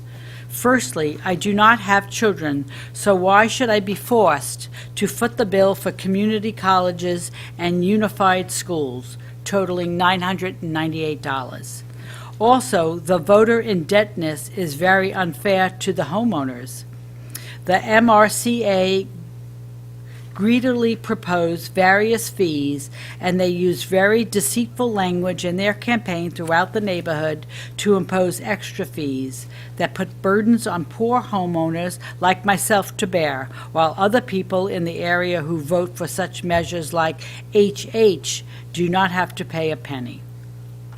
And my request to the MRCA liaison, went unanswered. It's time for the BOE to take action and alleviate our tax burdens for the majority of homeowners who are not rich and cannot sustain such brutal taxation tactics. We appreciate the comments submitted by Jin Hu expressing concerns on voter indebtedness and ask the BOE to alleviate tax burdens. Our agency does not have the authority to change the tax rate or voter indebtedness portion of the property tax rate. The California Constitution established by that sets forth the ad valorem property tax rate at 1% plus local voter-approved indebtedness. So certain debt is a matter of a particular county or city within that county. Unless the members have any comments, we can go to the next comment, which will be actually 3 comments read consecutively. All righty. The next public comment was submitted by Mary Figras. The part of Prop 19 that changes the property tax rate is unfair to those of us who have planned on our homes of 48 years being a legacy home for our next generation. This enormous change of property tax at our deaths would prevent our children and grandchildren from keeping the home in the family. Parts of Prop 19 are good for everyone, but that section is an affront to those of us who have planned for years to help our family. Please revoke that section. If put to a public vote, I'm sure it would pass.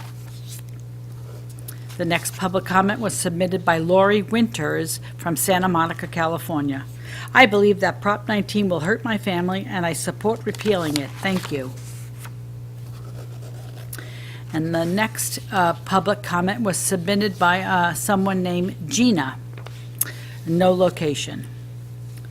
Save family homes, farms, and businesses. Reinstate 58 and 193. I cannot believe how many people I encounter who have no idea Proposition 19 passed and what the harmful effects of Proposition 19 working middle class leaving California is no coincidence. I really hope we are able to get the harmful effects overturned by the November 2024 ballot for Californians before it's too late and we lose too many of our working middle class.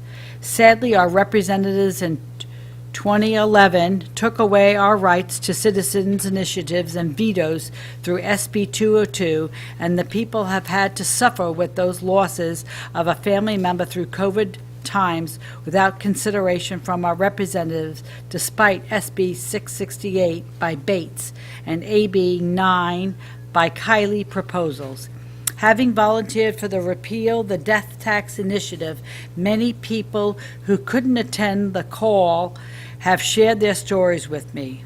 These are artists, teachers, people who have given up careers to be caretakers for elderly parents, realtors, immigrants, minorities, senior citizens, disabled, and low income.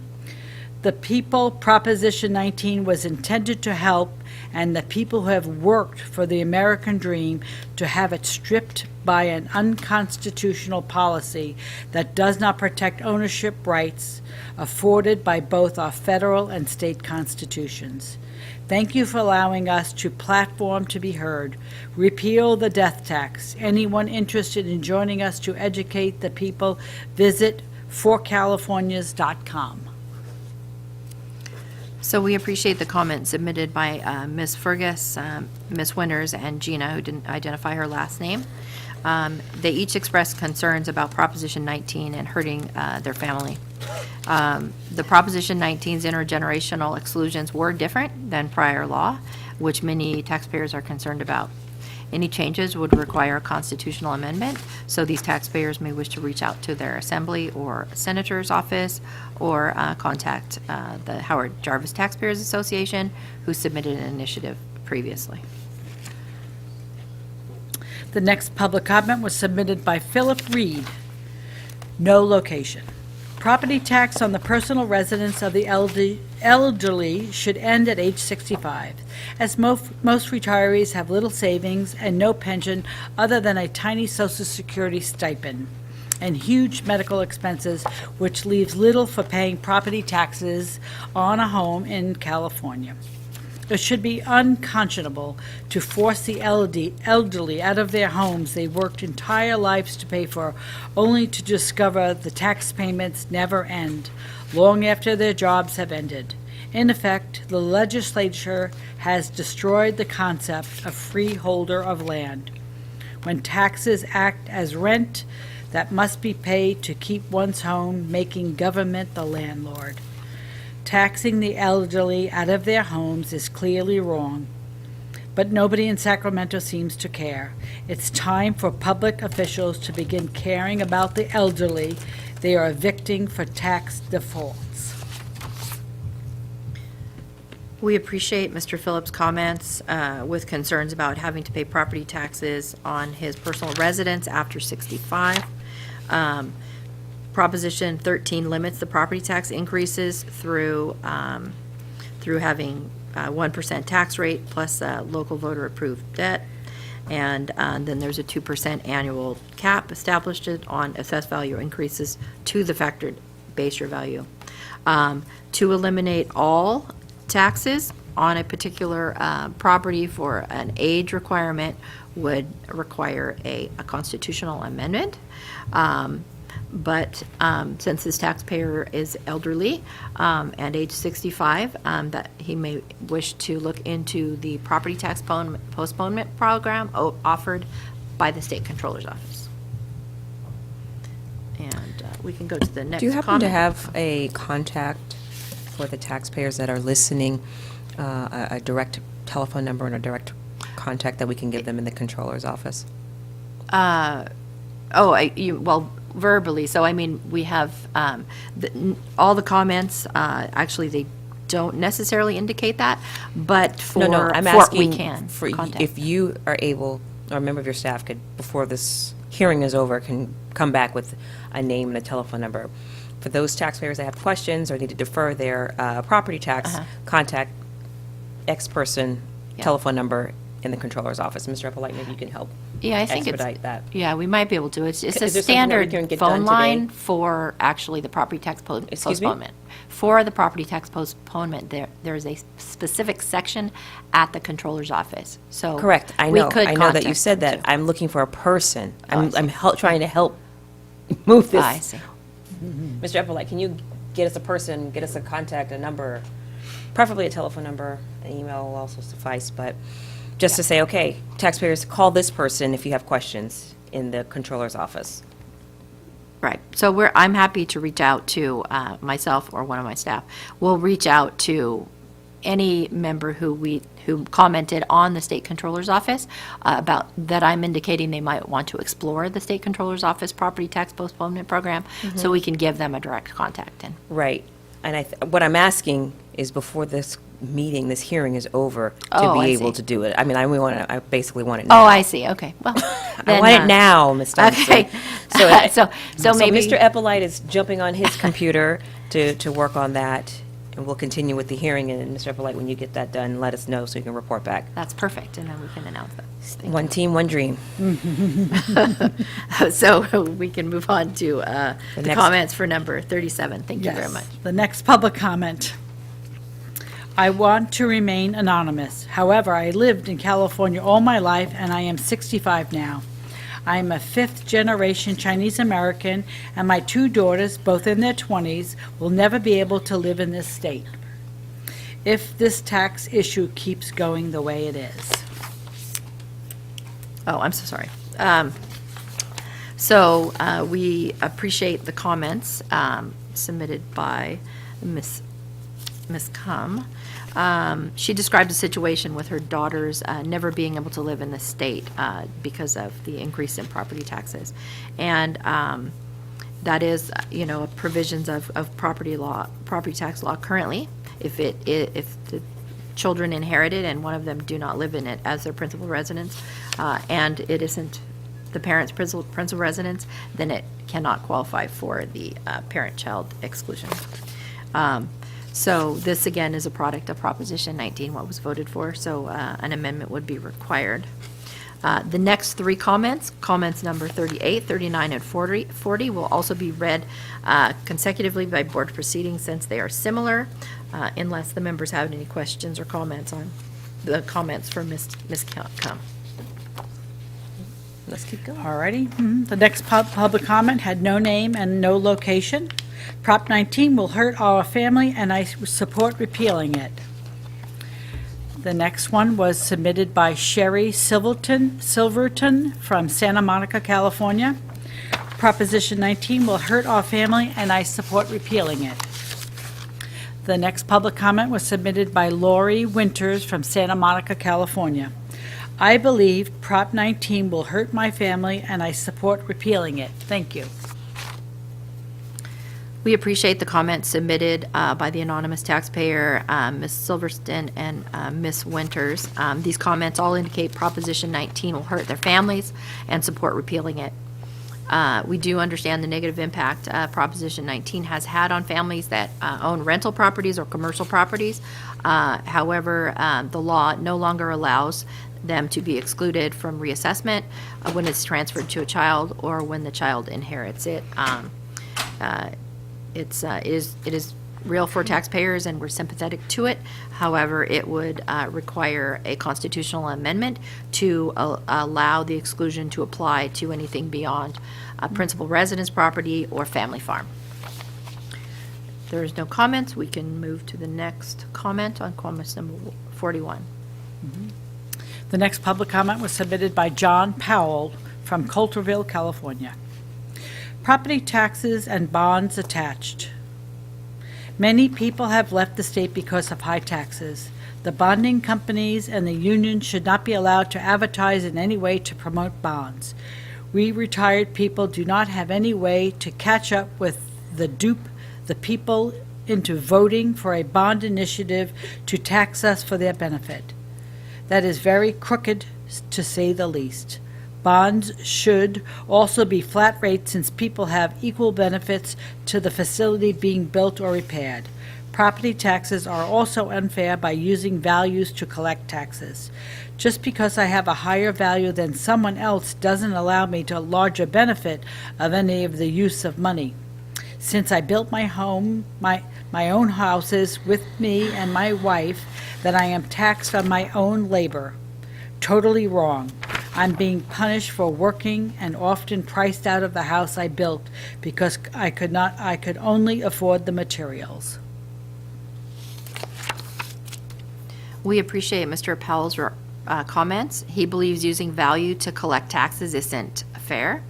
The law in California requires a certain tax rate to be applied to the assessed value of property as determined by the assessor in the county where the property is located. We suggest the taxpayer review our agency's publication 29, California Property Taxes, an overview. And unless there are any comments by the board, we can go to the next written comment. Let's keep going. The next public comment was submitted by Laura Ethel from Larkspur, California. Changes to the property tax that do not permit our children to inherit our Prop 13 tax basis unless they make the property their principal residence. These changes are foisted on us by people who distract the voters with sympathy for those whose houses were lost in fires. Our children now cannot afford to live in California unless they are prepared to stop whatever they are doing and move to the family home when their parents pass away. This is wrong. We appreciate Ms. Effel's comments about the change in law and that it doesn't allow her children to inherit her Proposition 13 tax basis. The law allows the tax basis to transfer if it is the principal residence and it continues to be the family home. So they may want to explore that possibility. And if they want to change the current parent-child transfer exclusion, then a constitutional amendment would be required. Unless there's any comments, we can move to the next comment. I feel like the next portion of this hearing should be how to pass a constitutional amendment, how to get a constitutional amendment passed. It should be like a kind of a crash course in civics. How to write your elected official, how to advocate on your behalf. Sick and tired of government? Well, let me tell you how to write a constitutional amendment. I feel like people will be running to get into this. How a bill becomes law. Do you remember Yes. that? Start singing. Next The comment. next public comment it was submitted by Carolyn Pico from La Puente, California. Please do not raise our property taxes. We are a low-income couple and are doing our best to keep up with all the expenses we have. In light of the recent inflation, a rise in property taxes would be very, very difficult to survive. Please do not make any changes in the law that will annul Prop 13. This has been a lifesaver for us and for many of our friends as well. Thank you for considering our desperate need. Sincerely, Carolyn Pecco. We appreciate Ms. Pecco's comments concerning property taxes and ask to not make any changes to law that will be against Proposition 13. Proposition 13 remains in place at this time. Okay. And if we don't have any comments, we can move to the next written comment. Next one. The next public comment was submitted by Michelle Mojas from San Carlos, California. We have to sell our family home due to the reassessment of property taxes upon inheritance. San Francisco home at 1875 44th Avenue. The date of death value exceeds the Prop 19 reassessment of base value, $50K plus $1 million. Note, this is a very small two-bedroom, two-bath home, considered a starter home. Additionally, Prop 19 rules state that it must be your primary residence. This hindered our ability to keep the property. The fact that if we were to keep it as our primary residence, and if we decided to no longer use it as our primary, we would owe back property taxes based on the value at death. It's ridiculous. Our goal was to keep the property for our daughter to live and attend nearby SF State for college and beyond. Prop 19 made it possible. My husband and I are approaching retirement age, and we could not take the risk of owing back taxes. We're not wealthy individuals. This prop hindered the ability for us to keep the property in the family and have a home for our daughter to afford and live in the same area. It's very unlikely she'll be able to afford a home in the Bay Area. This prop is separating families. We appreciate Mrs. Mojas' comments. She expresses concerns about having to sell her family house or home because the property tax increases after she inherited the properties from her parents. The parent-child exclusion appears to have been granted. However, the cap of $1 million plus the factored base year value was not enough, so excess would be added at market value. Proposition 19, as far as the base year value transfer provisions, do have a cap on transfers. So to remove that cap, there would be a constitutional amendment needed. And you see that, we're seeing that in a lot of Bay Area counties and similar with Southern California, high-cost counties. If you don't have any comments, we can move to the next comments. Next The comment. next public comment was submitted by Alice Wissing from Santa Barbara, California. Proposition 19 was created a lot of stress for my family these past 2 months after the death of my father in June. We have been forced to evict 3 renters due to property taxes more than quadrupling. This is because the houses will no longer turn a profit after property taxes and insurance is paid. Rents will need to be doubled in all cases. One eviction is forcing 3 children to be uprooted from the school they are familiar with. This is also forcing a long-term renter of 30 years, a retired individual on fixed income, to find new housing. We also have a primary home that is currently being upgraded so we can charge maximum rent to afford the new property reassessment. What was good enough for our family for 60 years is no longer adequate for people who will be paying market rate rent. In other words, Prop 19 homes will be targeted for high earners. Is this really what our politicians intended when they rushed to place Prop 19 on the ballot back in 2020 when we were hiding in our homes due to COVID? And Prop 19 is not only raising rents drastically, it's leaving families with PTSD after a parent dies. It took over a month to cremate and schedule a service for my father. We thought it would be tacky to place a dumpster in front of his house before the funeral took place, so we delayed delving into the renovation that was desperately needed to afford keeping his house. This created tremendous stress as we emptied the contents of the house into the garbage and patio so renovations could be started immediately after the funeral. Then there is the fear of sentimental items being lost in the chaos as we rush to have an estate sale, all due to Prop 19 bill. We have been denied the ability to grieve. Our lives had been consumed by evicting people as well as emptying the renovating homes as fast as possible. It's dehumanizing. The moderate income families must prioritize finances and business before grieving for parents. This is the new reality that has been created for Californians, and it will be undone as more and more families become wise to it. We appreciate Ms. Wensley's comments. She expresses concerns about property tax increases on rental properties that she inherited and was concerned that basically it would reduce profits. Unlike prior law, Proposition 19 did not allow exclusion for rental properties. Only the principal residence is currently allowed, along with family farms, to qualify for the intergenerational transfers of Proposition 19. A constitutional amendment would be needed to change the types of property eligible for the parent-child transfer.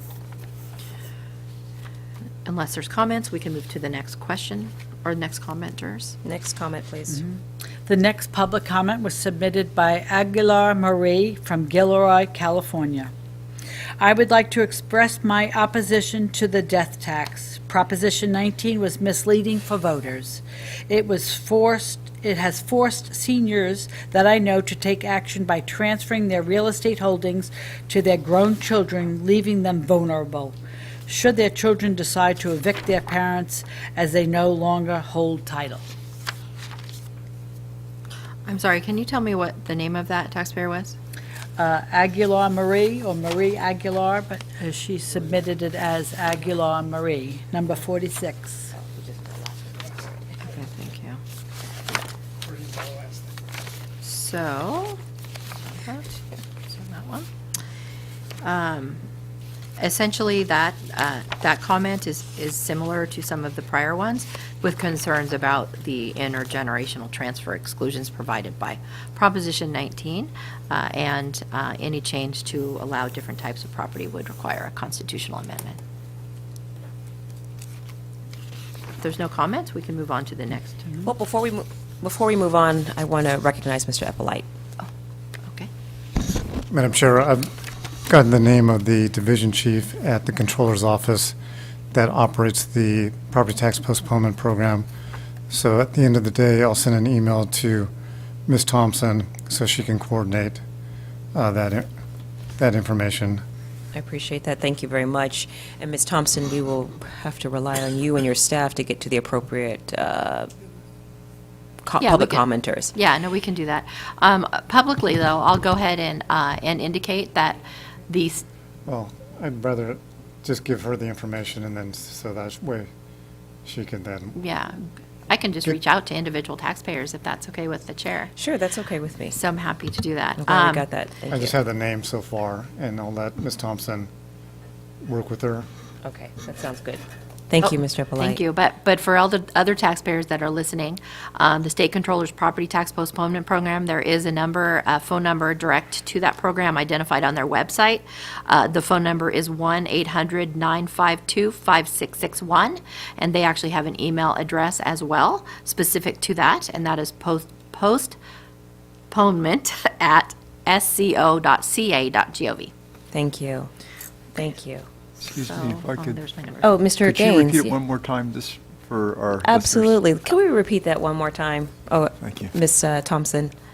So if any taxpayer is interested in obtaining information on the property tax postponement program offered through the State Controller's Office, it is a deferment program for property taxes for those people age 65 and over, disabled, blind. I think the requirements are outlined online for it, and that meet certain income requirements. The phone number is 1-800-952-5661. And there is also an email address specific to that program, which is postponement@sco.ca.gov. Thank you. And I will be, for any written comments that were submitted, that my comments indicated, we suggest they may wish to contact the State Controller's Office. I will personally contact them and give them the phone number, as well as the direct contact that Mr. Epelec provides to me. Thank you. Okay, so we did number 46. So are we on 47? We're on 47. Okay. Are The we next- finished? I had No, we're No, not finished. 47. We're getting close. The next public comment was submitted by Barbara Bernasso from Sunnyvale, California. Question 1. Please clarify the timing of the first phase within 1 year in the qualifying condition number 2 below to take the Proposition 19 benefit. Does this mean the property must become the principal residence of the child or grandchild within 1 year prior to the passing of the family member, or within 1 year after the passing of the family member? Including this specific language on the website and other communications will help clarify the timing and not leave any inaccurate inferences to family members. Under the new Proposition 19, effective February 16, 2021, parents and grandparents can transfer their property along with its Proposition 13 base year value to their children or grandchildren, and the following conditions are met. 1. The property must be the principal residence of the parents or grandparents. Number 2, the property must become the principal residence of the child or grandchildren within 1 year, and all applicants must have a valid homeowner's exemption, HOX, filed within 1 year of the transfer in order to qualify for this exclusion. Only the principal residence of a parent or grandparent qualifies for a base year value transfer. Other property, residential or commercial, no longer qualify for this benefit. Question 2. How are families currently made aware of the new Proposition 19 ruling and the need to file homeowners exemption, HOX, within 1 year of the transfer in order to qualify for Proposition 19 benefit? Suggestion: clearly post the Proposition 19 benefit and website information on the property tax bills or on an insert, and request that mortgage companies include the same information on all mortgage bills or an insert. Question 3. Are there other logical sources or ways that the state could actively inform families of the Proposition 19 benefits and website? Question 4. Is there a Proposition 19 workaround or a way for a family to set up in advance of a grandparent or parent death to transfer title of a property or have inheritors' names on a property title with current family member owners, so that the current property value would also transfer and not require new property value assessment and a higher tax rate at the time of the family member's death? The primary residence is still a requirement. Okay. We appreciate Ms. Bernasso's comments. She asked for clarification on several areas. I'll address the first two first. So one is the phrase "within 1 year" as used in the requirement for the intergenerational transfers.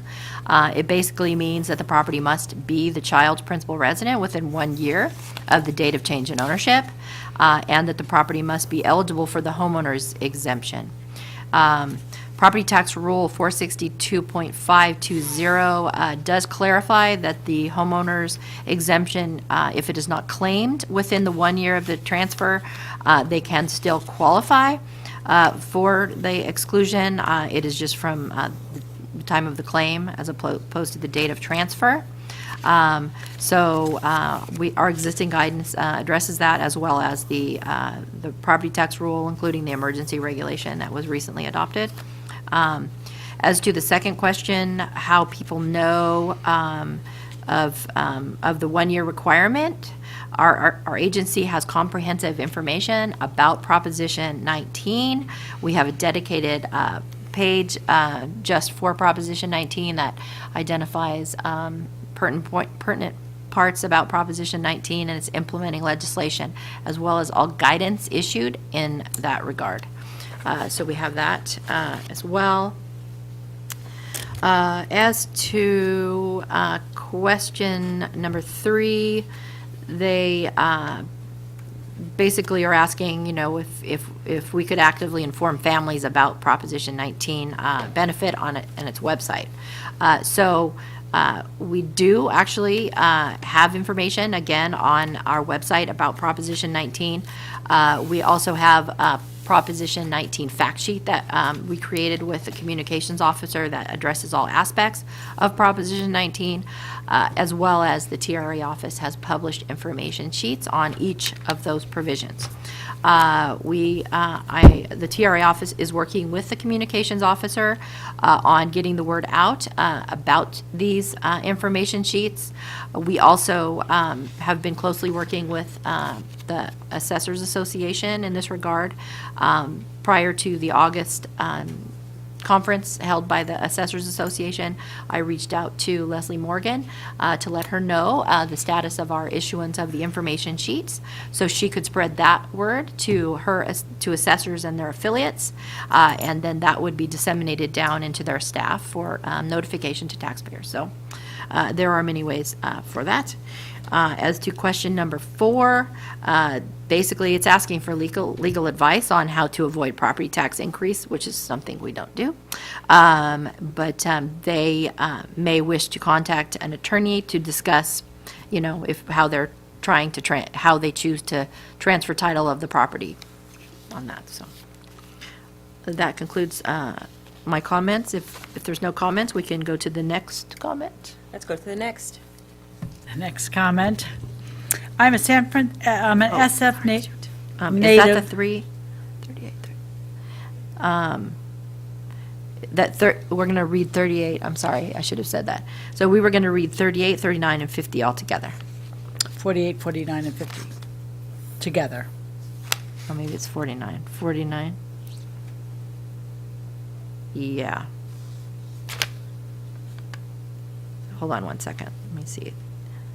These comments came in the middle of the night, basically. Yeah, they did. So actually, I think 38 separate. Do you have that? 38? 48. 48 separate, and then 49, 50, and 51 are together?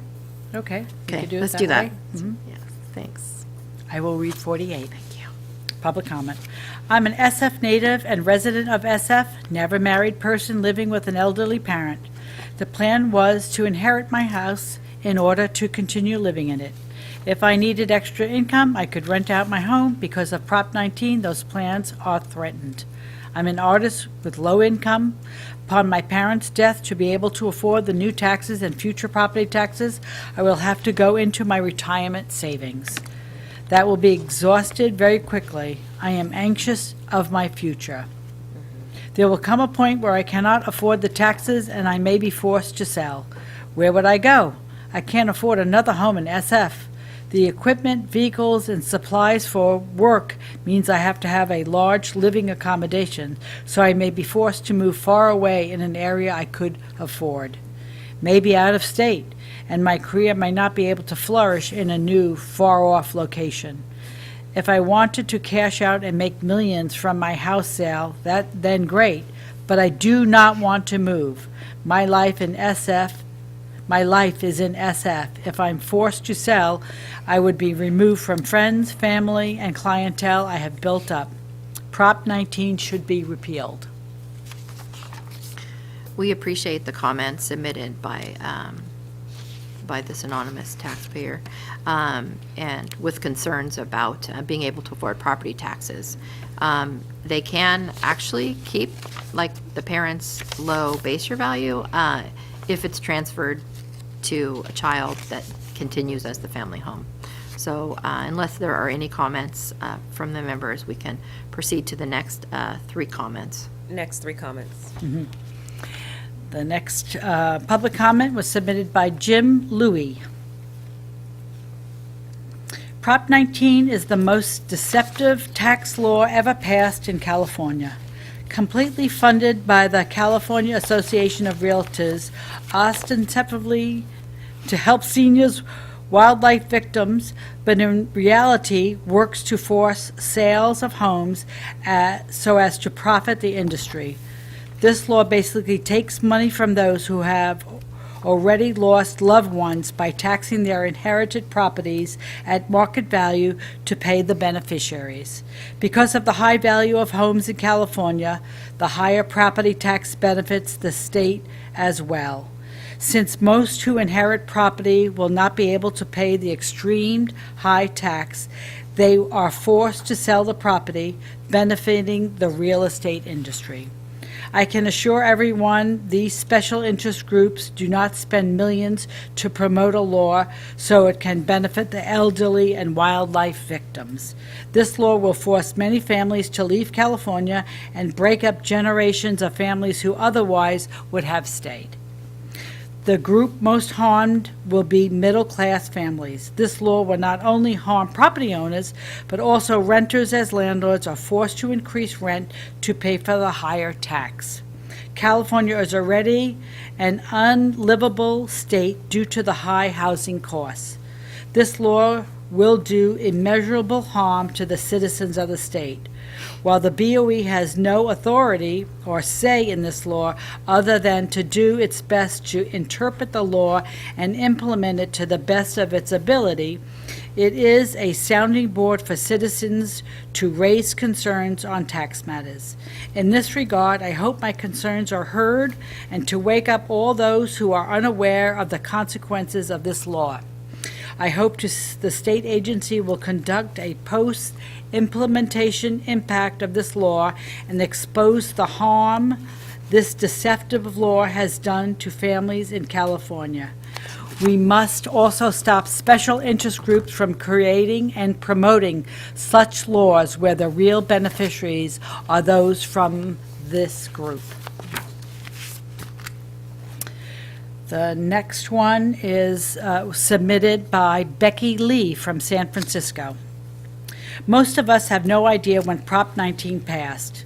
How harmful are children when parents pass away. Our children cannot afford to pay the huge increase in property taxes after parents' death. I strongly voice out to reinstate Prop 58. Property owner should have the right to rent the property or not. Oppose vacancy tax unfair to property owner. And the next one is Ollie Ludwig from Capistrano Beach, California. Prop 19, related tax increase. Shocking 1,000+% year fiscal year increase seems fundamentally disconnected from how home economics function. So much for 30 years of careful financial planning. Is that it? That's the three together, yes. So we appreciate the comments submitted by Mr. Louie, Ms. Lee, and Mr. Ludwig. They all express concerns about Proposition 19 or disagreement with it. To change the provisions of Proposition 19, it would require a constitutional amendment. So we suggest that they contact their legislature. If there's no comments, we can move on to the comment for number 52. The next public comment was submitted by Carol Hamberin from Whittier, California. I am appealing for a provision rider or to be grandfathered in to Prop 19 for helping me as a 78-year-old low-income elderly to stay in my home, to transfer my base value property tax to my new condo as of July 2020, when I was and have been on Prop 13 since 1980. I was given different information from speaking to various representatives since I began calling and writing letters to the LA County Tax Assessor and to his office as well as the BOE. It is my understanding that my letters were not given to Mr. Prague, but instead distributed to others. Those others people were telling me not about a purchase date after April 1st, 2021, but to fill out an application after April 1st, 2021. I have been asking about this issue for approximately 2 years now. Please help me out. I was furloughed out of my substitute teacher's position in March 2020 due to the COVID-19 pandemic, and we had to move back to Whittier in July 2020. The voting ballot for Prop 19 was confusing, and no date was given for the purchase of a new residence. We are on the SNAP program, the CARE program, the LIHEAP, and inflation is barely letting me pay my expenses. I need to be near my doctors because I have COPD, osteoporosis, and have battled breast cancer since 1984. Please make a provision for me. I am now awaiting the decision on my appeal. If the reason this Prop 19 was to help the elderly with health conditions, especially during the pandemic, who had to move because of finances, then I am asking for a transfer of tax base for not 3 times as proposed, but 1 time. Governor Newsom, in his Master Plan for Aging, executed Order N-1419 for state government, local government, to implement strategies that promote healthy aging and, as we face uncertainties, including issues like healthcare, housing, and overall services, to take care of the older Californians and not to deny them the dignity of staying in their own homes. This is straight from my readings from the various executive orders that our governor has ordered. Please help me. We appreciate Ms. Hambarian submitting comments. The TRA office worked with this taxpayer on several occasions. She applied for a base year value transfer on her home to Los Angeles County before the effective date of Proposition 19's base year value transfer provisions, and was denied the base year value transfer. It was denied because she already used her one-time base year value transfer previously when she transferred the base year value from a Los Angeles home to her former Orange County home. So we explained that the law prior to Proposition 19 was such that a base year value could only be transferred once for age, and if she did meet the qualifications as a permanently disabled person, then she could apply under that condition, under 69.5. We explained that she could still qualify for a base year value transfer if she purchased another home and then transferred the base year value to it from the Orange County house, as long as it was within 2 years of the sale of her original home. When the taxpayer contacted us initially, there would have been time to do that, but this taxpayer does continue to contact us. Unfortunately, she purchased a home before the April 1st, 2021 effective date for Proposition 19's base year value transfer provision, so she wouldn't be eligible to have the base year value transfer because she had already used it previously to that particular house that she bought in Los Angeles. And Ms. Hambarian's comments indicate that she's had issues for 2 years. We do know that the assessor's office in Los Angeles responded to her on several occasions. So that has been responded to. So unless there are any comments, we can move on to, I believe, the last comment. The last comment for property taxes, yes. Oh, yeah. This public comment was submitted by Turi Altavia from Los Angeles, California. Prop 19 should be repealed. It has harmed my family in ways we are still dealing with. We appreciate Tori Altavella's comments. Similar to what other people expressed, she wants to repeal Proposition 19. And again, our agency does not have the authority to repeal Proposition 19. That would require a constitutional amendment. So they would need to contact their Assembly and Senate people, or also potentially look into whether the Howard Jarvis Taxpayers Association is putting forth another measure for the ballot.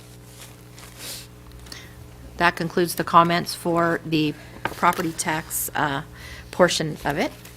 So, Thank you. I have a question. Mr. Gaines, I'm going to put you on the spot here. You are a retired state senator, also spent time in the Assembly, too, is that right? So, could you advise some of the folks that are listening or watching today's hearing, and we have said time and time again, you need to go connect with your elected representative and your member in the legislature. But what's the most effective way to get the members' attention? I have heard from taxpayers, they have said to me, well, we've tried, but we can't get a return call, or we can't meet with the member themselves. So in your experience, maybe you could share with us an effective technique. Yeah, well, almost all of us are elected, and Yep.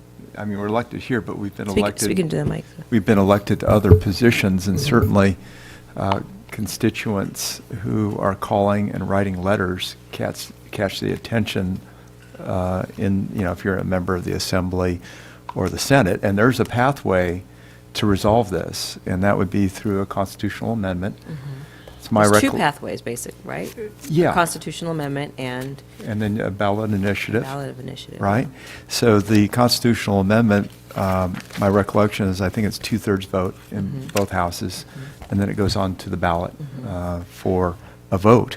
And I think it's just going to take a lot of people speaking to their elected officials, and they probably ought to organize into some sort of group that can be effective in communicating with their legislators and basically saying and telling their stories. We heard so many stories today of how sad stories about how people are impacted, that they would then take action and put this back on the ballot with either repeal or reform, right? It could go on as a referendum to eliminate it, or you could reform it, just make changes to it that resolves the challenges that we keep hearing, really, meeting after meeting for over a year now, right? So I think those are the two pathways. If you go the ballot measure, it's pretty daunting because it's expensive, and if you have a huge grassroots effort, you might be able to get away with spending a few $1 million, but we've heard of initiatives that have cost $100 million also. So it just depends on how active and organized people are. And I think, you're saying, well, how many people are impacted a year? I think it was the LAO that said 40 to 60,000 a year. But that grows every year. And so you have more and more people finding out about the initiative and the negative impacts that it has. And I think it's really critical because it was brought up that, we lost a congressional seat. We've had people leaving the state of California for various reasons, but I think a lot of it is driven by economics, and people just can't afford to live here, or maybe there's other job opportunities. But we may be piling on with the passage of Prop 19, more and more people forced to make a decision in terms of where they can live for less cost than actually moving out of the state. And we don't, that won't happen for another 10 years because we do the census every 10 years in terms of determining how many congressional seats we have, but it can't be helping it. So my hope would be that there would be action in the legislature. And if that's not happening, that we take a look at this ballot initiative. And I support both of those pathways, whatever I could do to help my constituents in that effort, I will do. But it's a big challenge, and people didn't have all the facts. We could use some reform on the ballot title and summaries also, so that it really ought to be looked at. I don't know, you could get retired judges, set up some sort of committee that would review these things on a nonpartisan basis, so that they would just be accurate, so that people would understand when they read their ballot exactly what the impacts are going to be. So. Thank you. I think Yeah. that's helpful. Is Thank that you. helpful? Okay, good. All right. Ms. Cicchetti? Yes. Please call the next item. Yes. The next two items that are written public comments were on the alcohol tax. Yes.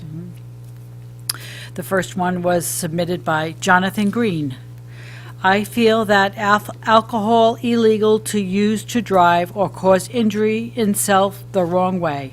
Why pay for it for an individual who does not drink? It's disrespectful as well as not fair. I'm paying into from my impound for mortgage for those who get drunk like it's no care in the world. I should only be taxed by business where if an individual buys alcohol, drink.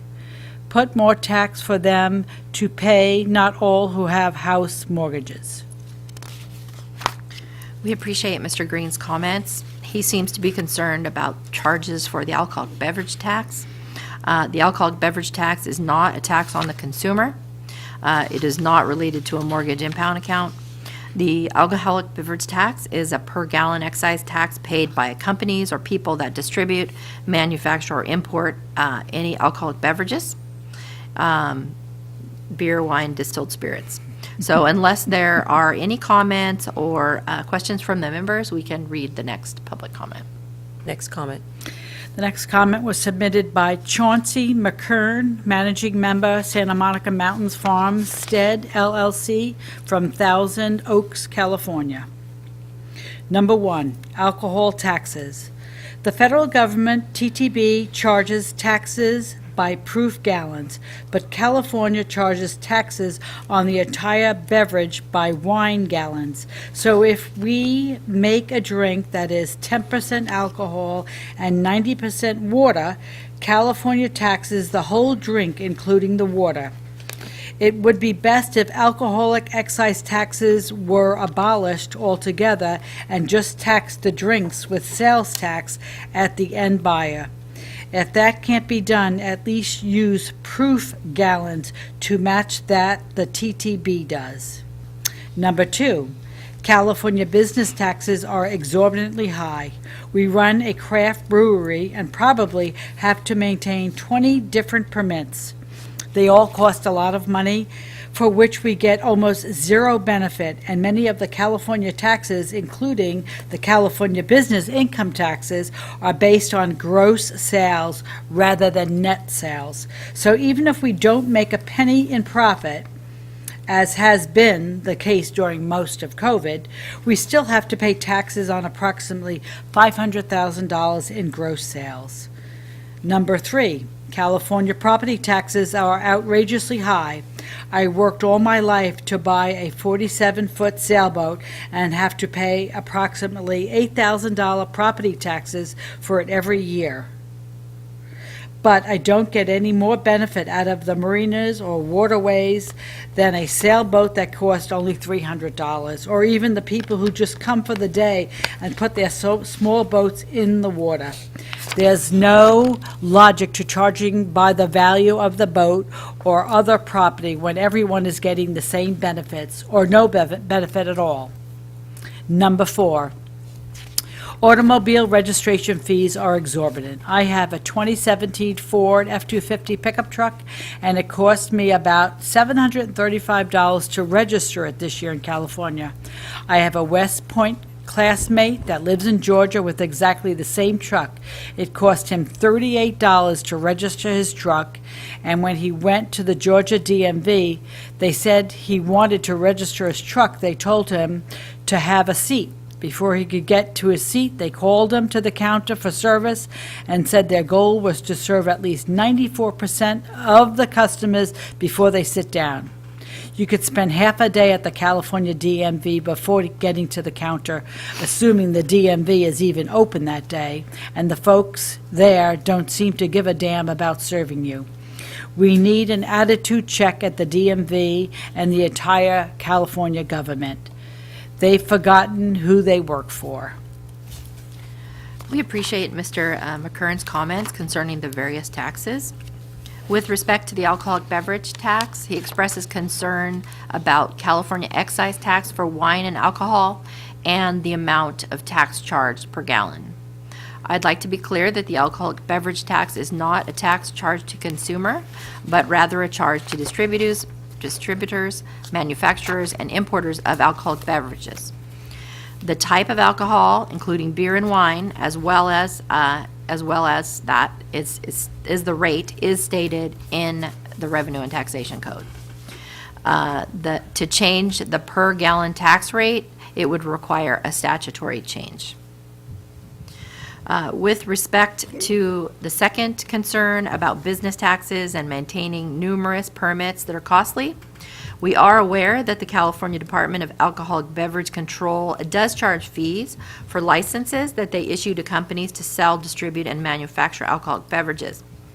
But as far as having an account for the alcoholic beverage tax with the BOE, we do not charge to have an account, nor does the California Department of Tax and Fee Administration charge to have a sales tax account. Should Mr. McCarran's brewery sell it to consumers. Local business licenses from local city and county may also result in costs.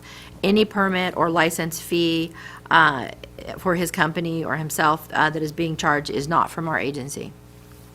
As to the third concern about property taxes and paying $8,000 for a sailboat and not getting any more benefit from the waterway than anyone else, personal property such as a boat is taxed at market value as of the January 1st lien date each year for property tax purposes. Any change to that would require change to the to the Revenue and Taxation Code. However, given that he said the property taxes each year was $8,000, it may be that he's also being assessed a possessory interest for the use of a marina slip to a dock that his boat is in the bay or an ocean somewhere due to the use of government-owned property. Otherwise, with an $8,000 property tax bill and the 1% tax rate, that means the boat would be valued about $800,000. So, he did say the sailboat was 47 feet. I can't indicate the value of a boat. Maybe it's a really nice boat. As to the fourth comment, as to concerns about automobile registration fees, those are not within our agency's jurisdiction. And that concludes the written comments for the Bill of Rights hearing. Thank you. The last part of the Taxpayer Bill of Rights hearings is that we're going to go to the AT&T moderator for anyone who'd like to make a public comment using the AT&T line. AT&T moderator, please let us know if there's anyone on the line who'd like to make a public comment regarding the Taxpayers Bill of Rights hearing.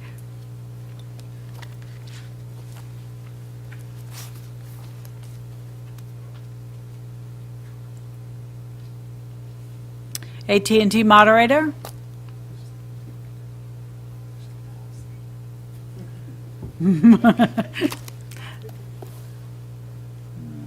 Yes. Let's see if we can find out what's going on. He's typing, yeah.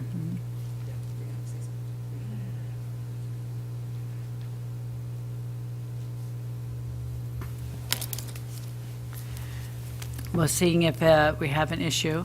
Okay. Chair Cohen, Yes. one of the options we can do is we do have end public comment. We can take the additional public comment for the Bill of Rights hearing at that time if you want to move on with the calendar for now, if we can't establish contact with AT&T at this point. Sure, and we're not relying on AT&T. It seems to be an issue with the auditorium and not the AT&T moderator is there. Everyone could hear it actually on the public line. We Okay. cannot hear it here in the auditorium, so we're Okay. trying to find out what's happening. Okay. Okay, well, Mary, do we know if we have any speakers? We'll ask. Yeah. Thank you. Great.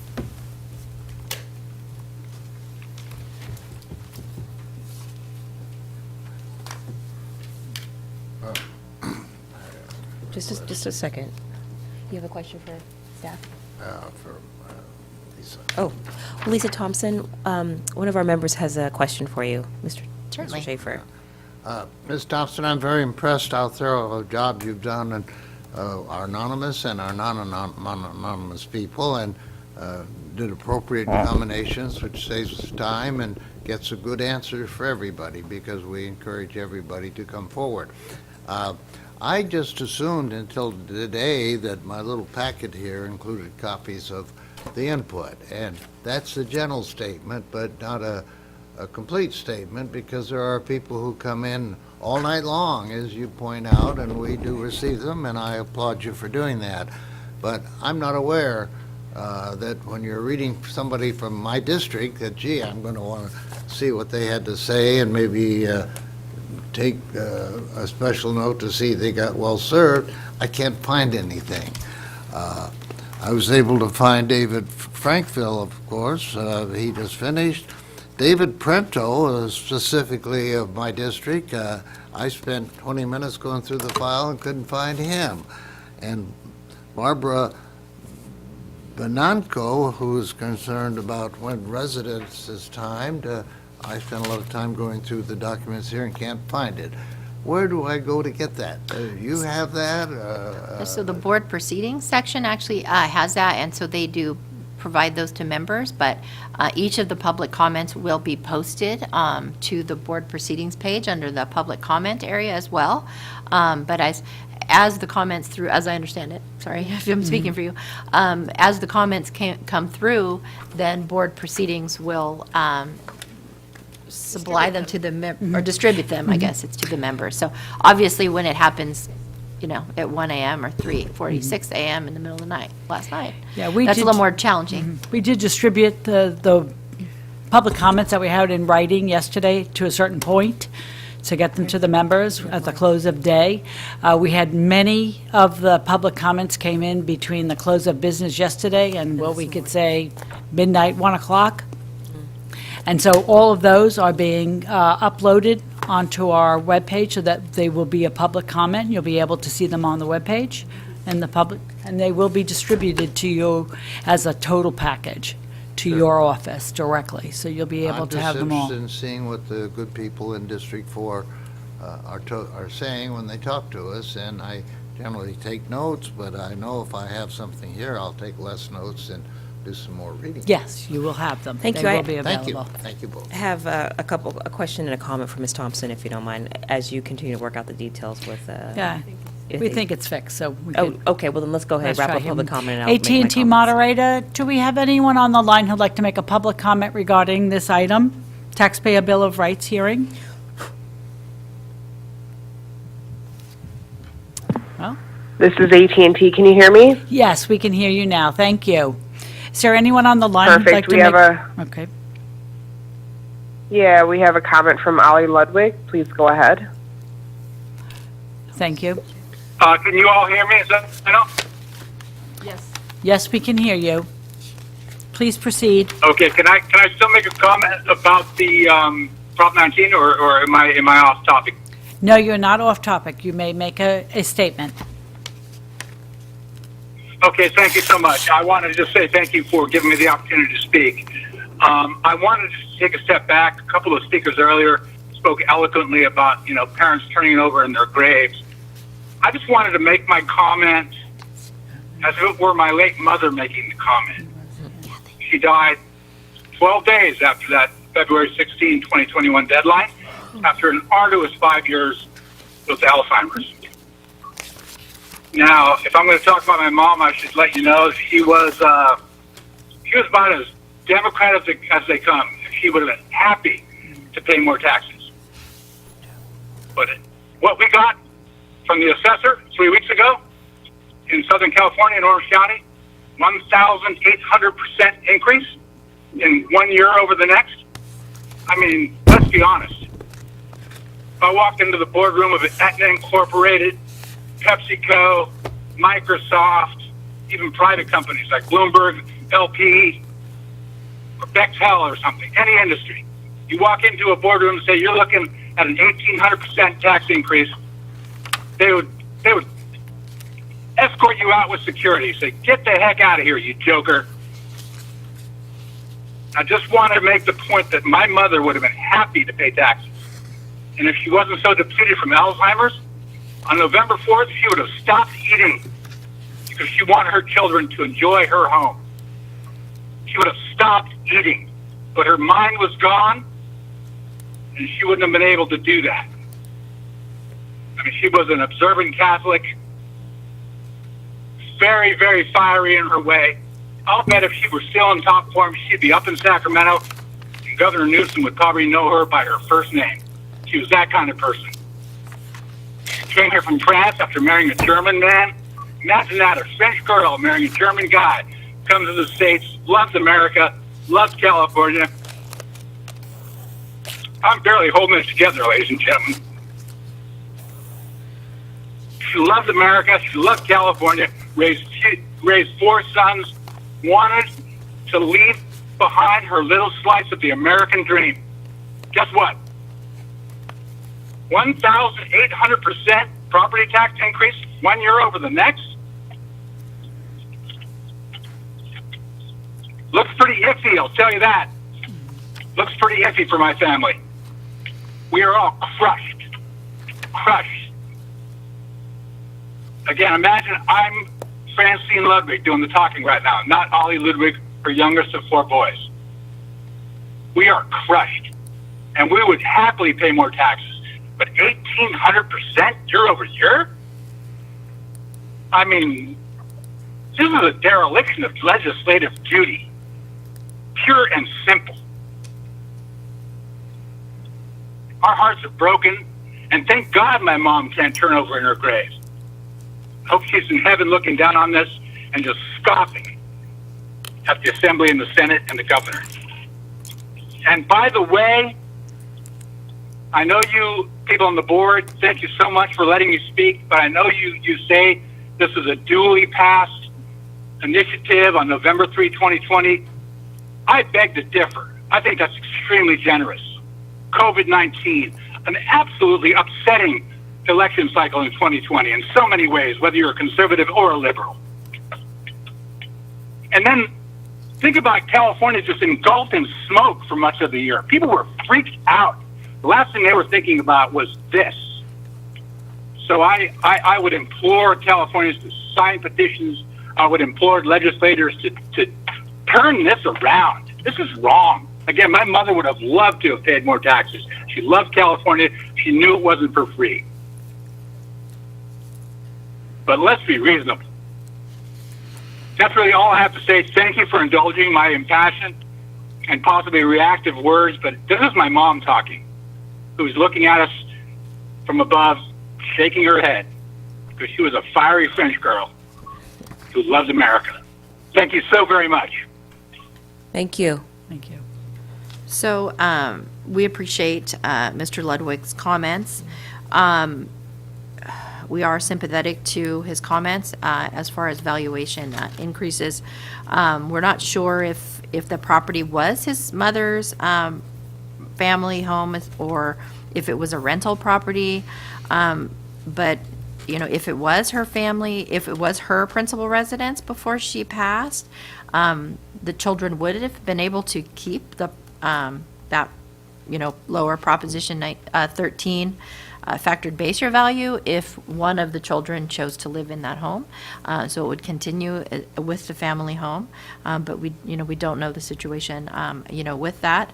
However, if they chose not to live in the family home within a year, or it was a rental property, then the property tax law would require it to be reassessed at market value. And, certainly 1,800%, like he indicates, is high.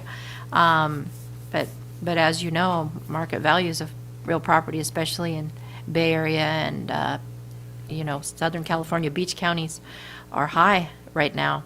And, if she in fact lived in the home for, 30 years or so, or plus years, and had, really low property taxes, probably we're looking at, $50,000, $60,000 assessment before she passed.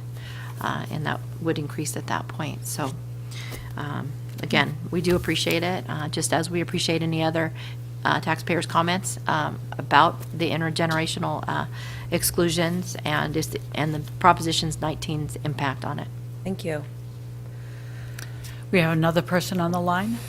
AT&T moderator, is there any additional persons who'd like to speak on this matter at this time? Yes, Barbara has a comment. Barbara, your line is open. Hello.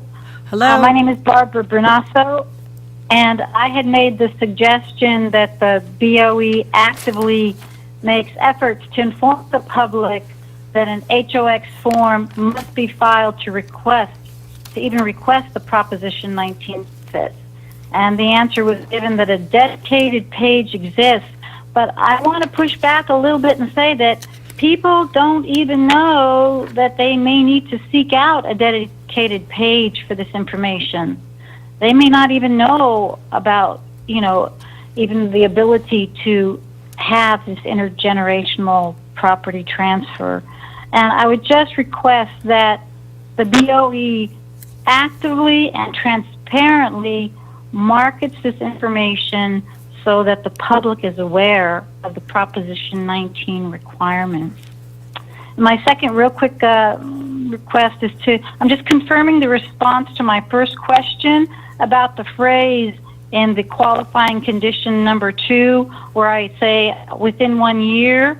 So the HOX within 1 year has to be submitted within the date of transfer, was the response given me. When do you legally consider the date of transfer of the property? Is that at the date of death or the date the trust is implemented? When does the clock start on that 1 year time frame to get that HOX document into the board? Right, so I'll be happy to address this. This is Lisa Thompson, the Chief of the Taxpayer Rights Advocate Office. First, in my comments, if I maybe, I'm sorry if I was misunderstood, but I didn't say that the homeowner's exemption had to have been claimed within the year. I indicated that the property needed to be made essentially the principal residence within a year. Proposition 19, actually, the language in that, as well as the implementing legislation, does talk in terms of the homeowner's exemption being essentially eligible for the homeowner's exemption, and it must be filed within 1 year. However, our property tax rule has clarified that such that it should be filed within a year. But what it accomplishes, it basically says it doesn't eliminate from qualification for the parent-child transfer if it goes beyond that year. So I'm happy to reach out to you separately to go over a little bit more information on this. But basically, the date of transfer is considered, say, if you transfer the property, it's within the date of transfer. But in the case of the date of death, it is the change in ownership date. So that is the date. So it would have to be within the date of death if, in the case of inheritance, in that regard. So we are, again, you indicated marketing information, kind of, so the public is aware of, Proposition 19. And its provisions as well. We are, the communications officer and I are actively reaching out to different stakeholders to kind of publicize that more. In addition to that, I think I know what you're meaning. You're meaning that taxpayers maybe don't even know that they have to do it. So I think the key is to get more information out on the requirements of a real property owner when the death of a real property owner dies. So basically, people know they have to do certain things. You've got to file a change in ownership statement with the county assessor's office to advise them of a death. Record an affidavit of death, and then also, if you're interested in getting the parent-child exclusion, think about who's going to move into there, if that's going to be one of your options to file a claim. So that is one of the things that the Taxpayer Rights Advocate Office is working on, where we have a series of information sheets that provide information to taxpayers in simple, non-technical terms, so they're aware of property tax savings that may benefit them.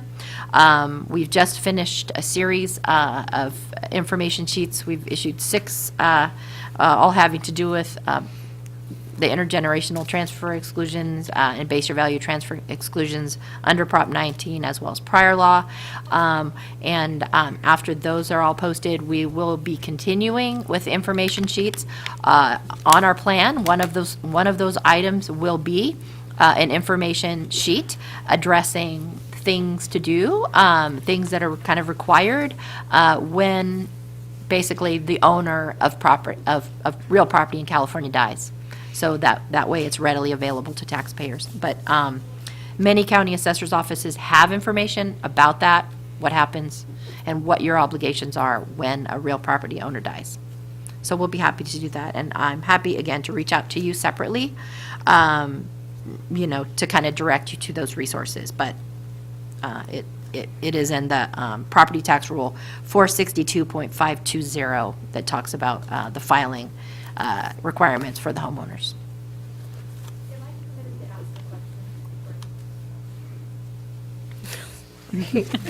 Right here. You could ask one of my staff members in the audience. Ms. Thompson? Yeah. Does that conclude your That comments? concludes the comments, yes. Thank you. All right. All right, Ms. Cicchetti, how are we doing on the call line? No other callers on this matter. Okay, great. So this I have can- I have a question for Ms. Thompson. Okay. And then we'll keep moving, because we have still a lot of agenda ahead of us. So thank you for your presentation today and for another successful Taxpayer Bill of Rights hearing. I think this is the best one that that I've participated in. Good job. Thank you. With the outreach, good job answering the questions real time, collecting the information, spending the time to analyze them. I mean, it's fantastic, Lisa. You definitely have just risen to the occasion, and I'm really proud of you. Thank you, I appreciate it. Yes, absolutely. I also have appreciated this unique opportunity to provide taxpayers a venue, a forum, to hear from them. And it's no surprise that there are a lot of frustration around Prop 19. We will continue to do our best to educate, to get information out there, and be supportive to taxpayers as much as possible. I want to call something that I've noticed in the annual report, that the TRA office handled 232 new cases. This compares to handling 250 cases in the previous fiscal year. And this figure around 250 has held steady for several fiscal years, so it sounds like we're on par. We're doing good work. I believe more taxpayers would take advantage of our TRA office if they were aware of the services offered. And I feel like we heard that in just the last comment from the public commenter. We just got to continue to let people know. Each county has a taxpayer advocacy office, and Ms. Thompson just happens to be here in Sacramento running the entire operation across the entire state. Is that right? No, we just help, we You help just help, okay. taxpayers throughout the state. So, so we provide services to any taxpayers in any one of the 58 California counties, so yes. Fair enough. So, colleagues, I previously suggested that we consider reaching out to the California Association of County Treasurers and Tax Collectors to explore placing an insert in property tax bills. An insert into property tax bills, notifying taxpayers about our TRA office and the services that we offer and that we share. I think it's one way that we can effectively communicate with taxpayers directly and might minimize the information gap. To move the suggestion forward, I sent a letter to Ms. Shari Friedenrich, who is the president of the California Association of County Treasurers and Tax Collectors, requesting an opportunity to discuss a partnership. If you don't have a copy of the letter, I'm happy to furnish one for you. I will update you at our next board meeting on my progress in my conversations with her. So, but Ms. Thompson, my question to you relates to informing taxpayers about how to complete the parent-to-child and grandparent-to-grandchild transfer under Prop 19. And I see that there's a Prop 19 fact sheet that's located under the sublink entitled Additional Resources on the BOE Prop 19 information link on the website. But my concern is that this form, my concern about this form is that it provides substantive information, but it doesn't provide a step-by-step review of what taxpayers need to do to obtain the valuation exclusions under Prop 19. So my question is whether we can do a step-by-step guide on receiving property tax valuation exclusions under Prop 19. And we will help to move this conversation. I believe such a forum could be very helpful for taxpayers and could provide additional clarity for taxpayers navigating the changes created by Prop 19. Do you have any initial thoughts? Well, I do. So I think, thank you for referencing the information sheets that we have out there, and they do, again, provide helpful hints about them, the basic requirements, main requirements, where to find resources, helpful hints in that regard. But as far as how to doing a step-by-step on what to do to get the exclusion, that kind of sounds like legal advice. So, I mean, you'd have to be I think that'd be pretty difficult to do, because we don't give advice on, like, how to transfer property and how to hold title and how to advise it. It's more of, we're telling them this is available, and what the qualifications are for that. And really, it's the taxpayers or their attorneys' job to figure out, if there is a way, say, to structure a deal, a real property transfer that might mitigate some property tax increases. Okay. And in light of, with counsel that they're seeking to see what the repercussions are for other taxes, because people don't, or they shouldn't necessarily, make decisions just purely for property tax purposes. There's a whole different world out there, income tax purposes. So, that's why they do that. We would be careful to say, well, this is how you should do it. That would be kind of like saying, you should, this is what you absolutely should do to get property tax savings. But on the other hand, then, we're also not telling them about other taxes that they might be losing out on, like income taxes. I see. And maybe what we could do is try to work out the kinks. I don't know if I'm necessarily communicating this thought correctly with you, okay. and we can talk a little bit more with counsel. Of course. And then come back and report out. But what I'm thinking is you need to have these documents in front of you. You should maybe talk with your tax preparer, and maybe how to form, not necessarily saying if you want relief from this tax burden, this is what you need to do. I'm not asking you to hand over the keys to the kingdom, if you will. Thank you. But maybe providing a little bit more context so that the conversation is so that the paperwork is easier to understand.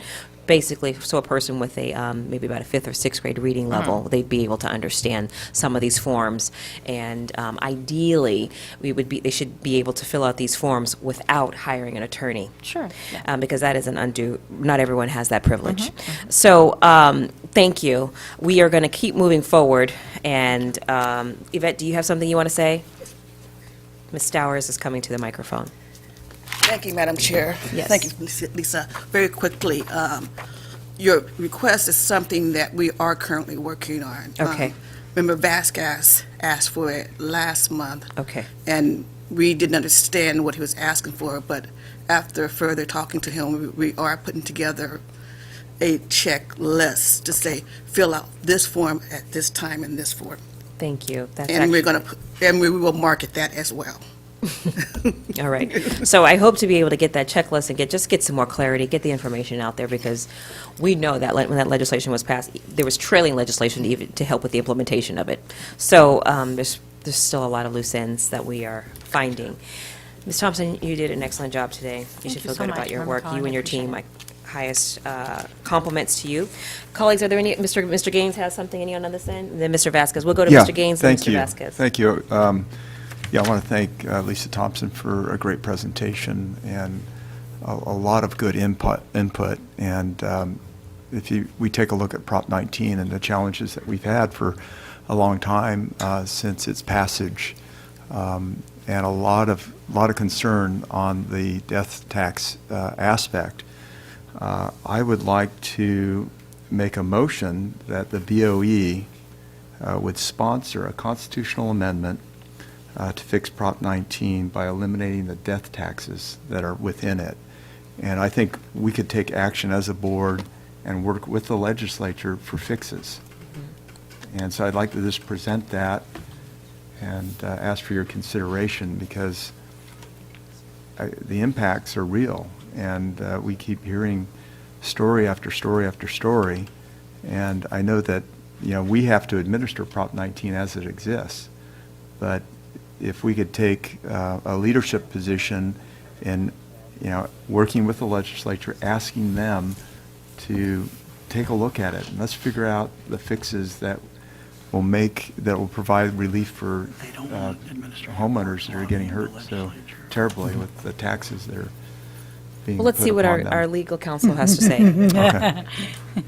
Thank you, Chair Cohen. Thank you, Member Gaines, Vice Chair Schaefer, and honorable board members. Unfortunately, it would not be appropriate for the agency as a whole to sponsor a constitutional amendment.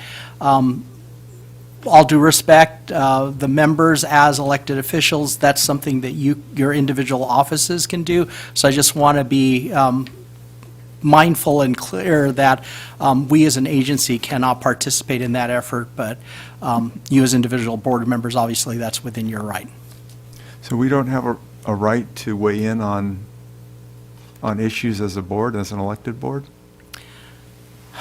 The challenge is we as an agency, speaking on this side of the board, for lack of a better term, my apologies, can't participate because we are an agency to administer property tax, you know the standard there. You as board members, I would recommend that you just be mindful. I don't know if there may be FPPC concerns from an individual basis for you, so I would have to look into that some more. I have not looked at it from that standpoint, but I just wanted to kind of advise the board that we as an agency unfortunately can't participate in that effort. All right, but you as an individual would be able to move forward. Right. So it sounds like that motion doesn't have a second. Yeah, okay. But it also sounds like there is room for more conversation. Right. To look for look what kind of to explore what kind of action can be taken. Okay. Mr. Chair Cohen, I was of the opinion that the BOE as an agency supports or opposes legislation all the time. That's a good point. Let's let our legal counsel explore a little bit more and come back to us, because but you're right, we do write letters in support of bills, and mostly things that are moving its way through the legislature. I don't think we've ever taken a position on an item that's been going to voters. We as individuals have, but not as a body. So we should definitely look at the... If we could explore it in terms of what we can or cannot do, I think it's something that resonates very clearly, and I'm just trying to figure out, where's there a pathway where we can try to help folks out? So. Thank you. Chair Cohen, members of the board, again, we can explore that a little further to Member Schaefer's, Vice Chair Schaefer's point. If you remember, the letters of support and things of that nature have been by the board members as a board, but not the agency. The agency as a state agency, we're limited on what we can do along those lines. But I can have my team do some more research and see what is there. But again, Member Gaines, as you eloquently put, where you eloquently described the three methods by which a repeal of Proposition 19 could occur. I mean, those are the same methods. Whether or not, to what extent the board members may participate in that or help lead that charge, so to speak, it requires either going to the legislature, doing an initiative, or, from that standpoint. So it's just to what extent does you as individual board members want to participate in that process? Okay, but I thought Member Schaefer brought up a good point in terms of at least, because we've weighed in on legislation that's moving through the legislature. So it'd be nice to have clarification as to why we can do that, but not support an effort to exact change on a Yeah, and proposition. I know there's a distinction, but I'll do more research on it and give you a little better information on this. And I also want to be careful about the fact that this is not agendized, so we need to, I'm viewing this as spirited conversation and a conversation that resulted from some of the feedback that we've heard in the TRA Bill of Rights hearing, which is appropriate. But again, because this is not agendized, let legal look at it, and we'll come back to you next month. That's great. Thank you. Thank you. Mr. Vasquez. Yes, I'm definitely interested in that, if that's a possibility. But it's my understanding, I think, because we're not the legislative body, we can't initiate it, but I think we can support it once we get a legislator to move it, I think. But let's see what happens. And I just wanted to add my thoughts also and my praise to you, Ms. Thompson, and your staff for the great job that you've been doing and that you presented today. And I know you've been very helpful to my office when we've gotten a lot of constituent calls on a lot of these issues, mostly around Prop 19, where you've been able to navigate that because you're right, every case is kind of a special case because there's so many nuances to it, like you mentioned earlier, especially on the issue of, joint tenancies and those type of things that are happening, and trusts and LLCs that people have with their properties. So just wanted to give you my kudos and thank you and your staff for all the work you've done. Thank you. Thank you, members, for your kind words. As we conclude the Taxpayer Bill of Rights hearing, I just would like to thank my team and the TRA office for all of their hard work that they do. I really appreciate it.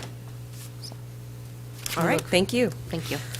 Okay, folks, it is almost 3:30. I want to check in to see if anyone needs a break. Yes, we're going to take a 10-minute break. Thank you. Thank you.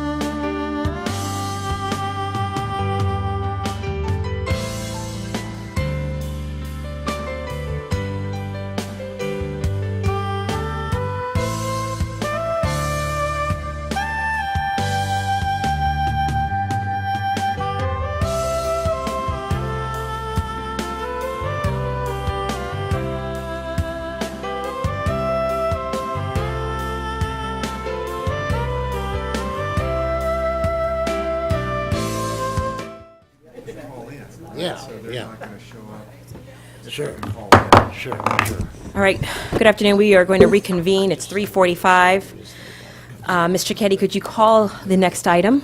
Thank you. Yes, I can.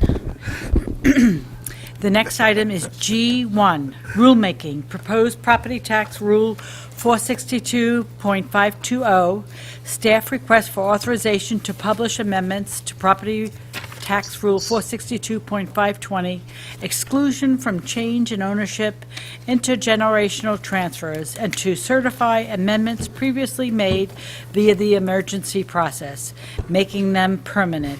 This matter will be presented by Mr. Moon virtually. Great. Mr. Moon, good to see you this afternoon. Thank you. When you're ready, you may begin.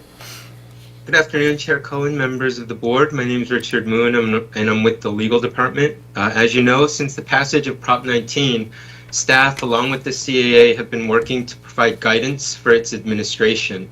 The approval for the publication of the amendments to Rule 462.520, covering the intergenerational transfer portion of Prop 19, is before you today and is a continuation of that work.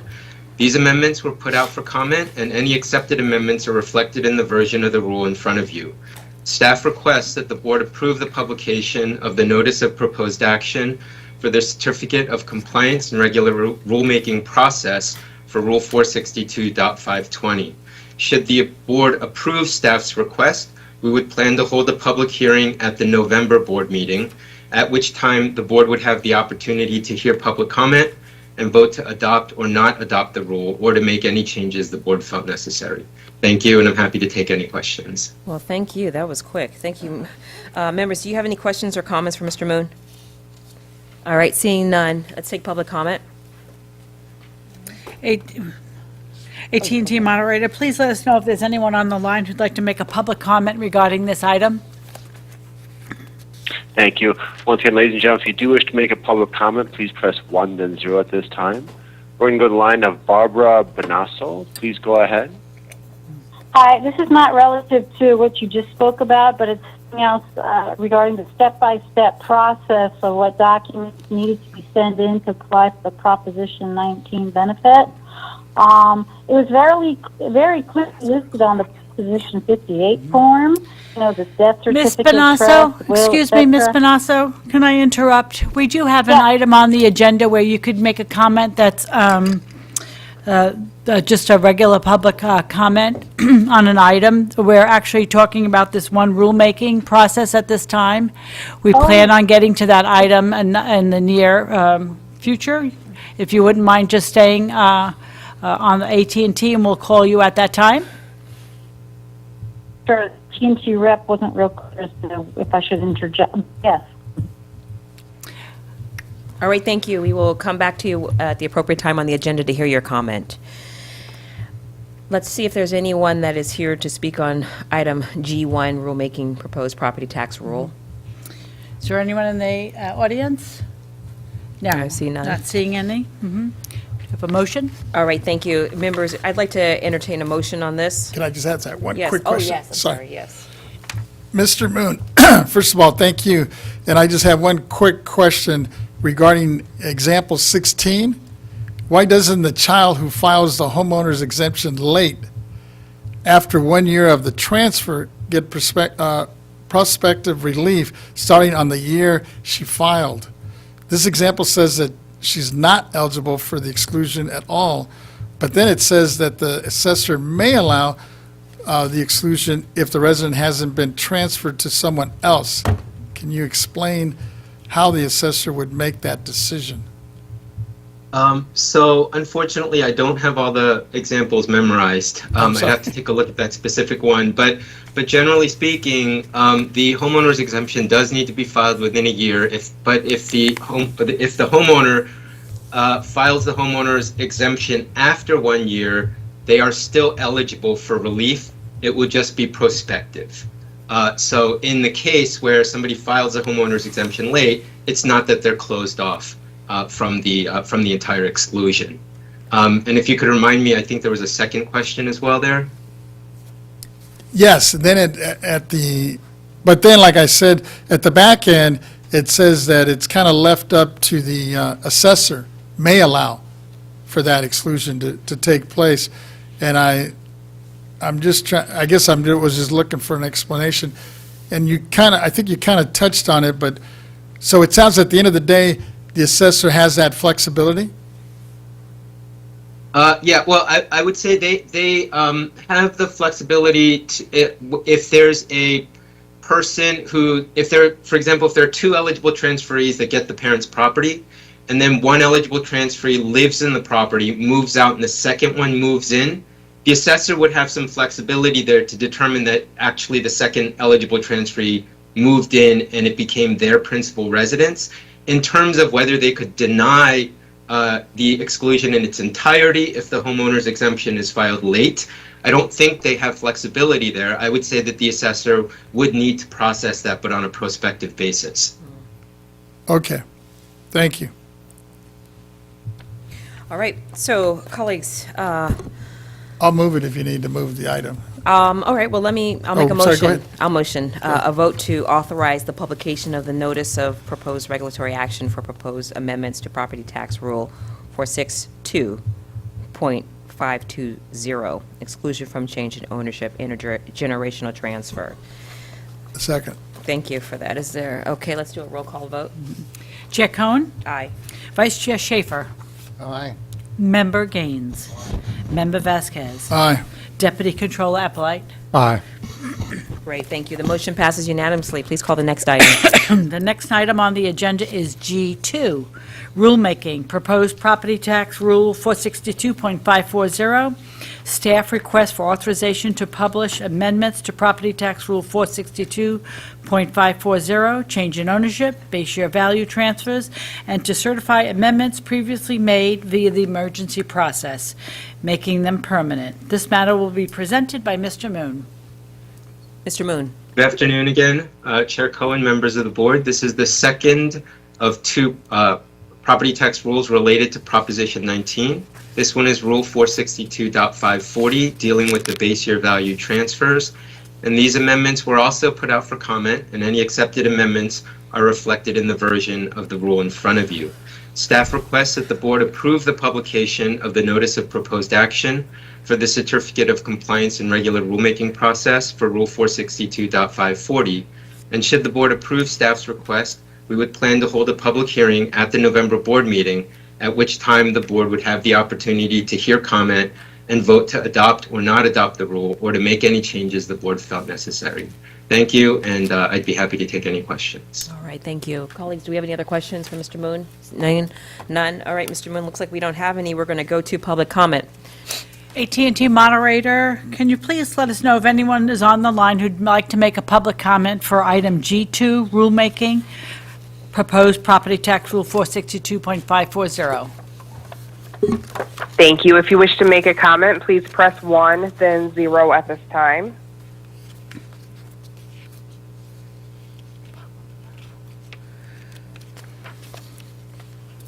I have no comments in queue. Thank you. All right, thank you very much. I'll make a motion that we take a vote to authorize the publication of a notice of proposed regulatory action for proposed amendments to property tax rule 462.540, change in ownership, base year value transfers. Is there a second? Second. All right, second by Mr. Vasquez. Mr. Eppolite, do you have something to say? No. Okay, all right. Second by me by Mr. Vasquez. Please call the roll. Chair Cohen? Sure, yes. Vice Chair Schaefer? Yes. Member Gaines? Member Vasquez? Aye. Deputy Controller Eppolite? Aye. Great. Please call the next item. The next item is... Thank you. Thank you. Thank you, Mr. Moon. The next item is K1A, Executive Director's Report, Organizational Update, Report on the Status of Pending and Upcoming Organizational Priorities. This matter will be presented by Ms. Stowers. Thank you. Good Afternoon. morning, afternoon, evening. Good afternoon, members. Good afternoon, Chair Cohen, Vice Chair Schaefer, and members. I am Yvette Stowers, Executive Director Report. Members, today we had a very successful Taxpayer Bill of Rights hearing. I do believe that the extensive hearing fulfilled the statute requirements of allowing taxpayers and stakeholders to provide input and address the board on any suggestions, comments, or concerns on California property tax system and the alcoholic beverage tax. With that, I would like to first start with making an announcement on the agenda items for the K other administrative matters. I will be providing my report at a very high level. I will also provide the Operation Priorities Report at a very high level. The Taxpayers' Right Advocate Office Report, which is currently attached to the public agenda notice, allowing the public to review it if they like. That report will be postponed and delivered at the September meeting. The Property Tax Deputies Director's Report, which is also attached to the public agenda notice, will be postponed, but the public may review it if they like, and we will report out again at the September meeting. The ledge report will continue as planned. So those are our adjustments, and I will start with thanking Ms. Thompson and her team for an excellent report, thanking Peter Kim for all the marketing efforts that he did, and thanking Board Proceedings for arranging and managing that very important and informative meeting. Now, members, for my report, I have 3 items that I will provide an update on. the ability to hold virtual meetings under SB 189, a recap of the Northern California Assessors Association Regional Conference, and highlight several upcoming meetings of note. Okay, SB 109 is a budget trailer bill that was signed by the governor and filed with Secretary of State on June 30th, 2022, and is operative for July 1st, 2022. Section 20 and 80 of the budget trailer bill make changes to the Government Code Section 11133 to allow for teleconference board meetings similar to what we had did in the past while we were under COVID. The bill reestablished many of the provisions of the previous executive order that suspended some of the provisions of the Bagley-King Open Meeting Act by allowing public bodies to conduct meetings via teleconference. The changes to the government code was sunset on July 1st, 2023, so the changes apply to all meetings held before June 30th, 2023. Members, as we continue with our scheduled meetings for the remaining of 2022, for the remaining of the 22 year, I recommend that the current board vote on whether we hold our meetings in person or by teleconference. A decision to have meetings by teleconference, I recommend consider the potential effects it would have on appeal hearings from the various state assessees during the month of October, November, and December. Just reflecting on some of our previous conversations with representatives and how they prefer to have in-person hearings as opposed to remote. Finally, to conduct the meetings via teleconference, I would like to bring out that there will be a small savings estimated at $1,600 to $2,000, and that savings will come from not having to contract with CHP for security. For the next item, members, as you know, we had our Northern California Assessors Association Regional Conference this past August 2nd through the 4th. I just want to take the opportunity to thank the association for inviting us to the meeting. Several of the members and their staff was there, I was there, and so was BOE staff. Also would like to acknowledge that they had great speakers, but one speaker that was really fabulous was our very own Glenna Schultz, principal property appraiser with the Property Tax Department. Ms. Schultz provided an in-depth training for the assessors staff on the topic of the day, Prop 19. I want to recognize Ms. Schultz for the training she provided, as I have received a lot of positive feedback from those who attended. Thank you, Ms. Schultz. Moving on, I'm going to highlight a couple of important dates. September 29th, 2022. The BOE has been invited to participate in the California Society of Enrolled Agents Annual State Tax Agency Liaison Meeting. This event will be held virtually. I will attend and give a brief overview of the BOE, along with staff from the Property Tax Department who have been asked to present on Prop 19. This will be our first appearance at this annual event, and I believe it is an excellent opportunity and forum for outreach to our stakeholders on not only the agency's role in property tax, but also for getting information to our stakeholders on important property tax information. Next, on October 19th, we will hold our annual meeting with assessors as part of our October 18th and October 19th board meeting. And finally, on November 14th, the 120th Annual California Assessors Association Conference will be held in Solano County. I will continue to keep your offices up to date on the details for these upcoming events. Members, this concludes my presentation, and I'm available for any questions. Awesome. Thank you. Let me see on my left. Colleagues, anyone, any? Yes, Mr. Gaines. I just want to comment Yeah. on the California Assessors Association meeting that was held up at Tahoe. I thought it was, I attended the first part of it, the breakfast, and a couple of the speakers, and just thought it was very informative. A lot of interesting discussion topics on housing, and also having to do with fire prevention, things of that sort. So it was nice to see our team up there, and I didn't get a chance to hear Ms. Schultz speak, but it was just, I thought, good to be there. I enjoyed being there and touching base with a lot of my county assessors. So, thank you. Yes. Anyone on this side? No? Mr. Ippolite? No. Okay. Thank you. I don't think we have any questions for you, Ms. Stowers. Thank you. Great report. Let's keep moving, folks. Let's go to public.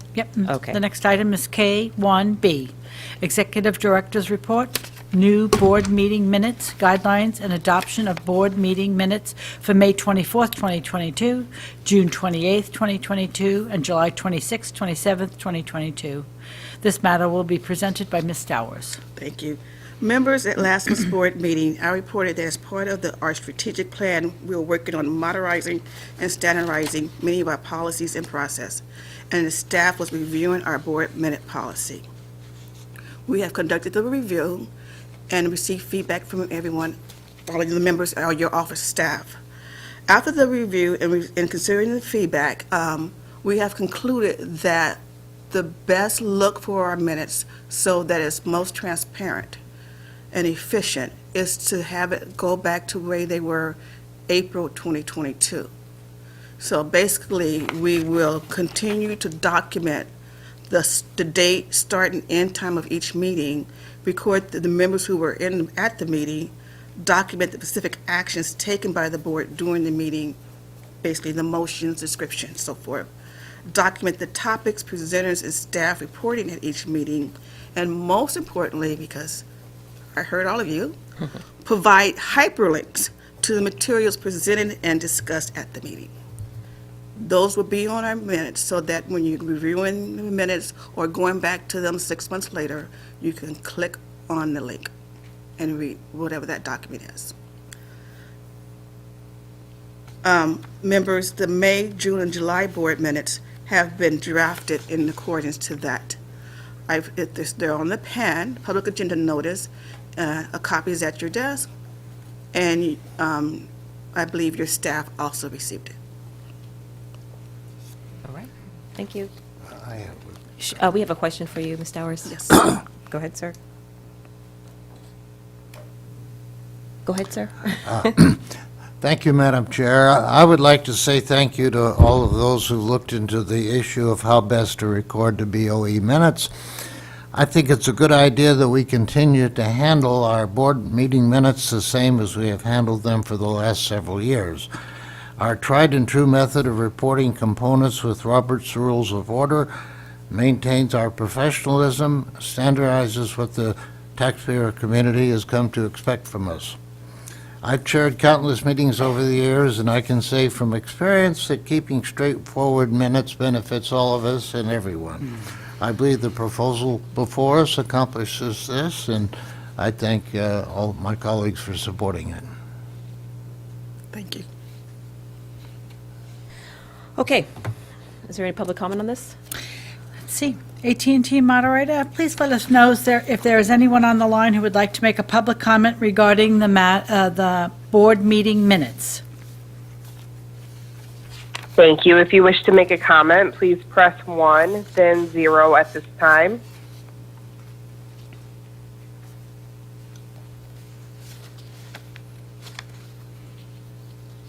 I currently have no comments in queue. Thank you.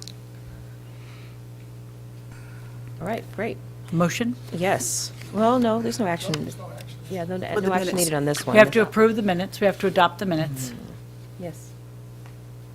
If there's a, well, if there's a recommendation from the staff to approve the minutes, I don't know about the rest of you, but I'm not prepared to approve the minutes because I know there's been some revisions, and I'm just looking at them, and my staff, I know, just got these yesterday, so, in looking at them quickly, there's some changes I'd like to make, but I'm not prepared to do them today, so if we could put this off, I'd appreciate it. Otherwise, I don't think I can vote on them or approve them. Okay. No problem. You have 30 days, or at least to the next meeting scheduled. meeting, please. Yes, Thank you. actually, technically, the next meeting would be tomorrow. Oh, No, will you be ready to vote on it tomorrow? why don't we do it in September, the 1st? All right, we'll do it at the end of September. No problem. Thank you. Thanks. Excuse me. Okay, operational priorities.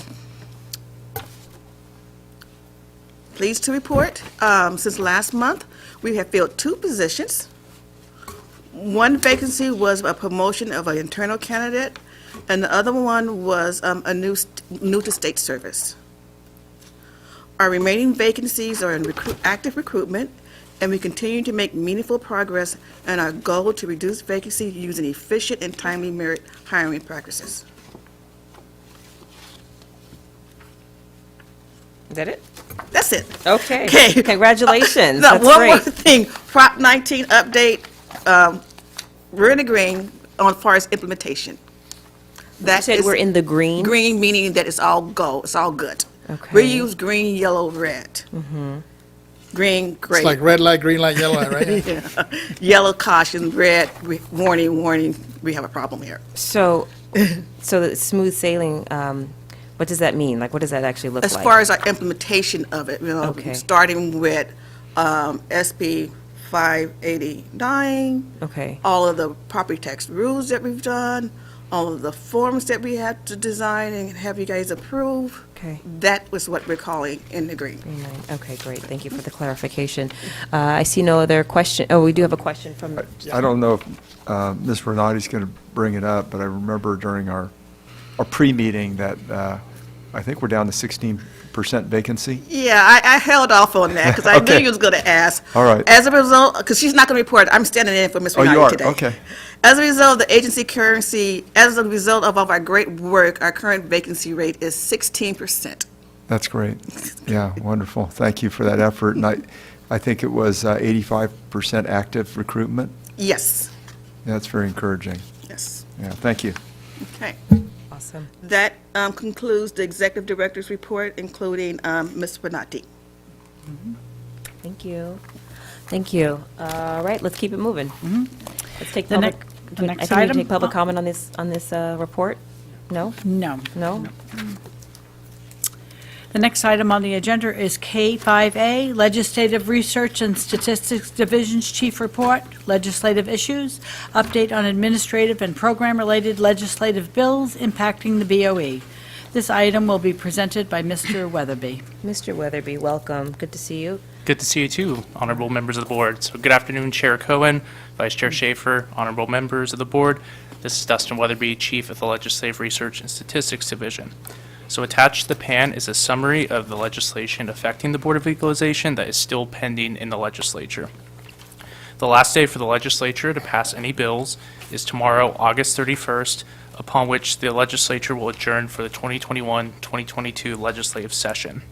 Any bills the legislature passes by September 1st that is in the governor's possession, the governor will have until September 30th to either sign, veto, or there is an option to not take any action upon which that bill will become a law.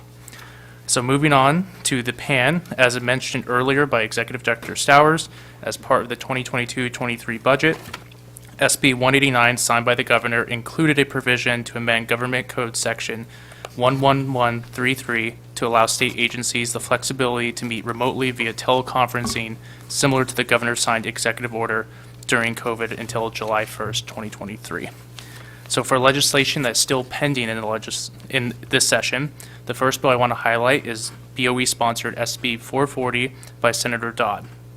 SB 440 authorizes the BOE to provide deadline extensions and penalty and interest relief to taxpayers under the alcoholic beverage tax law during a governor-proclaimed state of emergency. SB 440 mirrors similar changes made by CDTFA to other special tax and fee programs, ensuring equity and administrative efficiency in providing taxpayer assistance during such emergency circumstances. The bill was amended August 15th to specify that deadline extensions and relief is limited to the lesser of 12 months following the issuance of the state of emergency or the duration of the emergency. The bill passed the Assembly unanimously 77-0, and the Senate Governance and Finance Committee unanimously yesterday, and additionally passed the Senate 36-0 this morning. So the bill will now head to the governor's desk for consideration.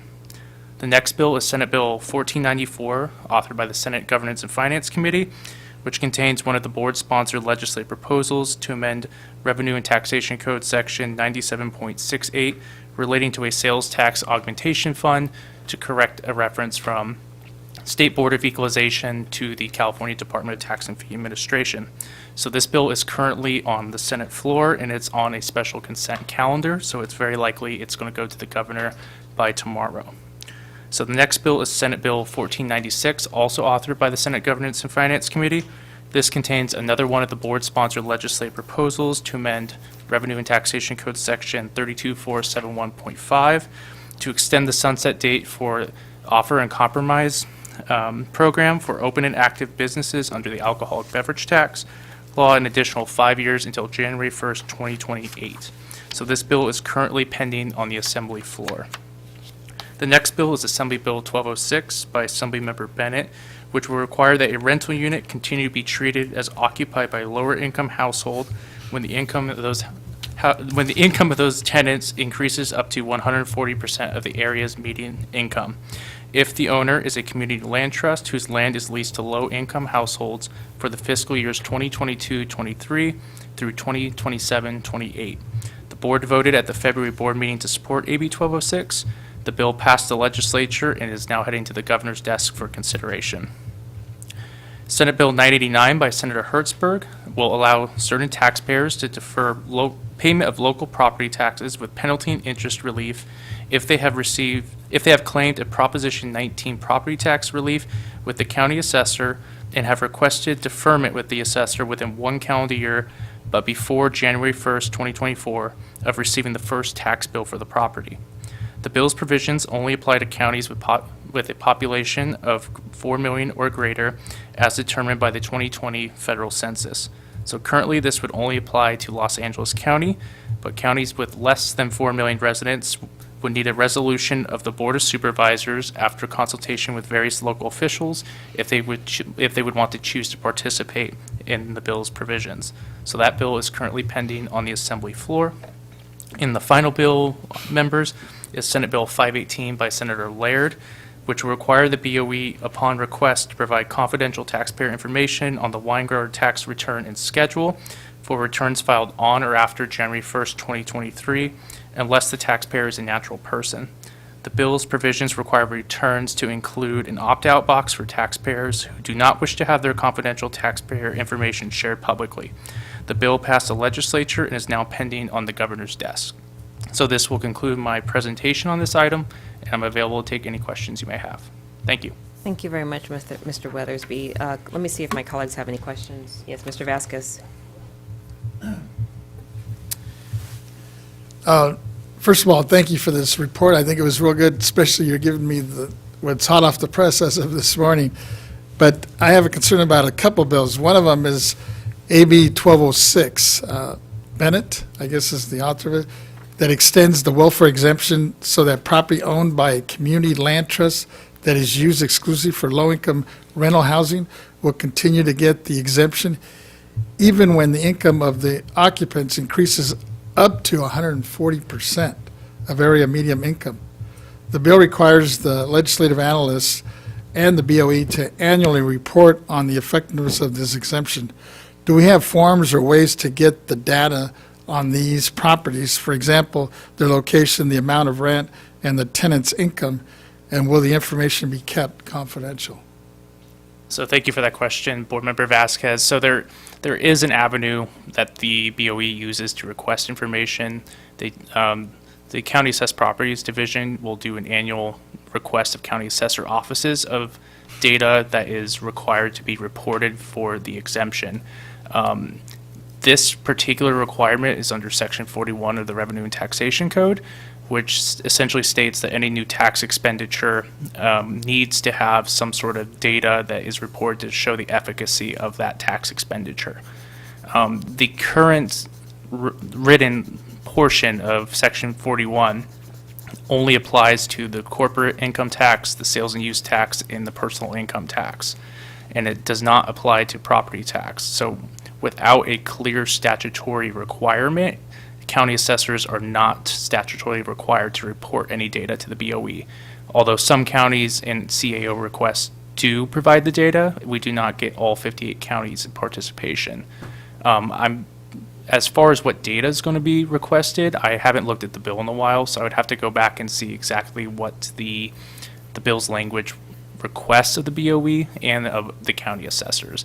But I believe in the legislative analysis for AB 1206, we do raise a concern about those kind of data requests of county assessors when there's not that statutory requirement. I appreciate it. My second one is in regards to AB 1933, which was Freeman's bill, which adds new RTC section 214.15.1 to provide the welfare exemption for property owned and under construction by qualified nonprofit that builds and rehabilitates single or multifamily residential units that will be owner occupied and sold only to first-time low-income homebuyers if the property is subject to a 45-year recorded agreement with the local government. This new section will remain in effect only until January 1st of 2034. The bill's sponsors provided us with the data on 11 housing development projects, all in Los Angeles County, built dating back to 2005.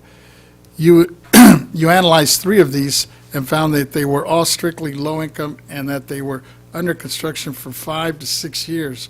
Under this bill, 100% of them would qualify for the exemption, but only during the construction. Is that correct on those? Yes, so essentially, under the construction, they would receive the welfare exemption for the property tax. And then once the units are rehabilitated, completed, and ultimately sold to the tenant, then that property will be reassessed to what its purchase value was. So if a entity received the property tax exemption for 5 years, all the units are completed in 5 years, and they complete the sale of those units, then the property tax would then go on to the individual home buyers in that instance. Upon the sale? Upon the sale of the units. Thank you. All right. Anyone else? I think that's it. Mr. Weathersby, thank you for your presentation. Just have to call the AT&T moderator. Yes. AT&T moderator, please let us know if there's anyone on the line who would like to make a public comment regarding the Legislative Research and Statistics Division report.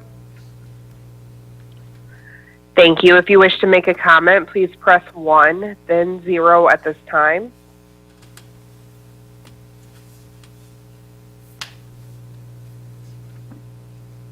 I have no comments in queue.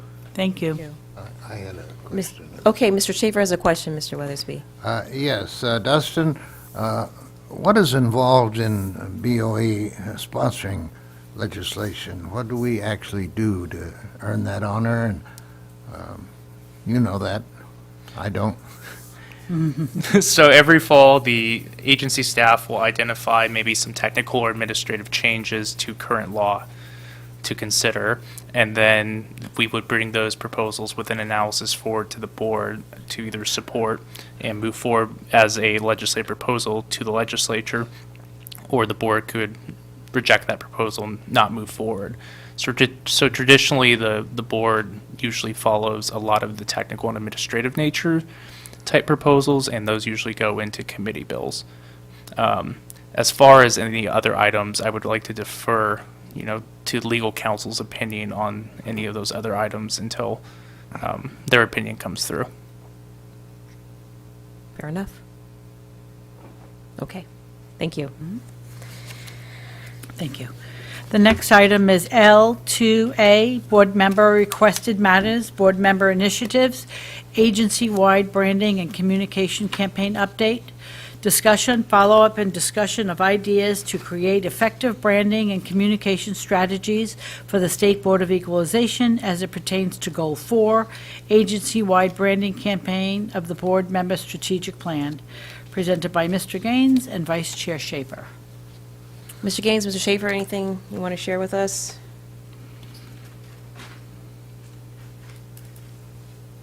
Mr. Gaines? Yeah, I'm looking for my staff. I thought They went were home, going to give Mr. us an Gaines. update. They went home. Oh, here they come, here they come. Right. We're in the conference room, sorry. Okay, no problem. Just come on up. We're eager to hear your presentation.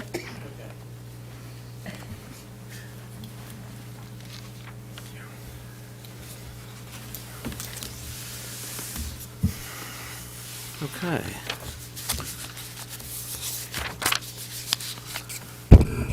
Chair Cohen, honorable members, we just wanted to update you, as we said we would last month, on the branding and communications work group that Senator Gaines and Vice Chair Schaefer chair, and we work with them as their staff to help them. So our target audiences, and we did get input from some of the board members through the executive director, so we don't know who gave the information, but we did get your input. So our target audiences are homeowners, seniors, veterans, disabled, natural disaster victims, nonprofits, California taxpayers, elected officials, state, local, and federal, business associations, and farms. Bless you. Some of the things we're looking at to increase our bandwidth in letting the public know what we do and engaging with us are to produce various videos to be posted on social media and the BOE homepage, and produce a video featuring board members explaining about what their BOE, what the BOE does, and what you do as members of the BOE. Also place Taxpayer Bill of Rights hearings, promotional videos on the BOE homepage, along with others that carousel across the front, which we have learned it doesn't meet ADA requirements, so we would do it to meet ADA requirements. Produce monthly board meetings preface videos after the PAN is released to appear on the homepage, and have board member welcome videos that would be on the board members' pages.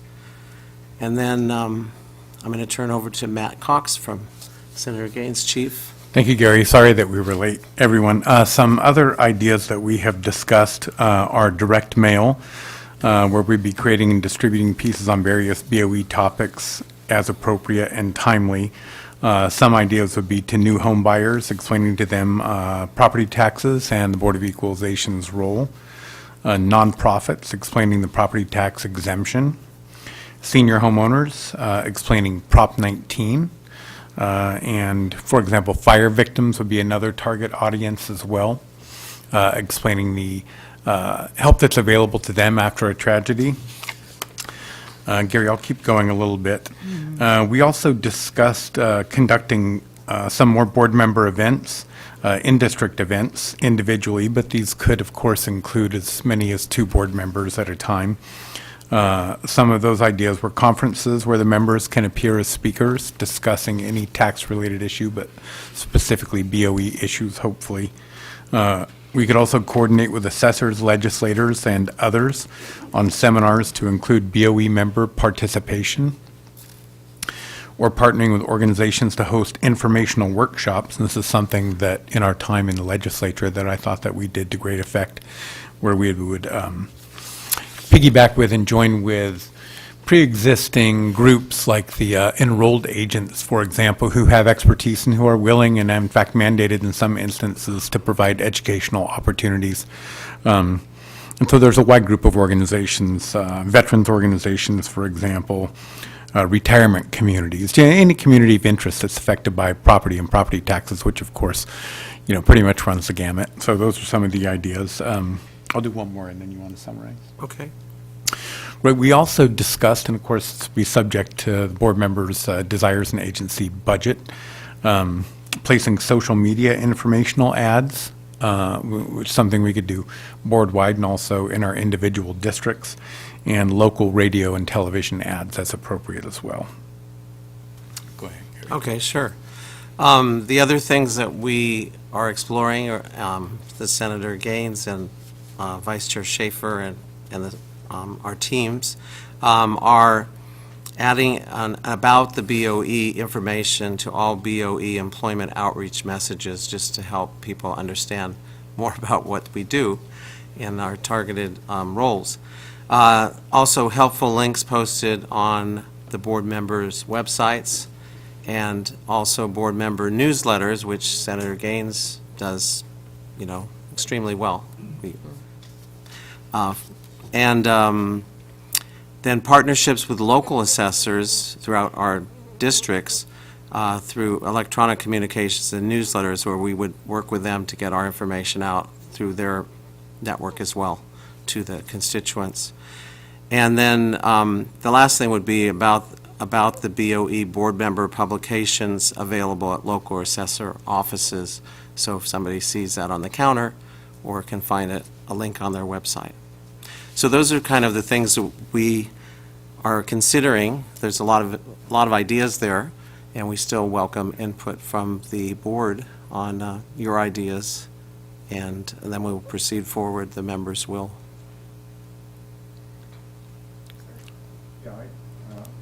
Just in terms of what I am interested in and would like to pursue would be opportunities for kind of town forums, or whatever you want to call them, where I could come up, and we might even bring someone from the BOE, work with a local county assessor, and kind of use a team approach to addressing issues. But I think there's, Prop 19 is kind of the big issue right now, but we could really address any question that they would have as it relates to assessment of property. And in terms of the video, I think video idea is a good one, and that ought to be incorporated in our regular website. And in terms of outreach, I really like the social media concept, because I think the clear issue is, over and over again, what do you do at the BOE? And so I think if we can communicate that in a clear, simple, concise way, and that's kind of the trick. But I define it as, in some ways, as it's called a tax board by some folks, right? Because we're determining we have certain tax duties, but the assessors and our duties are to value property, which then determines taxation. So I just think those are a variety of options that certainly I'd be interested in my district.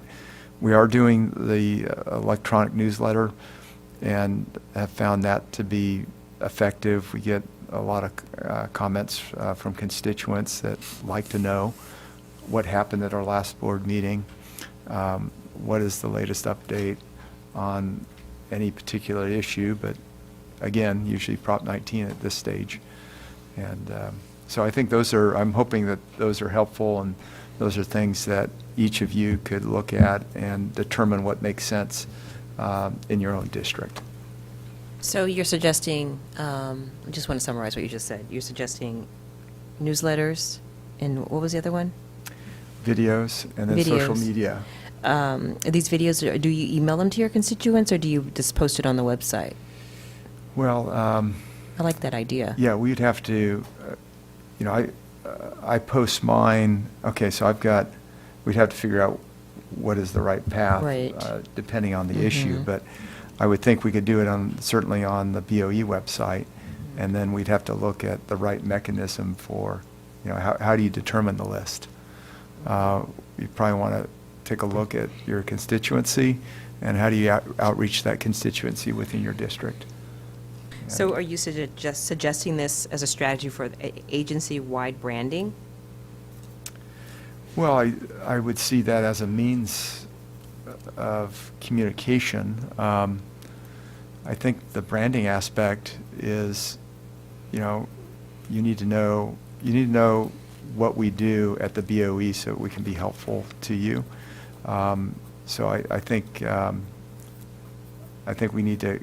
we just need to get the word out of what a member of the BOE does and how we can communicate and help you. We often get calls, and I'm sure it's true with all of us, but, you know, we get a lot of calls from folks that just don't understand where to go for government. Mhm. And so, and I think we should always, and I'm sure we are, I know I am, you can call me about any issue, and we're going to figure out who you need to talk to, because government's complicated. And so, in my view, it doesn't matter if it's local, state, or federal. If you have a question, you're looking for someone to act as that conduit, and I think that we can be effective at doing that for our constituents. Thank you. They love having, you know, the ability to get on the phone or even send us an email and get an answer. We really try to do it quickly, because often that's not the case. And I wish everybody could respond as quickly as we do. And you know, if we're not careful, maybe we'll get inundated with thousands of calls, and then we'll have problems returning and responding quickly enough. But that hasn't been the case. But I think we certainly can do more in terms of our outreach to let people know that we're available and we want to get you down the right path. Certainly within our own realm at BOE, but you know, some people will say, well, what can I do about Prop 19? Well, I say, well, you need to talk to your legislator. Well, who's my legislator? Mhm. Then we'll get them in touch with that office. All right. Thank you very much. So let's see if do you have any questions? Yes, Mr. Vasquez. First of all, thank you, Member Gaines and Vice Chair Schaefer, for working on this. And I thank you for your ideas, and I think this represents a positive step forward for me, because the overall purpose is to ensure that the BOE's function and service is clearly understood by the public without confusion and builds public trust. To me, our brand should be our key message that incorporates three things. The first, I think it should communicates the core values, beliefs, and goals of our organization, thus establishing trust. Trust is earned by doing what we say and not having the public trying to second guess whether the messages they receive from us are clear and reliable. I know that branding is a largely visual, so this is a challenge, but visuals are easy for people to remember and identify with. The second one, I would think, is once we have a distinct brand with our mission and purpose, we should consistently use it in our messaging to build stronger relationships with our community. I think we saw this happen with Prop 19, like you mentioned, to an extent without a brand. As launch implementation as a new program, residents statewide began to identify BOE as the agency that would provide answers to questions and concerns regarding it. Using our brand for every new program or agency initiative will build consistency and reliability. And I guess the third one would be part of our branding efforts should also include collaboration with other agencies, industry, small businesses, nonprofits, and community groups to raise awareness about the ways people can utilize our services, access the correct information they need, and protect themselves from wrong answers that they may otherwise cross their path. Again, I'm very supportive of our efforts, and I wanted to add these three concepts as ideas that might be incorporated if you don't already have them in your plan moving forward. Great, thank you very much. That spurred a couple of ideas in my mind, too. We stay in constant contact with our constituent services person on our team, and you get a variety of different questions. Sometimes they're CDTFA related, right? They just need to know that we don't have that duty any longer, that particular duty. But we'll get a lot of calls from people that are having issues with nonprofit status, and they're just trying to get their paperwork figured out. And we've been given updates here at the BOE and how that's being streamlined, which is very encouraging. But you know, that could be you could do a town hall on nonprofits, and we could have our expert from the BOE speak about what is the process and how do we help you along through that process, and give them contact email or phone number on who the right who the right person is to speak to. And more recently, I've had issues with boats. I don't know if you're getting calls about boat valuation, but I've received. Me in the city, no. Yeah. I can't. Oh, you don't? We don't have that problem. I was thinking the Bay, San Francisco. Taxpayer But- 39, what do you mean? Yeah, no, I think the slips are too expensive. And I had another person give me a call about closing a business, and that was CDTFA related, but we were able to put them in touch with the right person and it got it resolved. So I just think we need to amplify it so that people know what we can do and how we can connect people. Because the people we're helping, it seems like 9 out of 10 cases, we're able to at least put them in touch with the right people, if not resolve the issue. All right, thank you very much. Does that conclude your presentation? It does, thank you. Do you We have any will action items or takeaways? We will continue to work, to come up with a specific plan to put before you, but these are just ideas that we're considering, and we'll certainly get your comments and incorporate them, Member Vasquez. Okay, Appreciate it. thank you. Did you want to say something? See your finger on the mic? Yes. Go ahead. Hang on. I had a question for Mr. Nanjo, actually. Oh, Okay, Mr. Nanjo, we have a question for you. Thanks, gentlemen. Mr. Nanjo, they had mentioned something about direct mail. Did you, in their presentation? Yes, I heard that. Did you have any concerns about the use of direct mail? Thank you, Deputy Controller Eppolite. The concern would be over the mass mailing regulations. We would assist the board members in making sure that they're not running afoul of that. So we'll work very closely with the work group along those lines. Okay. Thank you. All right.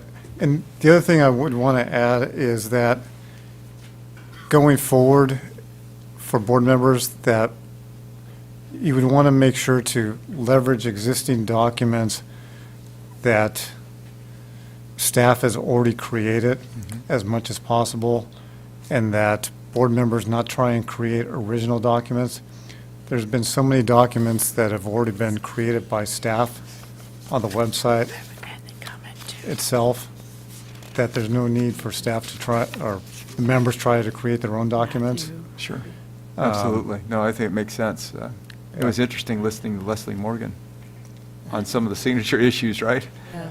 Right. It's like, hey, if we had one form that everybody was following, it would make it a lot simpler. But yeah, I think the same applies to ourselves. And the other thing I would want to note is my member probably does a couple of webinars a week. And, I would also encourage the members to partner with local organizations. You remember partnering with assessor offices, but also, county bar associations. Think of, tax groups. But just within local bar associations, you have real property, estate planning section. There's 2 or 3 groups within a local bar association with Prop 19 to get Sure. get the word out. Yes. And I really think we have local tax groups within each county that that's an opportunity. That's right. You could put a panel together and include, Well, the taxation group, that's the third section. yeah, you could have an expert So that's tax attorney that could also provide information. right, but that's 3 Yeah. groups within probably each local bar, county bar available to you Sure. to get the word out now. Absolutely. That's a good suggestion. Thank you. Thank you. All right. Let's take public comment. AT&T operator, do we have is there anyone on the line who would like to make a public comment regarding the item L2A, board member requested matters? Thank you. If you wish to make a comment, please press 1, then 0 at this time.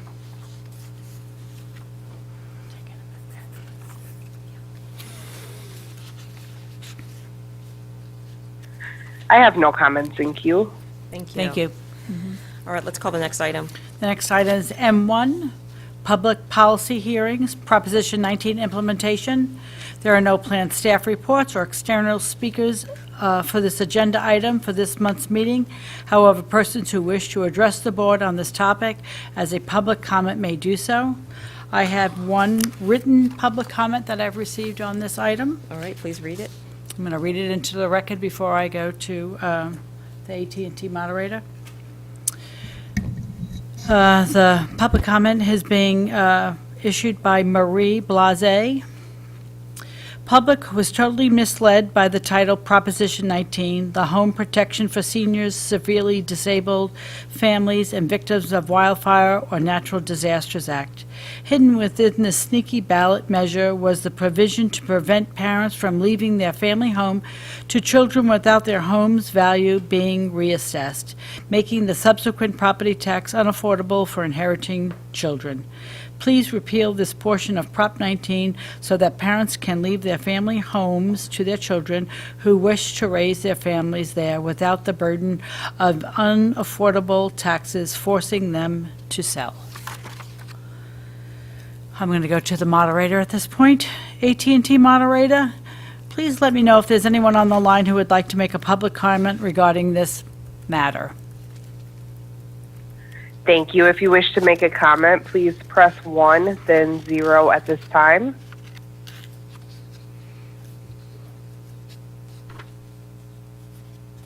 I do have one comment in queue. It'll just be one moment. Thank you.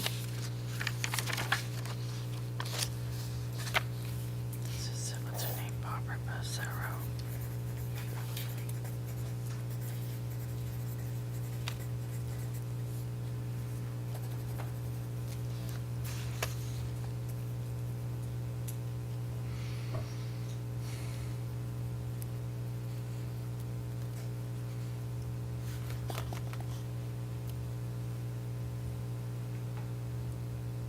And our comment comes from the line of Natalie Vanderberg. Please go ahead. Hi, just wanted to say thank you for an opportunity for me to just clarify something. And I did submit a comment via email, but I'm not sure if it got read or if I missed it. But we've had a lot of talk about Prop 19 and grandchildren and passing down real estate and so on and so forth. One thing that I haven't heard, and I apologize in advance if this is not the correct form, is specifically for parents who have a permanently and severely disabled child. I have a 4-year-old who's permanently and severely disabled, and I was wondering if I had seen a couple of bills that had proposed some change in just the language, and just looking at a new approach to have it say that, homeowners who are the parents or legal guardians of severely disabled children can also claim this exemption. And I was wondering if there was any headway on that, and if there's any true guidance to how someone could navigate that. We have sold our home and we have bought a new home. This was after the proposition was passed. We were under the assumption that because we had a severely disabled child that we were able to provide the doctor's attestations, which we did, and that we would be able to apply for this exemption. But there's been some confusion, I guess, about the fact that the child is not a homeowner. He's only 4 years old. So could there possibly be an extension of the claimant being the homeowner who is the parent or legal guardian of this severely disabled child? Obviously, it's very stressful to navigate and to raise a child who's severely and permanently disabled. And we have also submitted permits to do construction on the new home, hoping that we could have this exemption definition clarified. Okay, Carla, just, can you summarize what exactly are you asking? You want clarification on what? One more time, caller? Sure. I guess we submitted our exemption form because we are the parents of a severely disabled and permanently disabled child. That child is not an owner because the child is only 4 years old. And so what I'm asking for is does the proposition extend to homeowners who are the parents or legal guardians of severely disabled children that reside in the home. Okay, hold on a Because minute. We're working on. We're having some. Give me a second. Yeah. I think we're Sure. working on getting an answer Sure. for you. Mr. Oh, Nando, okay, sure, do you have at the very least, a reference, a telephone number, and email that we can give this caller? What I would recommend, just briefly chatted with TRA and property tax. Mr. Young, and I don't want to misspeak for him, but he indicated that he's not aware of anything that would help this particular taxpayer situation. I was checking with TRA to see if Ms. Thompson had gotten any kind of comments from her. It doesn't appear to be so. What I would recommend is if this caller wants to contact our TRA office, she can get more information from our TRA, and we can, at the end of the day, there may not be anything we can do, but at least we can kind of point her in the right direction. Okay, Ms. Thompson, can you come to the mic and just tell the taxpayer your contact information, just so that, caller, we're trying to get you on the pathway to getting your question answered. We don't have all the facts in your particular situation, so TRA is the Taxpayer Rights Advocate. Taxpayer Rights Advocate. It's on the Board of Equalization website. And the number for you to call is... I'm going to actually, I'm going to actually have her contact Miss Margie Wing of my staff from the TRA office, and her direct line is 916-274-3368. And we'll be happy to look into that for you. Thank you very much. And do you mind repeating your name? Sure. It's Natalie Vandenberg. Okay. Thank you so much. Okay. Are there any other callers? I want to find out. AT&T moderator, are there any other callers on the line for this matter? I have no further comments, thank you. Thank you.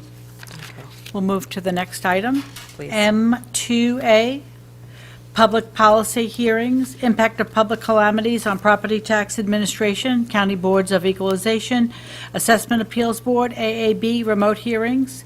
There are no planned staff reports or external speakers for this agenda item for this month's meeting. However, persons who wish to address the board on this topic as a public comment may do so. Let me call the AT&T moderator. AT&T moderator, is there anyone on the line who would like to make a public comment regarding this matter? Thank you. If you wish to make a comment, please press 1, then 0 at this time.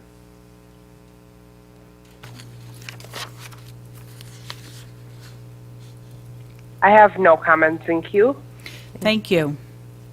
The next item on the agenda is N, public comment on matters not on the agenda. Persons who wish to address the Board of Equalization regarding items not on the agenda may do so under this item on the agenda. Please note that the board cannot take action on items not on the agenda. However, the board can schedule issues raised by the public for consideration at future meetings. We do have someone in the audience who's filled out an appearance sheet to come make a comment. Paul C. Ballard, please come forward.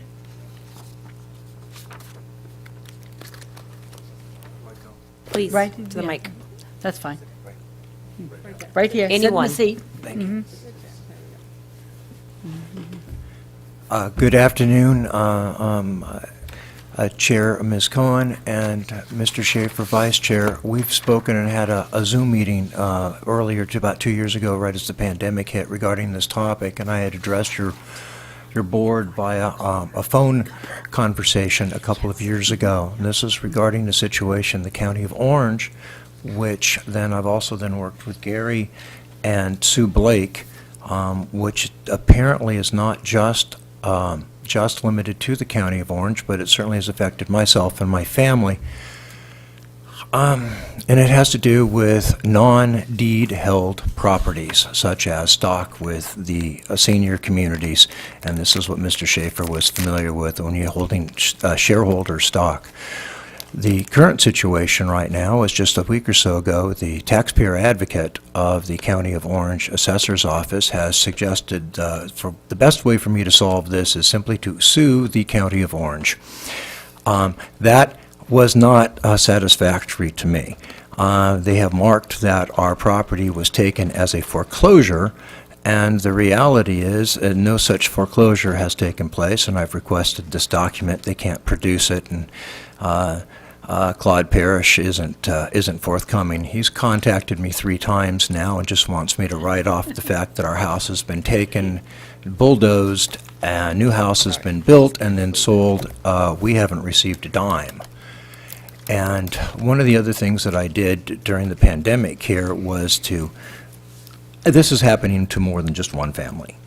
And what I did during the pandemic is, rather than continue to fight why this is taking place, I thought I'd look at the government side of how this is taking place through the assessor's office. And everybody claims everybody's doing everything just the way they're supposed to. But the reality is there are tens of thousands of APN numbers, assessor parcel numbers, that are not on the public record. And this is the mechanism that I have determined. I was the president of the Board of Realtors. This is the mechanism that I've determined that is being utilized by a group of less than scrupulous individuals because there's no public record of ownership of these homes, and you pay for them with cash. There are no recorded deeds, so it's held with stock and it's not recorded at the county county recorder's office. I didn't want to go away on this. It's a serious issue. It's affecting certainly more than myself, and I want to apologize for my casual attire. I got a message, a text this afternoon from Gary saying that you guys are having a meeting today, and he was going to call me up and have me speak that way. And I said, well, I'm going to jump in the car and come on over, but it's National Beach Day, so excuse my casual attire. Did you drive all the way up from Orange? No, I was actually up at the ranch outside of Mariposa County. Okay. But I was casual, and I have nicer clothes in the car, but Gary said don't bother. But there really is something needs to be done. If all of this is truly acceptable, it really isn't. With computerization, there's no reason that the APN numbers need to be in a separate set of books. Politely put, apparently at least 2 assessors' offices that I've been in contact with Sue watching, or Sue Blake being aware of this, they have 2 sets of books, the public set of books, and then they have thousands of homes in a separate set of books that are not on the public record. And this is completely unacceptable as far as I'm concerned, and in the real estate industry. And I know it's shocking to say, but it's so. And I can produce it even with my phone if need be. So I've checked the computers, I've checked the title plants, I've checked the assessor's office computers, I've checked the assessor's office hard paper books. And what I get from the County of Orange, George Singletary, the lead gentleman potentially running the assessor's office, is that he refers to these APNs as fictitious, whereas when Mr. Parrish contacted me, he refers to them as factitious. Either way, it's unacceptable because it's the lack of the public safeguards, of the government safeguards to protect the seniors and the heirs of these homes that you pay for with cash is completely unacceptable, and this is something I'm just trying to address because the assessor's office points to your board as we're following all the rules. And apparently we may need some legislation if laws currently aren't being violated, which I have a hard time believing they're not, but if this is the legitimate way that California is doing business as our 5th largest economy on the planet, I think we need some legislation to help protect the safeguards of the seniors and their heirs that purchase homes with cash and hold them with a stock versus a deed under the Davis-Sterling Act of 1986. And I'd certainly be glad to entertain any questions. I've done too much investigative work. Our time, well, this is public comment. You didn't come to testify, but perhaps we can invite you next month. I appreciate that. Yeah. I appreciate that. So a couple things I'm thinking. Time's up, so, but we do, sounds like we do have Sue Blakeman and Gary Gartner have your contact information, so we can follow up with you directly. Correct.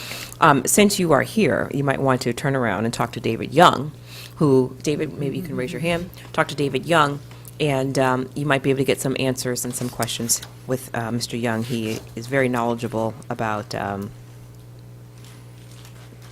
all things property. Mr. Nanjo over there is our general counsel. Also, might want to have a word with him before you drive back to Mariposa. Okay? I appreciate that. That's the best we can do for you right now because the item is not agendized and it's just public comment at this point, but let's continue the conversation. I understand. Thank you. We do need to work on this. Thank you for allowing me to address your board, and thank you for being here and taking care of the taxpayers. One last, I did a video, and I'd love to put it up at some point, but I tried to go in and pay the taxes at the tax collector's office, and I did a little video, and that's what I sent to Gary and Sue. They don't have the APN numbers, and so you aren't allowed to pay your property taxes at the tax collector's office. So where do you play it? Well, this is the interesting scenario. You just pay the management Mary, I company. know. You Okay. pay the management company pays it, but this is then part of the mechanism of how the houses are being taken, because the individuals aren't allowed to pay their taxes on their own, which I also think is completely incorrect. Okay. Thank you. Thank you. Thank you for coming. Thank you, Mr. Chair. All right, Mr. Keddy, let's get back on track. Yes, it's fine. I have, for this item, I have one written comment that I will read into the record, and then we'll try the AT&T moderator. This written comment was submitted by Matthew Rakela. Many taxpayers across the state have experienced restricted access to their property during the pandemic, negatively impacting their property values. California Revenue and Tax Code Section 170 allows for the filing of calamity claim by taxpayers experiencing this kind of damage. Numerous counties have denied this claim and afforded the affected taxpayers the ability to appeal that decision within 6 months of the provided denial notice, in accordance with the intent of Section 170. A few counties have searched for a loophole to circumvent the taxpayers' appeal rights, thus denying the taxpayers the chance to appeal the denial of their calamity claim, and denying them the right to have the County Assessment Appeals Board, AAB, review the assessor's office determination. Effectively, these counties have eliminated any oversight from the AAB of the decisions made by the assessor's office. The assessor has done so by stating their denial notice is not a reassessment, or that the calamity claim is not a proper application, both conditions which the assessor's office asserts are necessary for an appeal to be filed. Without the ability to file an appeal, the opinions of assessor's office outlined in their calamity claim denials can never be reviewed or questioned in front of the county AAB. Shouldn't all taxpayers have the right to appeal the notice of determination issued by the assessor's office, and have the right for the AAB to review the merits of the calamity claim? I suppose that's a rhetorical question. I believe so. Okay, thank you. Let's go to AT&T. Yes, AT&T moderator, can you let us know if there's anyone on the line who would like to make a public comment regarding this matter at this time? Thank you. If you wish to make a comment, please press 1, then 0 at this time. We'll go to the line of Barbara Brunasso. Please go ahead. Talk on a step-by-step process of what documents need to be sent in to apply for the Proposition 19 benefit. And I know that was very clearly listed on the Proposition 58 form as to what documents were needed: a death certificate, trust, will, whatever else it was, I forgot. And I would say it's all probably the same for the Proposition 19. And I didn't see it as legal advice or that I needed to get legal advice or find out what other, somebody said tax options existed. When somebody's decided to move forward with applying for the Proposition 19, they just need the straightforward list of what the documents are to be sent in. And someone mentioned during the meeting that they are researching it and it's being revised. And I'm thinking this form should be able to, be quickly revised and improved and made available so people can actually start the process. And I'm saying this for the information of anybody listening into the meeting so they're aware if they want to start their paperwork, just look at the Proposition 58 application form because that had a pretty straightforward, easy list of what documents were required, and I'm thinking it's pretty much the same thing as the Proposition 19. So that's just what I wanted to put out there. Thank you. Thank you. We're at the last item for the day, closing remarks. Colleagues, any closing remarks? Closing is a little bit of a misnomer because we are going to be back tomorrow. I have some, but I'll wait till tomorrow. Okay. All right. Well, ladies and gentlemen, we are in recess. We will reconvene tomorrow morning at 10 o'clock. Thank you.